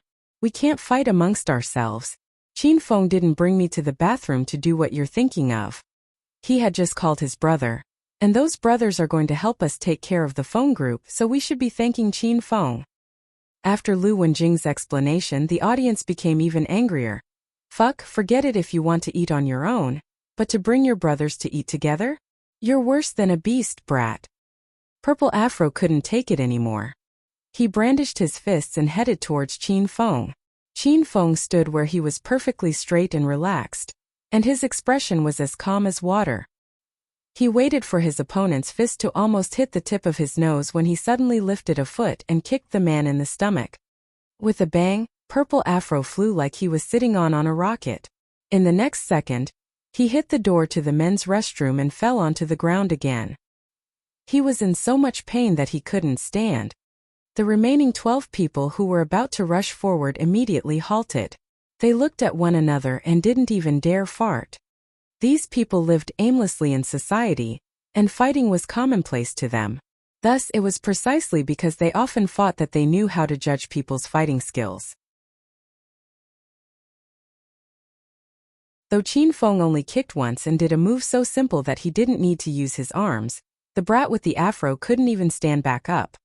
They had just seen a glacé of Qin Feng's abilities, and he clearly possessed the skills of a crazy person that these hooligans could not provoke. I said not to cause any internal strife. Qin Feng has amazing skills, he's truly an expert among experts. Now that he's here tonight, our first war will be loud and clear. Lu Wenjing saw that the atmosphere had become stiff, so she immediately stood out to warm it up. She stood before the audience and shouted with a heroic and lofty wave of her hand. All right, since all of the one group members have gathered, let's go take care of the Feng group right now. I've decided that we will win by a landslide and take the Feng group's Fei Tian bar. Then we'll celebrate our victory in the bar and get drunk. No one applauded and no one agreed. After seeing how powerful Qin Feng was, they all planned to run away. They originally wanted to come to the one group to pick up a little girl, but now there was someone that wanted to dominate Lu Wenjing on their own. These other hooligans didn't have the guts to challenge Qin Feng again. Wenjing, go out first. I have something to say to these brothers. Qin Feng knew what these people intended to do, so he looked coldly at Lu Wenjing. When Lu Wenjing saw Qin Feng's severe gaze, she felt intimidated and was slightly unwilling to comply, but she still obediently walked out of the male restroom. After all, it wasn't somewhere she should be in the first place. He waited for Lu Wenjing to leave and walked in front of the audience. His cold expression suddenly changed and he laughed vulgarly. Haha, I'm sorry brothers, I have indeed planned to eat on my own. Too bad I came late, so I'm number 15. I can't wait for so long, so I'm preparing to take the first shot. Does anyone have anything to say about it?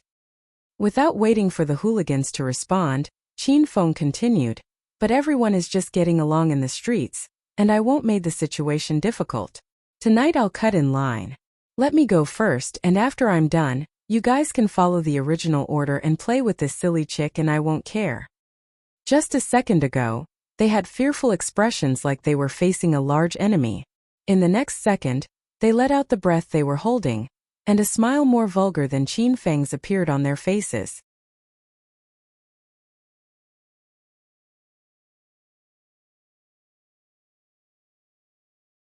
Chapter 189. Chapter 189. Acting skills are necessary to get along. I say brother, you should have told us about such a big thing earlier. Since you want to take the lead, then you can go first tonight, I'm fine with it. You go first, you go first. This is a small matter, it's not a big deal. Alright, then you go first. However, the rest of us agreed that we're going by the original order, and no one can cut. Okay. Then it's happily decided.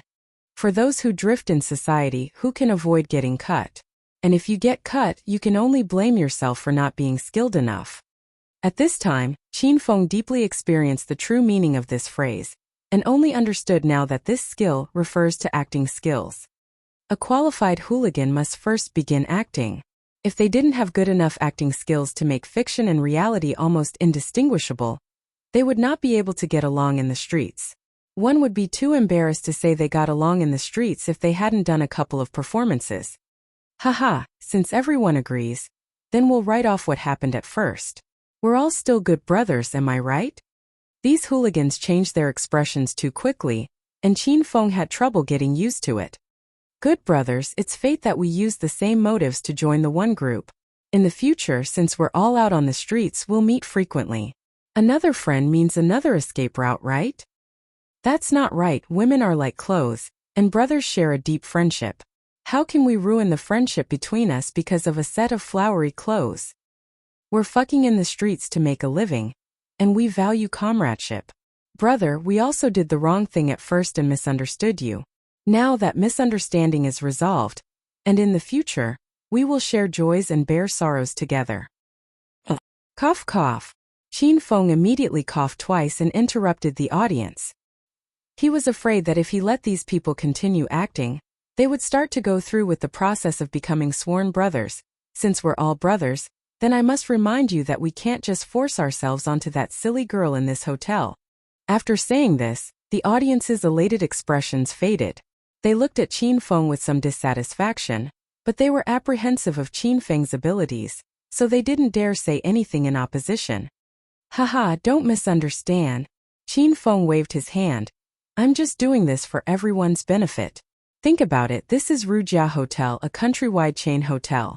Who knows how many cameras there are here? If you all take turns on Lu Wenjing in the room, and this girl calls the cops, none of you will escape. They'll pull up the surveillance to find your faces and arrest you.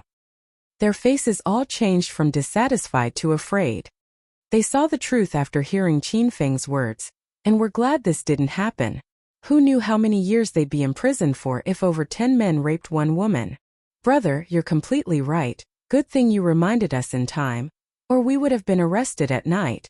Right, we're not going to play in the hotel. We have to think of a way to trick the silly girl out of it, and find a hidden place to make our move. You all keep thinking that Lu Wenjing is a silly girl, but I've found that she isn't dumb. Qin Feng saw that he changed their minds and continued. Think about it, why did she meet us in a hotel? Why didn't she say anything beforehand and pretend she was getting a room?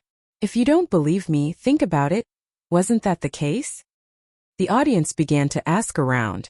After doing so, they realized that they were called to the hotel one by one, and no one knew anyone else would be there. Once they heard that they were meeting at a hotel, they thought they were getting a room. In the end, they found that there was a fucking room full of men. Fuck, this stinking woman dared to trick us. I understand now, this woman knew right from the beginning that we had errant intentions, so she intentionally set the meeting at Wuxia Hotel. Her motive was simple: to use her beauty to trick us into helping her fight the phone group. She even originally said to me that if we defeat the phone group, she'd buy mine at night.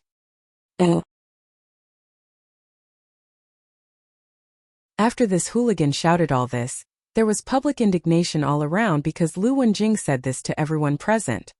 Now that they all compared notes, they quickly realized Lu Wenjing's plan. Even Qin Feng was swept with anger when he found out that Lu Wenjing told everyone the same lie.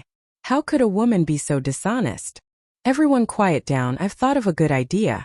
We can beat her in her own game and harshly teach this bad woman a lesson, but taste her deliciousness at the same time.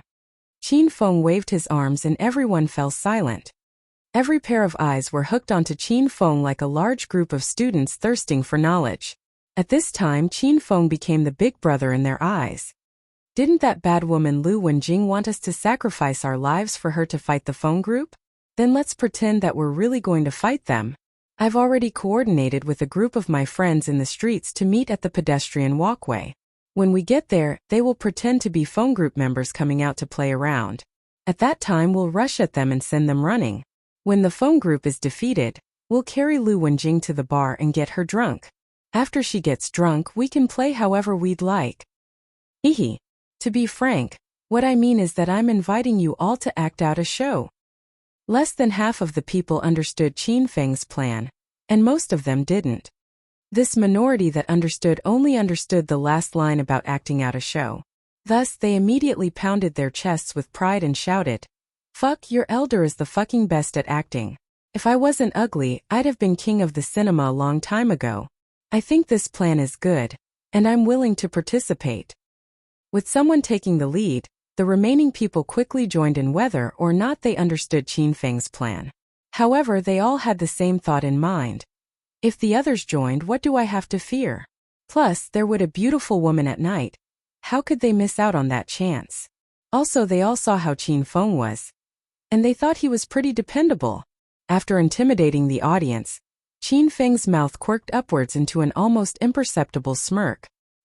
He walked in front of the audience and mightily led a large group of people out of the men's restroom. A couple of beautiful women who just so happened to be going to the ladies' room to relieve themselves were startled by the scene and ran away. "Qin Feng, how did it go? What did you say to them?" When she saw everyone come out, Lu Wenjing immediately rushed up to grab Qin Feng's shoulder. She asked her questions anxiously.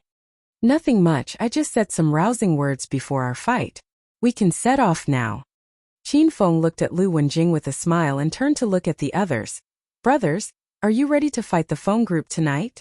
"We're ready," they all said together. "If the Feng group isn't annihilated tonight, we'll do a live broadcast of us eating shit."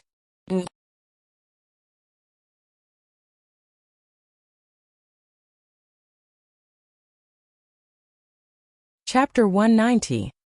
Chapter 190. What kind of people are you? Lu Wenjing was stunned, and her expression changed unpredictably. Just as Qin Feng said, this woman wasn't simple. The whole time, she used her beauty to entice the hooligans to join the one group. Then she began to show her powers. She looked gentle and charming, but she never let the group members take advantage of her. Of course, Qin Feng was an exception. Lu Wenjing had her own goals and ideas. She was absolutely not as foolish and simple as she looked. She could tell what these members' intentions were right from the beginning, but she still worked hard to think of a way to get these people help her defeat the Feng group. Once she saw these people exit the restroom with completely altered expressions and unswerving fervor, she was extremely touched. She took Qin Feng's arm and smiled sweetly. They looked like an older brother and sister leading a group of little brothers, and they walked grandly out of the Rujia Hotel. Half an hour later, they arrived at the Northern District's pedestrian walkway. This procession was too large, and quite a few people stared at them along the way. We won't talk about how the 13 hooligans looked green, but Qin Feng's face darkened. "I say, Lu Wenjing, you're the one group's boss lady. This is our first battle, and even if you don't have a car, couldn't you have rented 3 vans? And even if you didn't have money to rent a van, couldn't you invite the people we're going to fight to come to where we are? Look at these brothers. Their passion and vigor ran out during the way over. How could they kill people?" Lu Wenjing looked wronged, stuck her body close to Qin Feng's embrace, and whispered into his ear, "Qin Feng, I only have 20 yuan in my pocket. It's not enough to call a cab. Why don't you lend me some?" Qin Feng's mouth tweed. "The pedestrian walkway isn't far. Let's walk a bit faster and we'll be there soon." After speaking, Qin Feng covertly stuck his hand into his pocket and texted Longhair. Soon a phone call arrived. "Young Master Qin, we're all ready. This time we plan to fight the Wild Wolf Gang at the plaza on the north side of the pedestrian walkway. Over 100 of their people have arrived, and our people are currently going to take their empty nest and the plaza's road across from the pedestrian walkway." Qin Feng nodded. He pretentiously cleared his throat and yelled, "Fuck, we're almost here. Have the phone group call more people, or else it won't be enough for your elder." After hanging up, Qin Feng turned his head and gave the men a meaningful glance. Then he said, "Brothers, the phone group members are already here, let's head over. Is everyone confident?" "Yes," they yelled in unison. Qin Feng and these 13 hooligans were acting, while Longhair acted out another show. He had Longhair plan a fight with the Wild Wolf Gang and trick their members on the pedestrian walkway into the plaza. At this time, Longhair would bring the Feng group to eliminate their empty nest on the plaza road, and Qin Feng would take his group to the plaza to face the Wild Wolf Gang. He planned to have these 13 idiots fight a large battle with over 100 of them. Since these hooligans liked acting so much, Qin Feng would give them a play within a play. Quickly, Qin Feng led these people to the plaza on top of the pedestrian walkway. It was already dark, and the plaza was considerably remote, so there wasn't really anyone coming or going. But they were currently gathered and densely packed into a large black shadow. When Lu Wenjing and the 13 hooligans saw it, they were stunned. Suddenly, a hooligan arrived beside Qin Feng. He pulled him to the side and said with a smile, "Brother, isn't your show too real? What street do you hang around? You must be someone important that you were able to call out so many brothers to pretend to be bad guys with just one phone call. In a bit, are we going to really go all out, or are we going to pretend to hit them a bit? Beat them to death." Qin Feng smiled.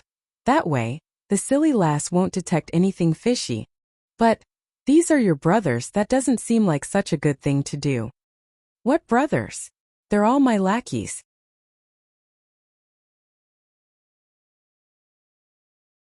They'll only be happy if you all fought viciously because they could take credit in front of me when they get back, Qin Feng said calmly. I understand, I'll quietly notify the brothers. These hooligans ran back to the rest of the group to pass along the order. He could tell that Qin Feng was a big shot.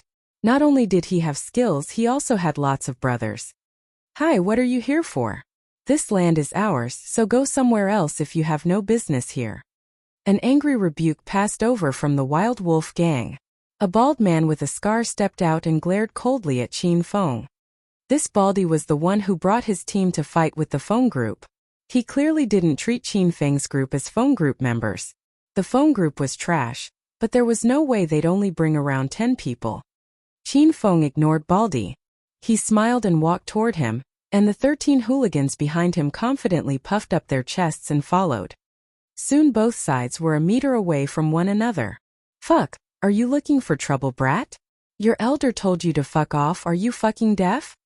Baldy's eyebrows raised, and his expression became sinister. Fuck, how are you talking to our boss? You fucking want to die. This time, Qin Feng didn't have to open his mouth, and someone stepped out behind him. It wasn't just one person that stood out, a whole group did. Damn Baldy, you think your elder can't tell you tattooed that scar on your face? Your elder fucking gets around on the streets as well. If you dare to shriek at our big brother, I'll kill you with one hand. Damn, you think you're so great because you have a lot of people? You're acting like your elder hasn't seen the world. Do you know who your elder is? Ask about Big Brother Biao on the streets. 5 years ago, I single-handedly defeated 10 opponents and made them piss their pants.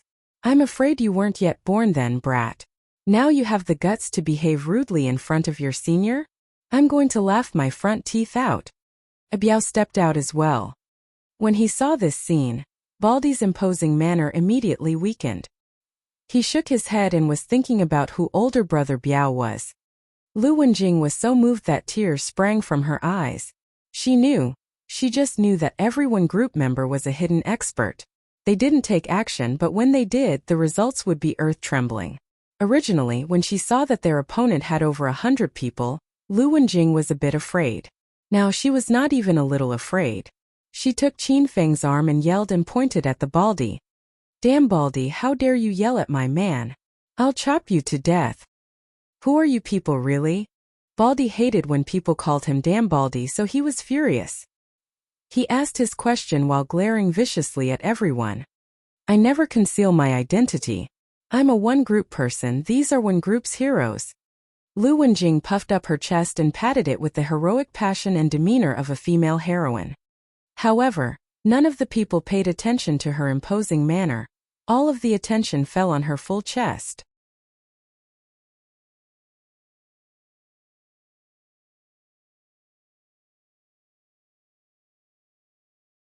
Chapter 191. Chapter 191. Fuck, what the hell is the one group? The Baldy never heard of Big Brother Biao, nor did he know the one group. His patience had run out, and he suddenly shouted towards his underlings behind him. These people are fucking crazy, trash them brothers. With this command, the group of close to 100 of them pounced towards Qin Feng's group like an undercurrent. They were quickly surrounded, and none of them could escape. You're here, and the time to show off is here. I'm really excited. Fuck, your elder said he's Big Brother Biao who single-handedly defeats 10 people. You hooligans are looking to die. Brothers attack together and annihilate this group of clueless brats. In terms of vigor, these 13 hooligans were not weak at all. They even smiled brightly in the faces of the 100 people that surrounded them. Bang! The stalwart Big Brother Biao attacked first. With a powerful kick, he kicked one of the enemies onto the ground. With fierce punches, he knocked over another 2 people beside him. This scene fired up the spectators in the one group. They could ascertain that the opponents really were the younger brothers Qinfeng called over. They just stood there without daring to move and let them hit however they wanted. At this time, the 13 one group hooligans were like 13 fierce tigers and cheetahs. They rushed together onto the first line of defense with kicks and punches. They knew that this was just a show, and they didn't even bring any weapons. They fought with bare fists and felt a bit like a martial arts elder. Bang! Another dull sound echoed. This time a one group member fell, and it was the impossibly cocky Big Brother Biao. Baldy viciously swung a bat into his head. Fresh blood immediately streamed down Brother Biao's head, dyeing his face beyond recognition. It was particularly frightening in the hazy gloom of the night. The instant Brother Biao fell, he forgot to shout in pain. Instead, he looked at Baldy with an expression of doubt mixed with anger. Fuck, you're stealing the show. I'm stealing your grandma. Baldy was stunned for a moment. Then he swung his bat even more wildly at Brother Biao. He hit him while shouting, "You really are a fucking lunatic." At this time, Qinfeng had long pulled Lu Wenjing out of the battle area. He sat on a park bench while hugging Lu Wenjing's small waist and smilingly weighed the intense battle appreciatively. Lu Wenjing didn't have Qinfeng's leisurely expression. She weighed the one group brothers fall one by one, and her expression was one of anxiety. Qinfeng, hurry and make a move. If you do, they'll all fall. Qinfeng stared unhappily at Lu Wenjing and yelled, "You silly lass, you must have weighed too many television shows with martial arts and fantastical elements. You think I'm a god that can overturn the world just by making a move? Want to see me throw out some fireballs? You think I'm an acrobat?" Lu Wenjing scrunched her nose and felt wronged. She said with disappointment, "Then what do we do? I seem to have overestimated our one group's abilities. Should we run away? If you live on a green hill, you don't need to be afraid there's no firewood. Wait until I get back. I'll enlist people into the one group again, and next time we will definitely be able to succeed." Then you don't care about these one group brothers? Qinfeng looked at Lu Wenjing with a smile. Lu Wenjing lowered her head in embarrassment. "Qinfeng, I know you're really smart and saw through my plans right from the beginning. These people aren't anything good, and I know what they're thinking. No one owes anyone anything. Let's quickly make our escape." Qinfeng released her and allowed Lu Wenjing to run away, while he sat on the bench and continued to enjoy the messy fight. Of the 13 one group members, only 5 of them were left standing.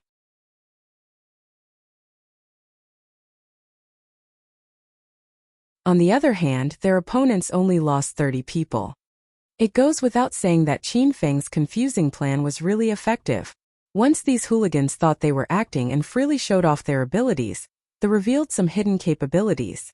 Tonight, they were good fighters that could each fight 5 people on their own. Usually, they wouldn't even dare to think to try something like this.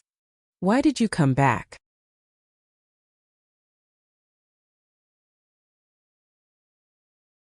Not long later, Lu Wenjing ran back, so Qinfeng asked his question while looking at her with a smile. "Qinfeng, hurry and run away with me, the one group still needs you," said Lu Wenjing with anxiousness. "Why would I leave when there's such a good live fight? You're a woman as cruel as a poisonous scorpion. Would you care whether I live or die?" Qinfeng looked at Lu Wenjing with a smile. Lu Wenjing anxiously glanced at the battlefield and found that all of the one group members had fallen. Baldy's entire body was filled with wounds. He led his remaining 50 or so brothers towards them with a vulgar expression. Lu Wenjing suddenly fell limp and sat on the ground. She looked unspeakably hopeless. She lowered her head and said quietly, "I'm as cruel as a poisonous scorpion. I'm a big liar, I'm cold and unfeeling, but I had my reasons. Forget it, since I can't run, I'll face my fate. Bang! Lu Wenjing had just finished speaking when a large sound was heard, followed by Qin Feng's light laughter. Silly girl, what do you mean by facing your fate? Fate is in your hands. Want to conquer fate with me? While Qin Feng spoke, he kicked again. His leg carried an enormous strength and toppled a whole row of people. He then casually picked up the fallen baseball bat and tossed it at Lu Wenjing. Fight with this, but don't injure your delicate hand. Whoosh! He had just finished speaking when Lu Wenjing realized that Qin Feng already flew into the fray. He was like an otherworldly expert from Wuxia novels. His arms and fists were tyrannical and powerful. His moves weren't grand but were only simple punches and kicks. Every time he punched, there would be the sound of something slicing through the air. It carried an irresistible force and was unblockable. His leg strength was frightening. With one kick, he could send one person flying over 10 meters. None of the people Qin Feng knocked over were able to crawl up again. Lu Wenjing's clear eyes twinkled. She was so happy she was about to float. She saw hope, saw her younger sister's future. Hey, you hooligans, die! Lu Wenjing suddenly gave an angry shout, brandished the bat, and joined the fray as well. Though she was a woman, the strength of her fighting didn't lose to any man. She really was fierce and ruthless. She used all of her strength to smash the heads of these hooligans. She didn't even blink when she saw gushing blood. Because people don't live for themselves, Lu Wenjing was willing to become a demon for her younger sister. Dearest, be careful, I've come to help you.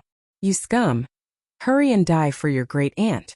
If you have the guts to touch my dearest, your mother will kill you and wipe you out completely.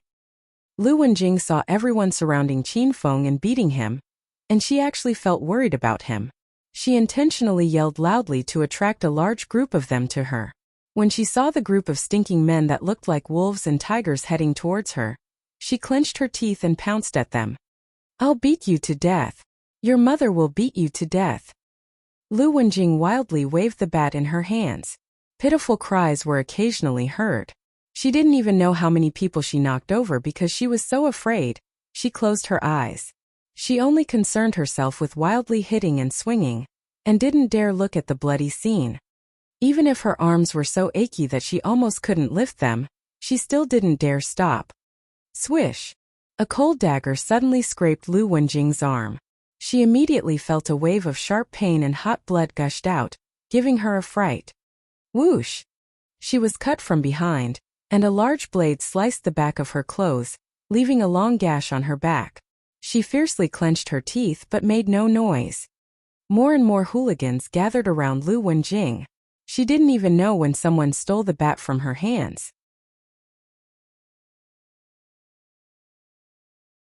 She continued to shut her eyes and curse while wildly waving her arms. Stinking woman, go die! A kick suddenly flew out of the crowd and hit Lu Wenjing's small stomach. She was a small and weak girl, so she was immediately sent flying. She lay on the ground aching from head to toe, and couldn't even stand back up. She saw the group of hooligans pounce at her with smiles and lewd gazes. Lu Wenjing yelled in fright, Dearest, hurry and save me, I can't do it anymore. After she was done yelling, Lu Wenjing looked at the group of over 20 hooligans.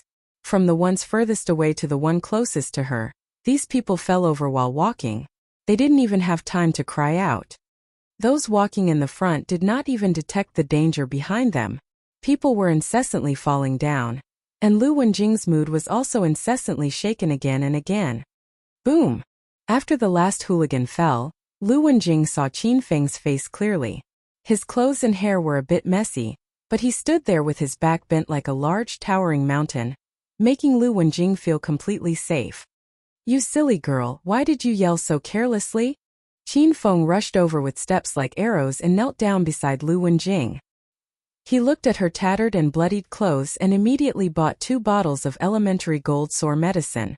Qin Feng tore away the clothing around Lu Wenjing's wound, poured the medicinal powder on her, and rubbed it in.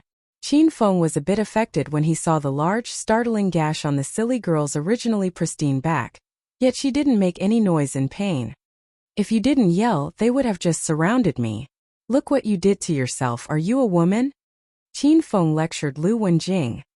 Lu Wenjing was heavily injured, yet she still smiled sweetly. Dearest, I saw them all running to bully you. I couldn't just wah. I attracted some of them over so you could breathe easier. Qin Feng hit Lu Wenjing's head and said severely, breathe my ass.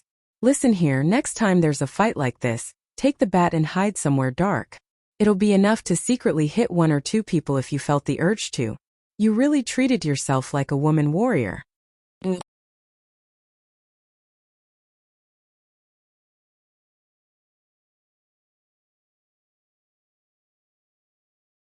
Chapter 192. Chapter 192. The Sad Lu Wenjing. Lu Wenjing seemed to suddenly think of something.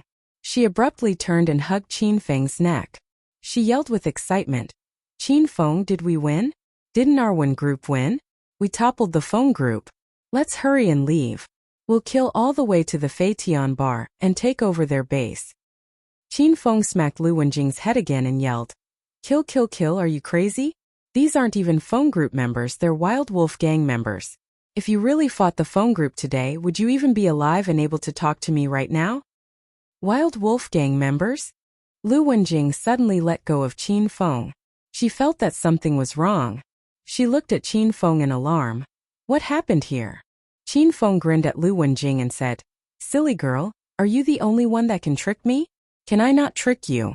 You're really naive, you foolish girl. Do you remember where you met me for the first time? It was at the Fei Tian bar. Did you think I went there to drink? I'm the boss of the Feng group. This time I countered the plan with another plan and made the one group face the Wild Wolf gang. The real Feng group has currently taken down the Plaza Road. Silly little girl, you say you want to fight my Feng group. Tell me how this young master should deal with you? This place is desolate and uninhabited. Haha, why don't you follow this young master and become the boss's wife? Qin Feng was joking with Lu Wenjing. He still had the quest to help her develop a #1 power in Acropolis. How would he really betray her? He explained the situation frankly in preparation of taking Lu Wenjing to the Fei Tian bar, to hand her management of the Feng group. In the future, all they'd have to do is develop the Feng group into the #1 underground power in Acropolis and he'd complete the quest. However, after Lu Wenjing heard Qin Feng's words, she was so shocked that she immediately stood. She looked at Qin Feng with alarm and despair and slowly backed away. She was forced to fight and build up powers to make money for her younger sister. She originally thought that she met an honorable man right upon coming onto the streets. She knew that most people in society had bad hearts, so she was already cautious enough, but she was still thrown into Qin Feng's gentle trap. Once she saw Qin Feng help her defeat the Feng group and dive into the fray on his own, her long-dormant young woman's heart was slightly moved. There was a germinating feeling, but the sprout had not yet come out when Qin Feng squeezed it to death in the cradle with one hand.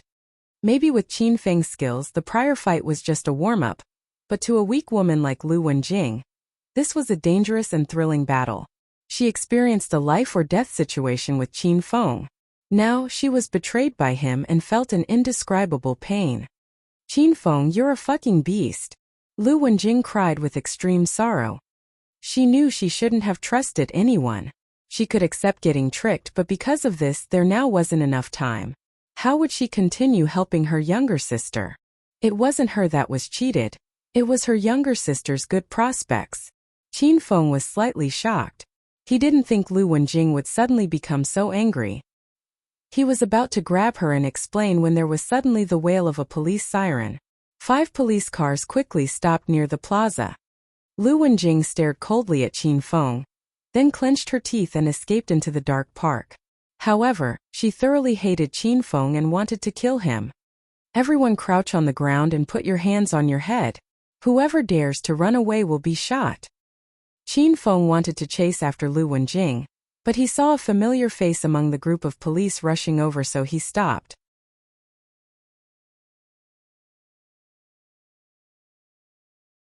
His expression changed into a smile and he waved the icy Lu Bingbing stalk over. Chief Lu, it's such a late night and you all still have to work. It really is hard on you good police. The instant she saw Qin Feng, Lu Bingbing shook with anger. She couldn't stand it. Why was it that every time there was a case involving fighting and even murder, this brat Qin Feng was always present? The even more frustrating thing was that this brat had a powerful background in Acropolis, so every time she caught him, she had no way of prosecuting him.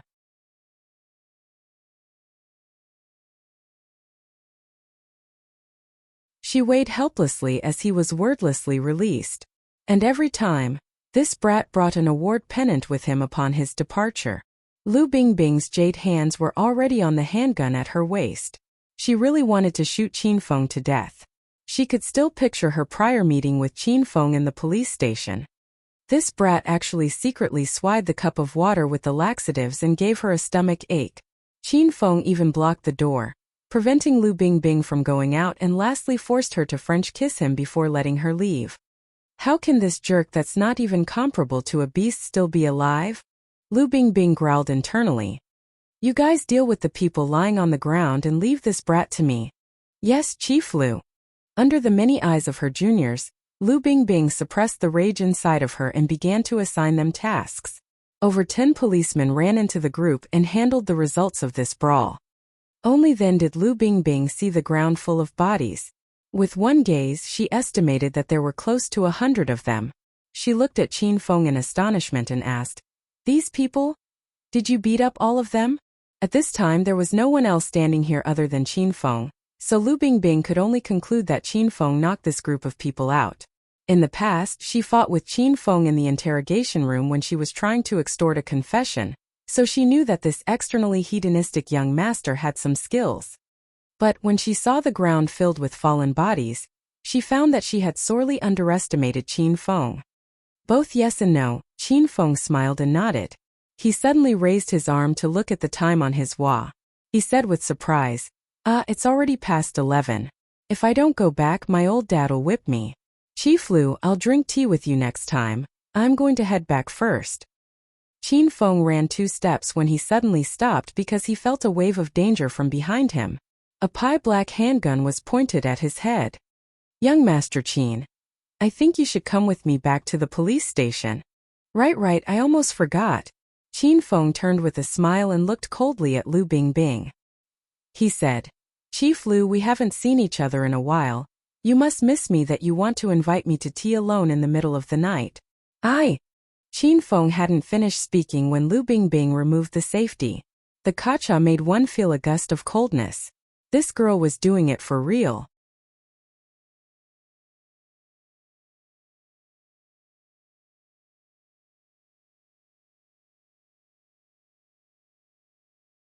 Chapter 193.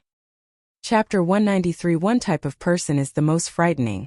This time I was wrong for fighting. I'll go back with Chief Lu and accept an investigation. Qin Feng suddenly changed his happy expression into a serious one. Lu Bingbing didn't even want to say anything to Qin Feng. She handcuffed him, brought him into her police car, and drove away first. On the way back, Lu Bingbing drove while thinking of how to deal with Qin Feng. However, even after thinking for a long time, she was still at her wits' end. She still had no conclusive evidence that he fought, and these people were all hooligans, so these kinds of fights between underground powers occurred frequently. The matter could be significant or insignificant. This matter clearly wouldn't affect a hedonistic young master with a background like Qin Feng at all. Suddenly, Lu Bingbing thought of another thing. Her eyes immediately brightened. She suddenly turned the steering wheel, and the car became a bolt of lightning. They left the main road and flew towards the small road to the right. Chief Lu, you're speeding right now, they're going to revoke your driver's license. This urgent turn almost propelled Qin Feng out of the car. When he sat properly again, he complained with dissatisfaction. Lu Bingbing didn't respond. She held the steering wheel with one hand and pointed her gun at Qin Feng's head with the other. Shut up, your mother doesn't need you to tell her how to drive. Person. There's a person. Qin Feng suddenly yelled and turned the steering wheel. When Lu Bingbing came back to her senses, she then realized she almost hit an old granny crossing the street. She exhaled deeply and didn't dare lose focus again. She held the steering wheel with both hands and didn't speak to Qin Feng. But even though an accident almost occurred, Lu Bingbing didn't slow down at all. On the contrary, she went even faster and faster. She was in a hurry to get to the South Bay Pier. If it was too late, those bad people may have already escaped. Chief Lu, hurry and stop the car. I don't have the guts to sit in your car anymore. Good thing Qin Feng previously acquired intermediate racing skills through the lottery. Otherwise he wouldn't have been able to control the car at first. Though this was the case, he didn't want to be crazy with this fiery woman any longer. This woman drove towards the South Bay Pier. He didn't know what she was thinking because that area was desolate and uninhabited. She wasn't planning on murdering him, was she? Lu Bingbing kept a cold expression and ignored Qin Feng. She continued to speed forward. Chief Lu, I was just fighting. There's no need for you to be like this, is there? I want to go back to the police station and undergo investigation. Hurry and drive back. Chief Lu, you're a good cop and you are the embodiment of righteousness. We poor commoners see you as a source of dependency. How could you be deaf and mute to a good, law-abiding citizen? This isn't right. Chief Lu, I really have to use the restroom.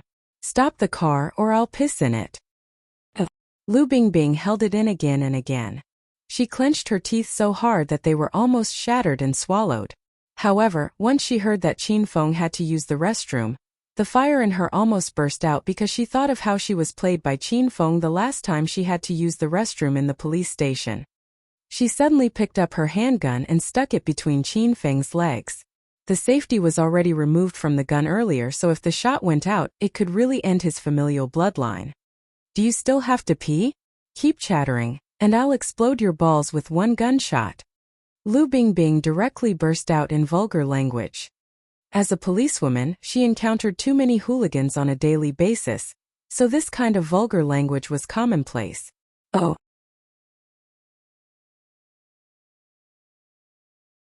However, her expression suddenly became one of shock, and in the next second, she was so angry that she was about to combust. She originally thought that if she pointed the gun at Qin Feng's nether regions, he would be so frightened that he'd piss in his pants and cut the nonsense. However, he wasn't nervous or afraid in the slightest. He actually raised his bottom and made a comfortable sound. Oh, Chief Lu, you haven't gotten the right spot. Move the gun to the right a little. Bang!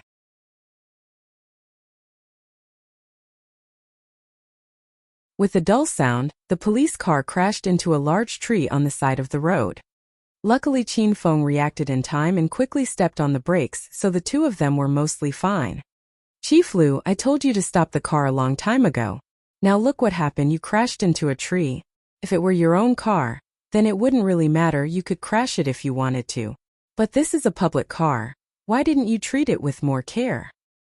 Qin Feng said with an indignant expression. Even though you have a high position and you can make up some excuse about crashing the car, what did the flowers, grass, trees, and bird nests on the trees ever do to you? How could you ruin their lives and homes? Do you know how much they're hurting because your car is pressing down on them right now?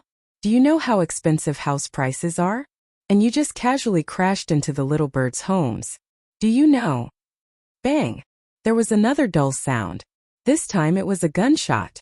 Lu Bingbing crazily pulled at her hair and shot at Qin Feng's head. This girl really made Qin Feng crazy. The gunshot was for real, and if Qin Feng didn't dodge as quickly as he did, his brain would currently be blown into watermelon juice. Qin Feng was extremely angry, and the result was severe. He suddenly moved as quick as lightning. In the next second, the gun that was previously in Lu Bingbing's hand ended up in Qin Feng's. He coldly pointed the gun at Lu Bingbing. It's a moonless night and the winds are high. It's a night for murder.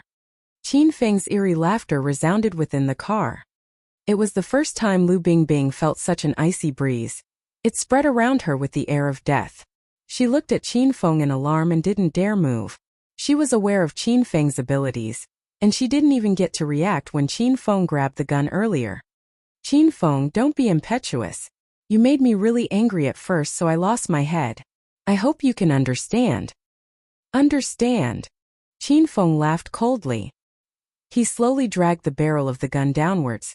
If I were a bit slower at first, I wouldn't be alive to understand you. The barrel of the gun was on Lu Bingbing's charming face and slid down her fair jade neck. Qin Feng didn't stop, he slid it down to her full chest.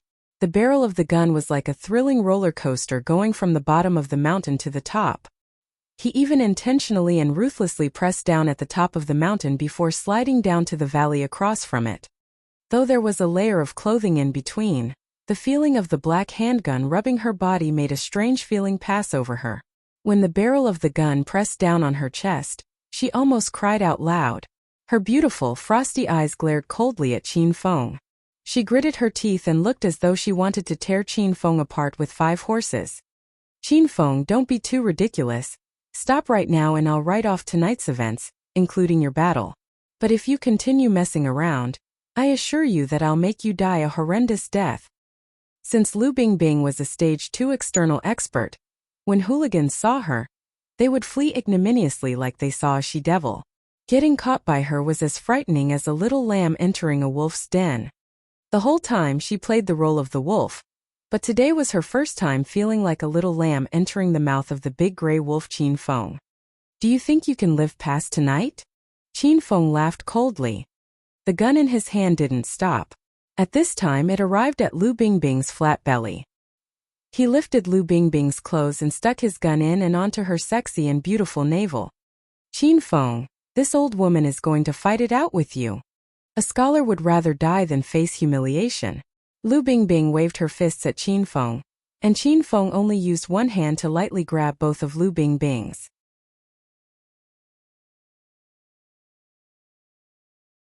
He also sat on her legs and pressed down on her so she couldn't move. He stuck the pie-black gun down her navel and into her jeans. Qin Feng, you pervert, you won't die a natural death. I'm going to bite you to death, you beast. Lu Bingbing was about to go crazy. When had she ever been humiliated by someone else this way? She was so angry that her face flushed, and tears swam in her eyes. Chief Lu, when you pointed the gun at me just now, did you think about how I felt?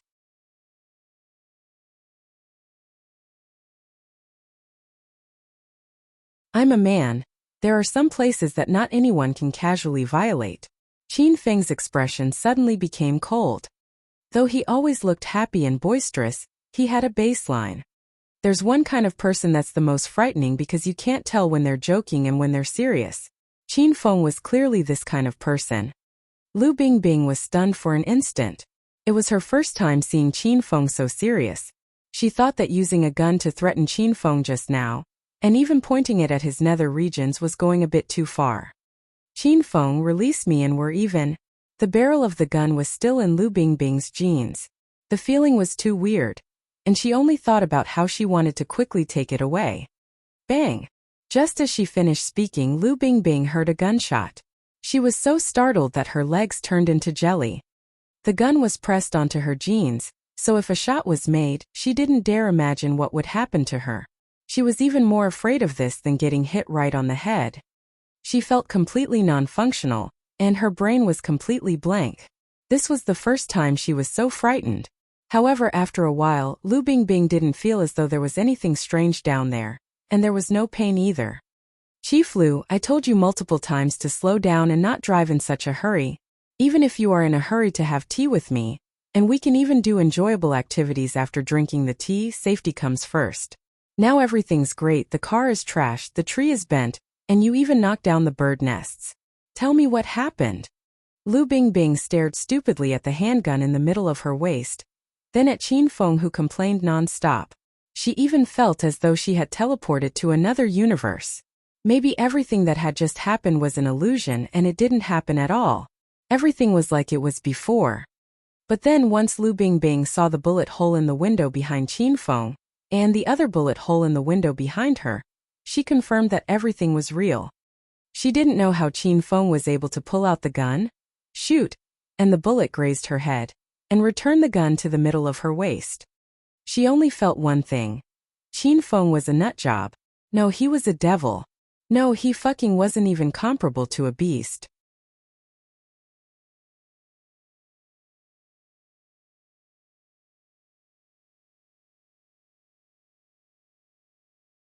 Chapter 194. Chapter 194. Agree to 3 conditions. Qin Feng, I would like you to help me. A while later, Lu Bingbing calmed down from her previously stunned state. After seeing Qin Feng's extraordinary skills, she had an even stronger desire to drag him to complete her secret mission tonight. Let's hear it. Qin Feng finally stopped complaining. He rolled down the window and stared out it in a daze. There've been over 10 missing persons cases in Acropolis lately, and they've gotten the attention of the higher-ups. They've required us police to solve the crime in half a month. I've been following some leads in secret, and I've got a reliable report that this enormous gang of human traffickers will be smuggling people tonight at the South Bay Pier. The two of us will go there, hide, and use this opportunity to take down this large-scale smuggling gang, Lu Bingbing said earnestly. Just the two of us? Qin Feng stared dumbly at Lu Bingbing. Yeah, just the two of us, Lu Bingbing said. We can't have a lot of people or we'll be too conspicuous. 2 is the best number. Do you think I'm idiotic and retarded? Qin Feng pointed at his own nose and spoke with seriousness. Qin Feng, the higher-ups have placed priority on this case. If you help me take them down, I'll give you credit. The reward will be generous, Lu Bingbing said anxiously. Not interested. If you help me this once, I assure you that if you commit a crime in Acropolis in the future, I'll help you settle it. My old man can help me settle it, I don't need you. Qin Feng continued to shake his head. Plus, as an upstanding and rule-abiding citizen, I've never done anything illegal my whole life, never. Lu Bingbing's face darkened. She gaped and held in her emotions.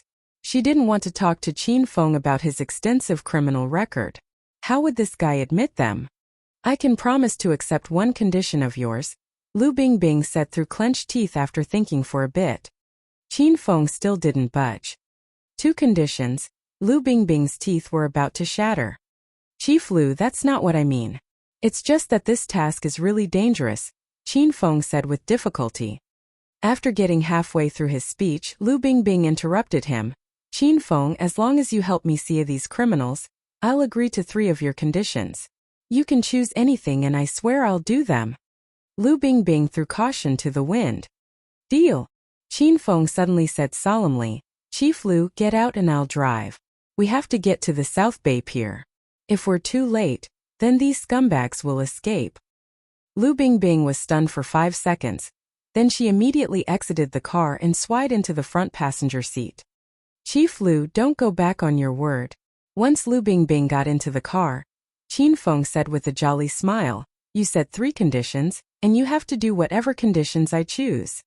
Lu Bingbing glared coldly at Qin Feng and said emotionlessly, I will do anything within my abilities, but if you want me to do those vulgar things, dream on. In regards to vulgar things, do you mean getting into bed? Qin Feng asked. What do you think? Lu Bingbing glared viciously at Qin Feng and retorted coldly. No betting, no betting. Qin Feng immediately waved his hands. Chief Lu, even if you wanted to get in bed with me, I wouldn't have the guts to do so. Your temper is too violent. If I wanted to dump you after, I wouldn't have the guts to do that. Shut up and drive. Lu Bingbing stomped in anger. She wanted to tear Qin Feng's mouth to pieces. Chief Lu, sit properly, I'm going to take off.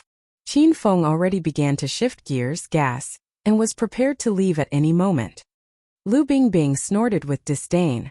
He was just driving, she didn't believe this brat could get the car to fly.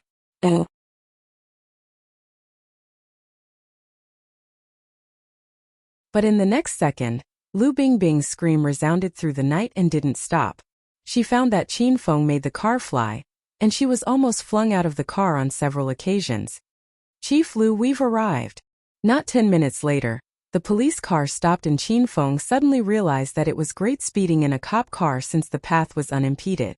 Lu Bingbing immediately opened the door, ran far away and began to throw up.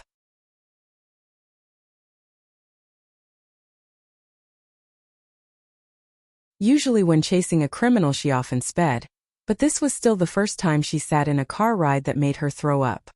Chief Lu, I told you to sit properly, why don't you never listen to me? Here.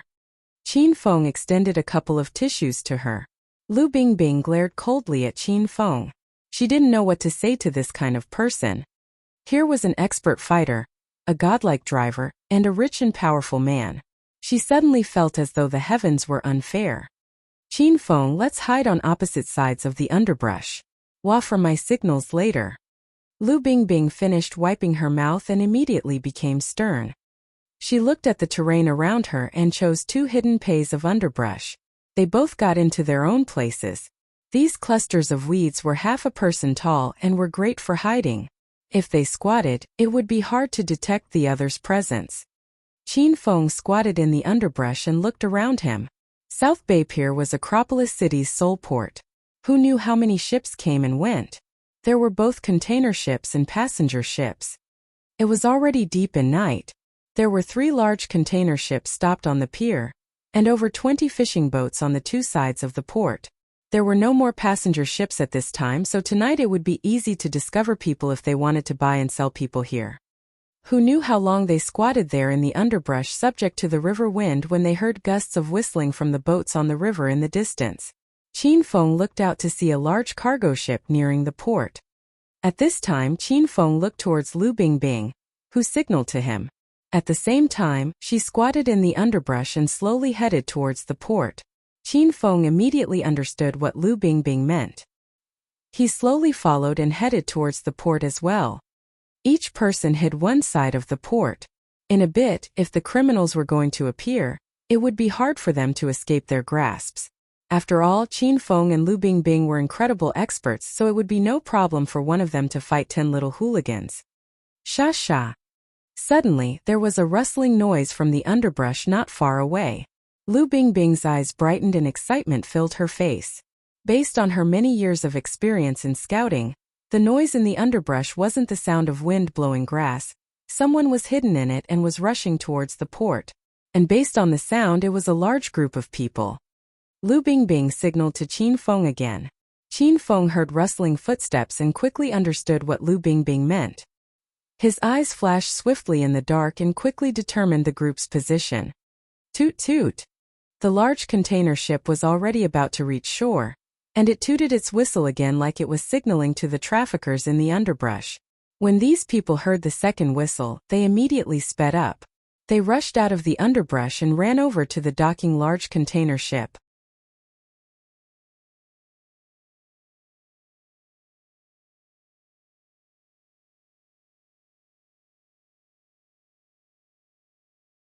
Chapter 195.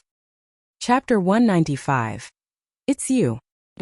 Qin Feng didn't need Lu Bingbing to instruct him.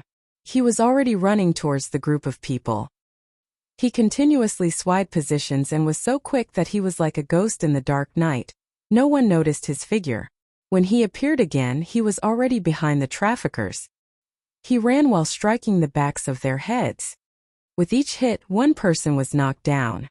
Qin Feng knocked out 5 people before even getting to the port. Retreat, there's an ambush, there's an ambush. Suddenly, the man that got onto the cargo ship first strained his throat and yelled. He wore black nocturnal clothing and wore a black mask on his face. Even if someone shined a light on his face, this man's entire face would still not be visible.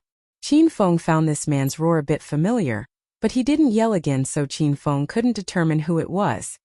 You thugs, where are you running to? Since he was discovered, Qin Feng didn't hide. He used more strength in his legs and sped up continuously. In the time it takes to form a couple of breaths, he already arrived onto the large container ship. Without another word, Qin Feng sent a fist flying towards the man in black. It's you. When the man in black saw Qin Feng, he froze in shock. He lost his senses and Qin Feng sent him flying with one punch. This fist made the man in black spit fresh blood. However, since he was wearing a mask, the blood sprayed into the mask. Who knew how much of that blood went back into his mouth? Retreat! Hurry and retreat! The man covered his chest and cried out. This time he purposely made his voice raspier, and it sounded completely different from before. How could Qin Feng allow these people to retreat when they wanted to? He was certain that he knew this person, but he couldn't think of who it was. He chased after him and wanted to take him down. Qin Feng had just taken 2 steps when he retreated quickly. He pressed his legs into the ground and violently retreated midair. Tap tap tap. In the next second, the wooden board Qin Feng was standing on already became a hornet's nest from over 10 bullets. Tap tap tap. Qin Feng had just landed when the sound of a submachine gun was heard. He could only retreat again. In the end, he retreated back into the underbrush, and only then did the submachine gun shooting slowly stop. Toot toot. The passenger ship's whistle resounded once again, and the ship started up again. Not long later, It left the port and returned to the seemingly limitless river. It was then that Qin Feng stuck out his body. He looked angrily at the underbrush across from him for Lu Bingbing's figure. This woman was cruel. She tricked him into giving his life and disappeared during the most important moment. Whimper. Qin Feng had just arrived at the underbrush across from him, and saw Lu Bingbing trussed up with a dirty rag stuffed into her mouth. She was crying for Qin Feng to help, but her mouth was blocked, so she could only make whimpering sounds. Madam, are you here to see the bad guys or to get taken by them? Qin Feng helplessly pulled the rag out of Lu Bingbing's mouth and helped her untie the rope. Lu Bingbing was so angry that her lungs were about to explode. She yelled viciously, "Those bastards, they sneak attacked me when I wasn't paying attention and tied me up so I couldn't see them. Stinking brats, don't let me see you again or I'll shoot you all dead. Chief Lu, you're the reason we failed today. You can't go back on the 3 conditions you agreed to previously." Qin Feng didn't care about anything but the 3 conditions. He still had the quest to train Lu Bingbing and make this hot-tempered, icy woman become docile and obedient. Qin Feng was prepared to use these 3 conditions to commence his taming of Lu Bingbing, and slowly make her his servant. In the future, she would follow him obediently.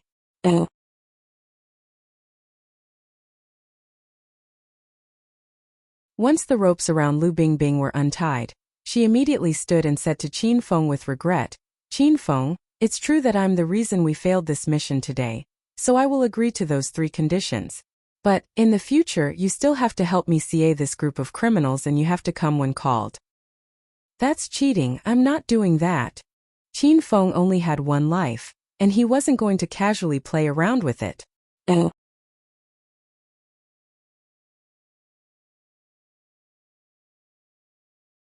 "Then I also won't agree to those 3 conditions."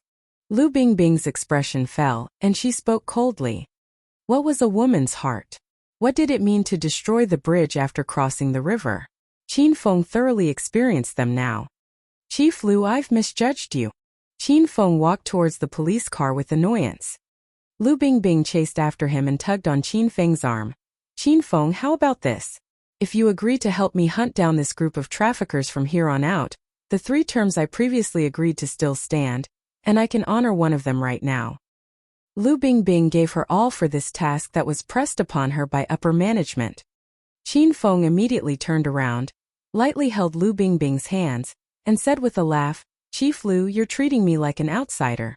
I, Qin Feng, am an indomitable man, so my words hold enormous weight and I don't do things halfway. Since I agreed to help you CA these criminals, I won't back out halfway." Qin Feng paused. He changed the topic and suddenly said, "Chief Lu, if I want to whip you with a belt right now, can I?" "Huh?" Lu Bingbing's mouth tweaked violently and thought she heard incorrectly. Her face darkened as she asked, "What did you say?" Qin Feng became stern. He already removed his belt and held it in his hand. He looked at Lu Bingbing with a powerful and domineering expression and yelled, "Little beauty, this young master is really interested in you currently and wants to fiercely whip you with a belt. Bend down quickly and let this young master whip you 3 times. Then we can talk." "Qin Feng, you want to die?" Lu Bingbing was so angry that she was about to burst out and cuss. If she could beat Qin Feng in a fight, she would kill this stinking brat. "Oh, the river wind is really strong. Chief Lu, I have to go home and sleep. If there's no reason to look for me in the future, don't. I'm really busy." As Qin Feng spoke, he already walked far away. Lu Bingbing saw that he was about to disappear into the dark night, so she clenched her teeth and shouted, "Young Master Qin, come back, I'll do it." Smack! Lu Bingbing had just finished speaking when she felt a burning pain and a loud sound pass from her body. She secretly cursed 18 generations of Qin Feng's ancestors several times. This Qin Feng fucking hit her for real. "Bingbing, are you satisfied with this young master's lashing?" Qin Feng was over 10 meters from Lu Bingbing at first, but was by her side in a blink and waved a large ruthless whip. Lu Bingbing's fair and charming face was completely red from anger. Of course, part of this blush was due to embarrassment since that was her most sensitive area. Besides pain from the whip, she also felt limp and numb all over. This was true painful pleasure. "Young Master Qin, you're so weak I didn't feel anything." Lu Bingbing gritted her teeth and spoke coldly. How could she concede to Qin Feng? Smack! Then there was the sound of another whip. This sound was more crisp, and created a small tear in Lu Bingbing's pants. MMPH. Lu Bingbing couldn't help but cry out at this whip. Who knew if it was a cry of pain or pleasure? Bingbing, that was fierce enough, right? How are you speaking to this young master? Speak more gently, don't you know how to act coquettish? Qin Feng whipped Lu Bingbing while lecturing her. This feeling could not be too great. He suddenly took a liking this quest involving taming Lu Bingbing. If Qin Feng could see Lu Bingbing's messy hair covering her face, he would be shocked to tears. That icy and charming face became completely sinister and filled with ruthless dissatisfaction. Lu Bingbing ground her teeth noisily and opened her mouth again a long while later. When she opened her mouth, Qin Feng jumped in shock. So when this hot-headed girl acted coquettish, it tickled the heart like an obedient little kitten.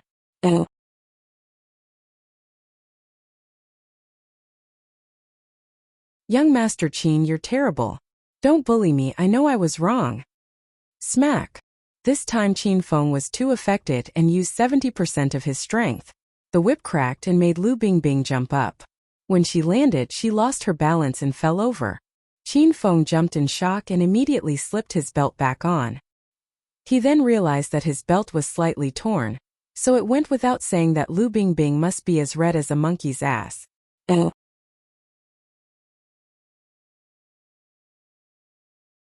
My bad, are you alright, Bingbing? Qin Feng bought a bottle of elementary gold sore medicine from the system, and immediately went beside Lu Bingbing. He was about to press her down and help her apply medicine when he heard Lu Bingbing's grim reaper-like cold voice. Qin Feng, fuck off. Now the first condition is satisfied, so if you dare to not show up to CA people next time, I'll get an army and flatten the Qin manor. Yes, I'll come for sure. Qin Feng was now calm, and felt that he went overboard. He hurriedly pressed down Lu Bingbing's body with her back facing him. Chief Lu, don't move. I'm helping you put on medicine. Once she heard that Qin Feng wanted to help her put on medicine, could Lu Bingbing not move? The belt hit her in an awkward spot. Was she going to let Qin Feng touch her ass? Lu Bingbing immediately turned her body and was about to kick the perverted Qin Feng away, but she fell onto the ground first and immediately cried out in pain. This wasn't the first time Qin Feng saw Lu Bingbing in such a difficult situation. He wanted to laugh but felt bad for laughing. He flipped her back over and forcefully controlled her, then sprinkled the elementary gold sore medicine powder onto her body. The 3 whips turned Lu Bingbing's pants into strips.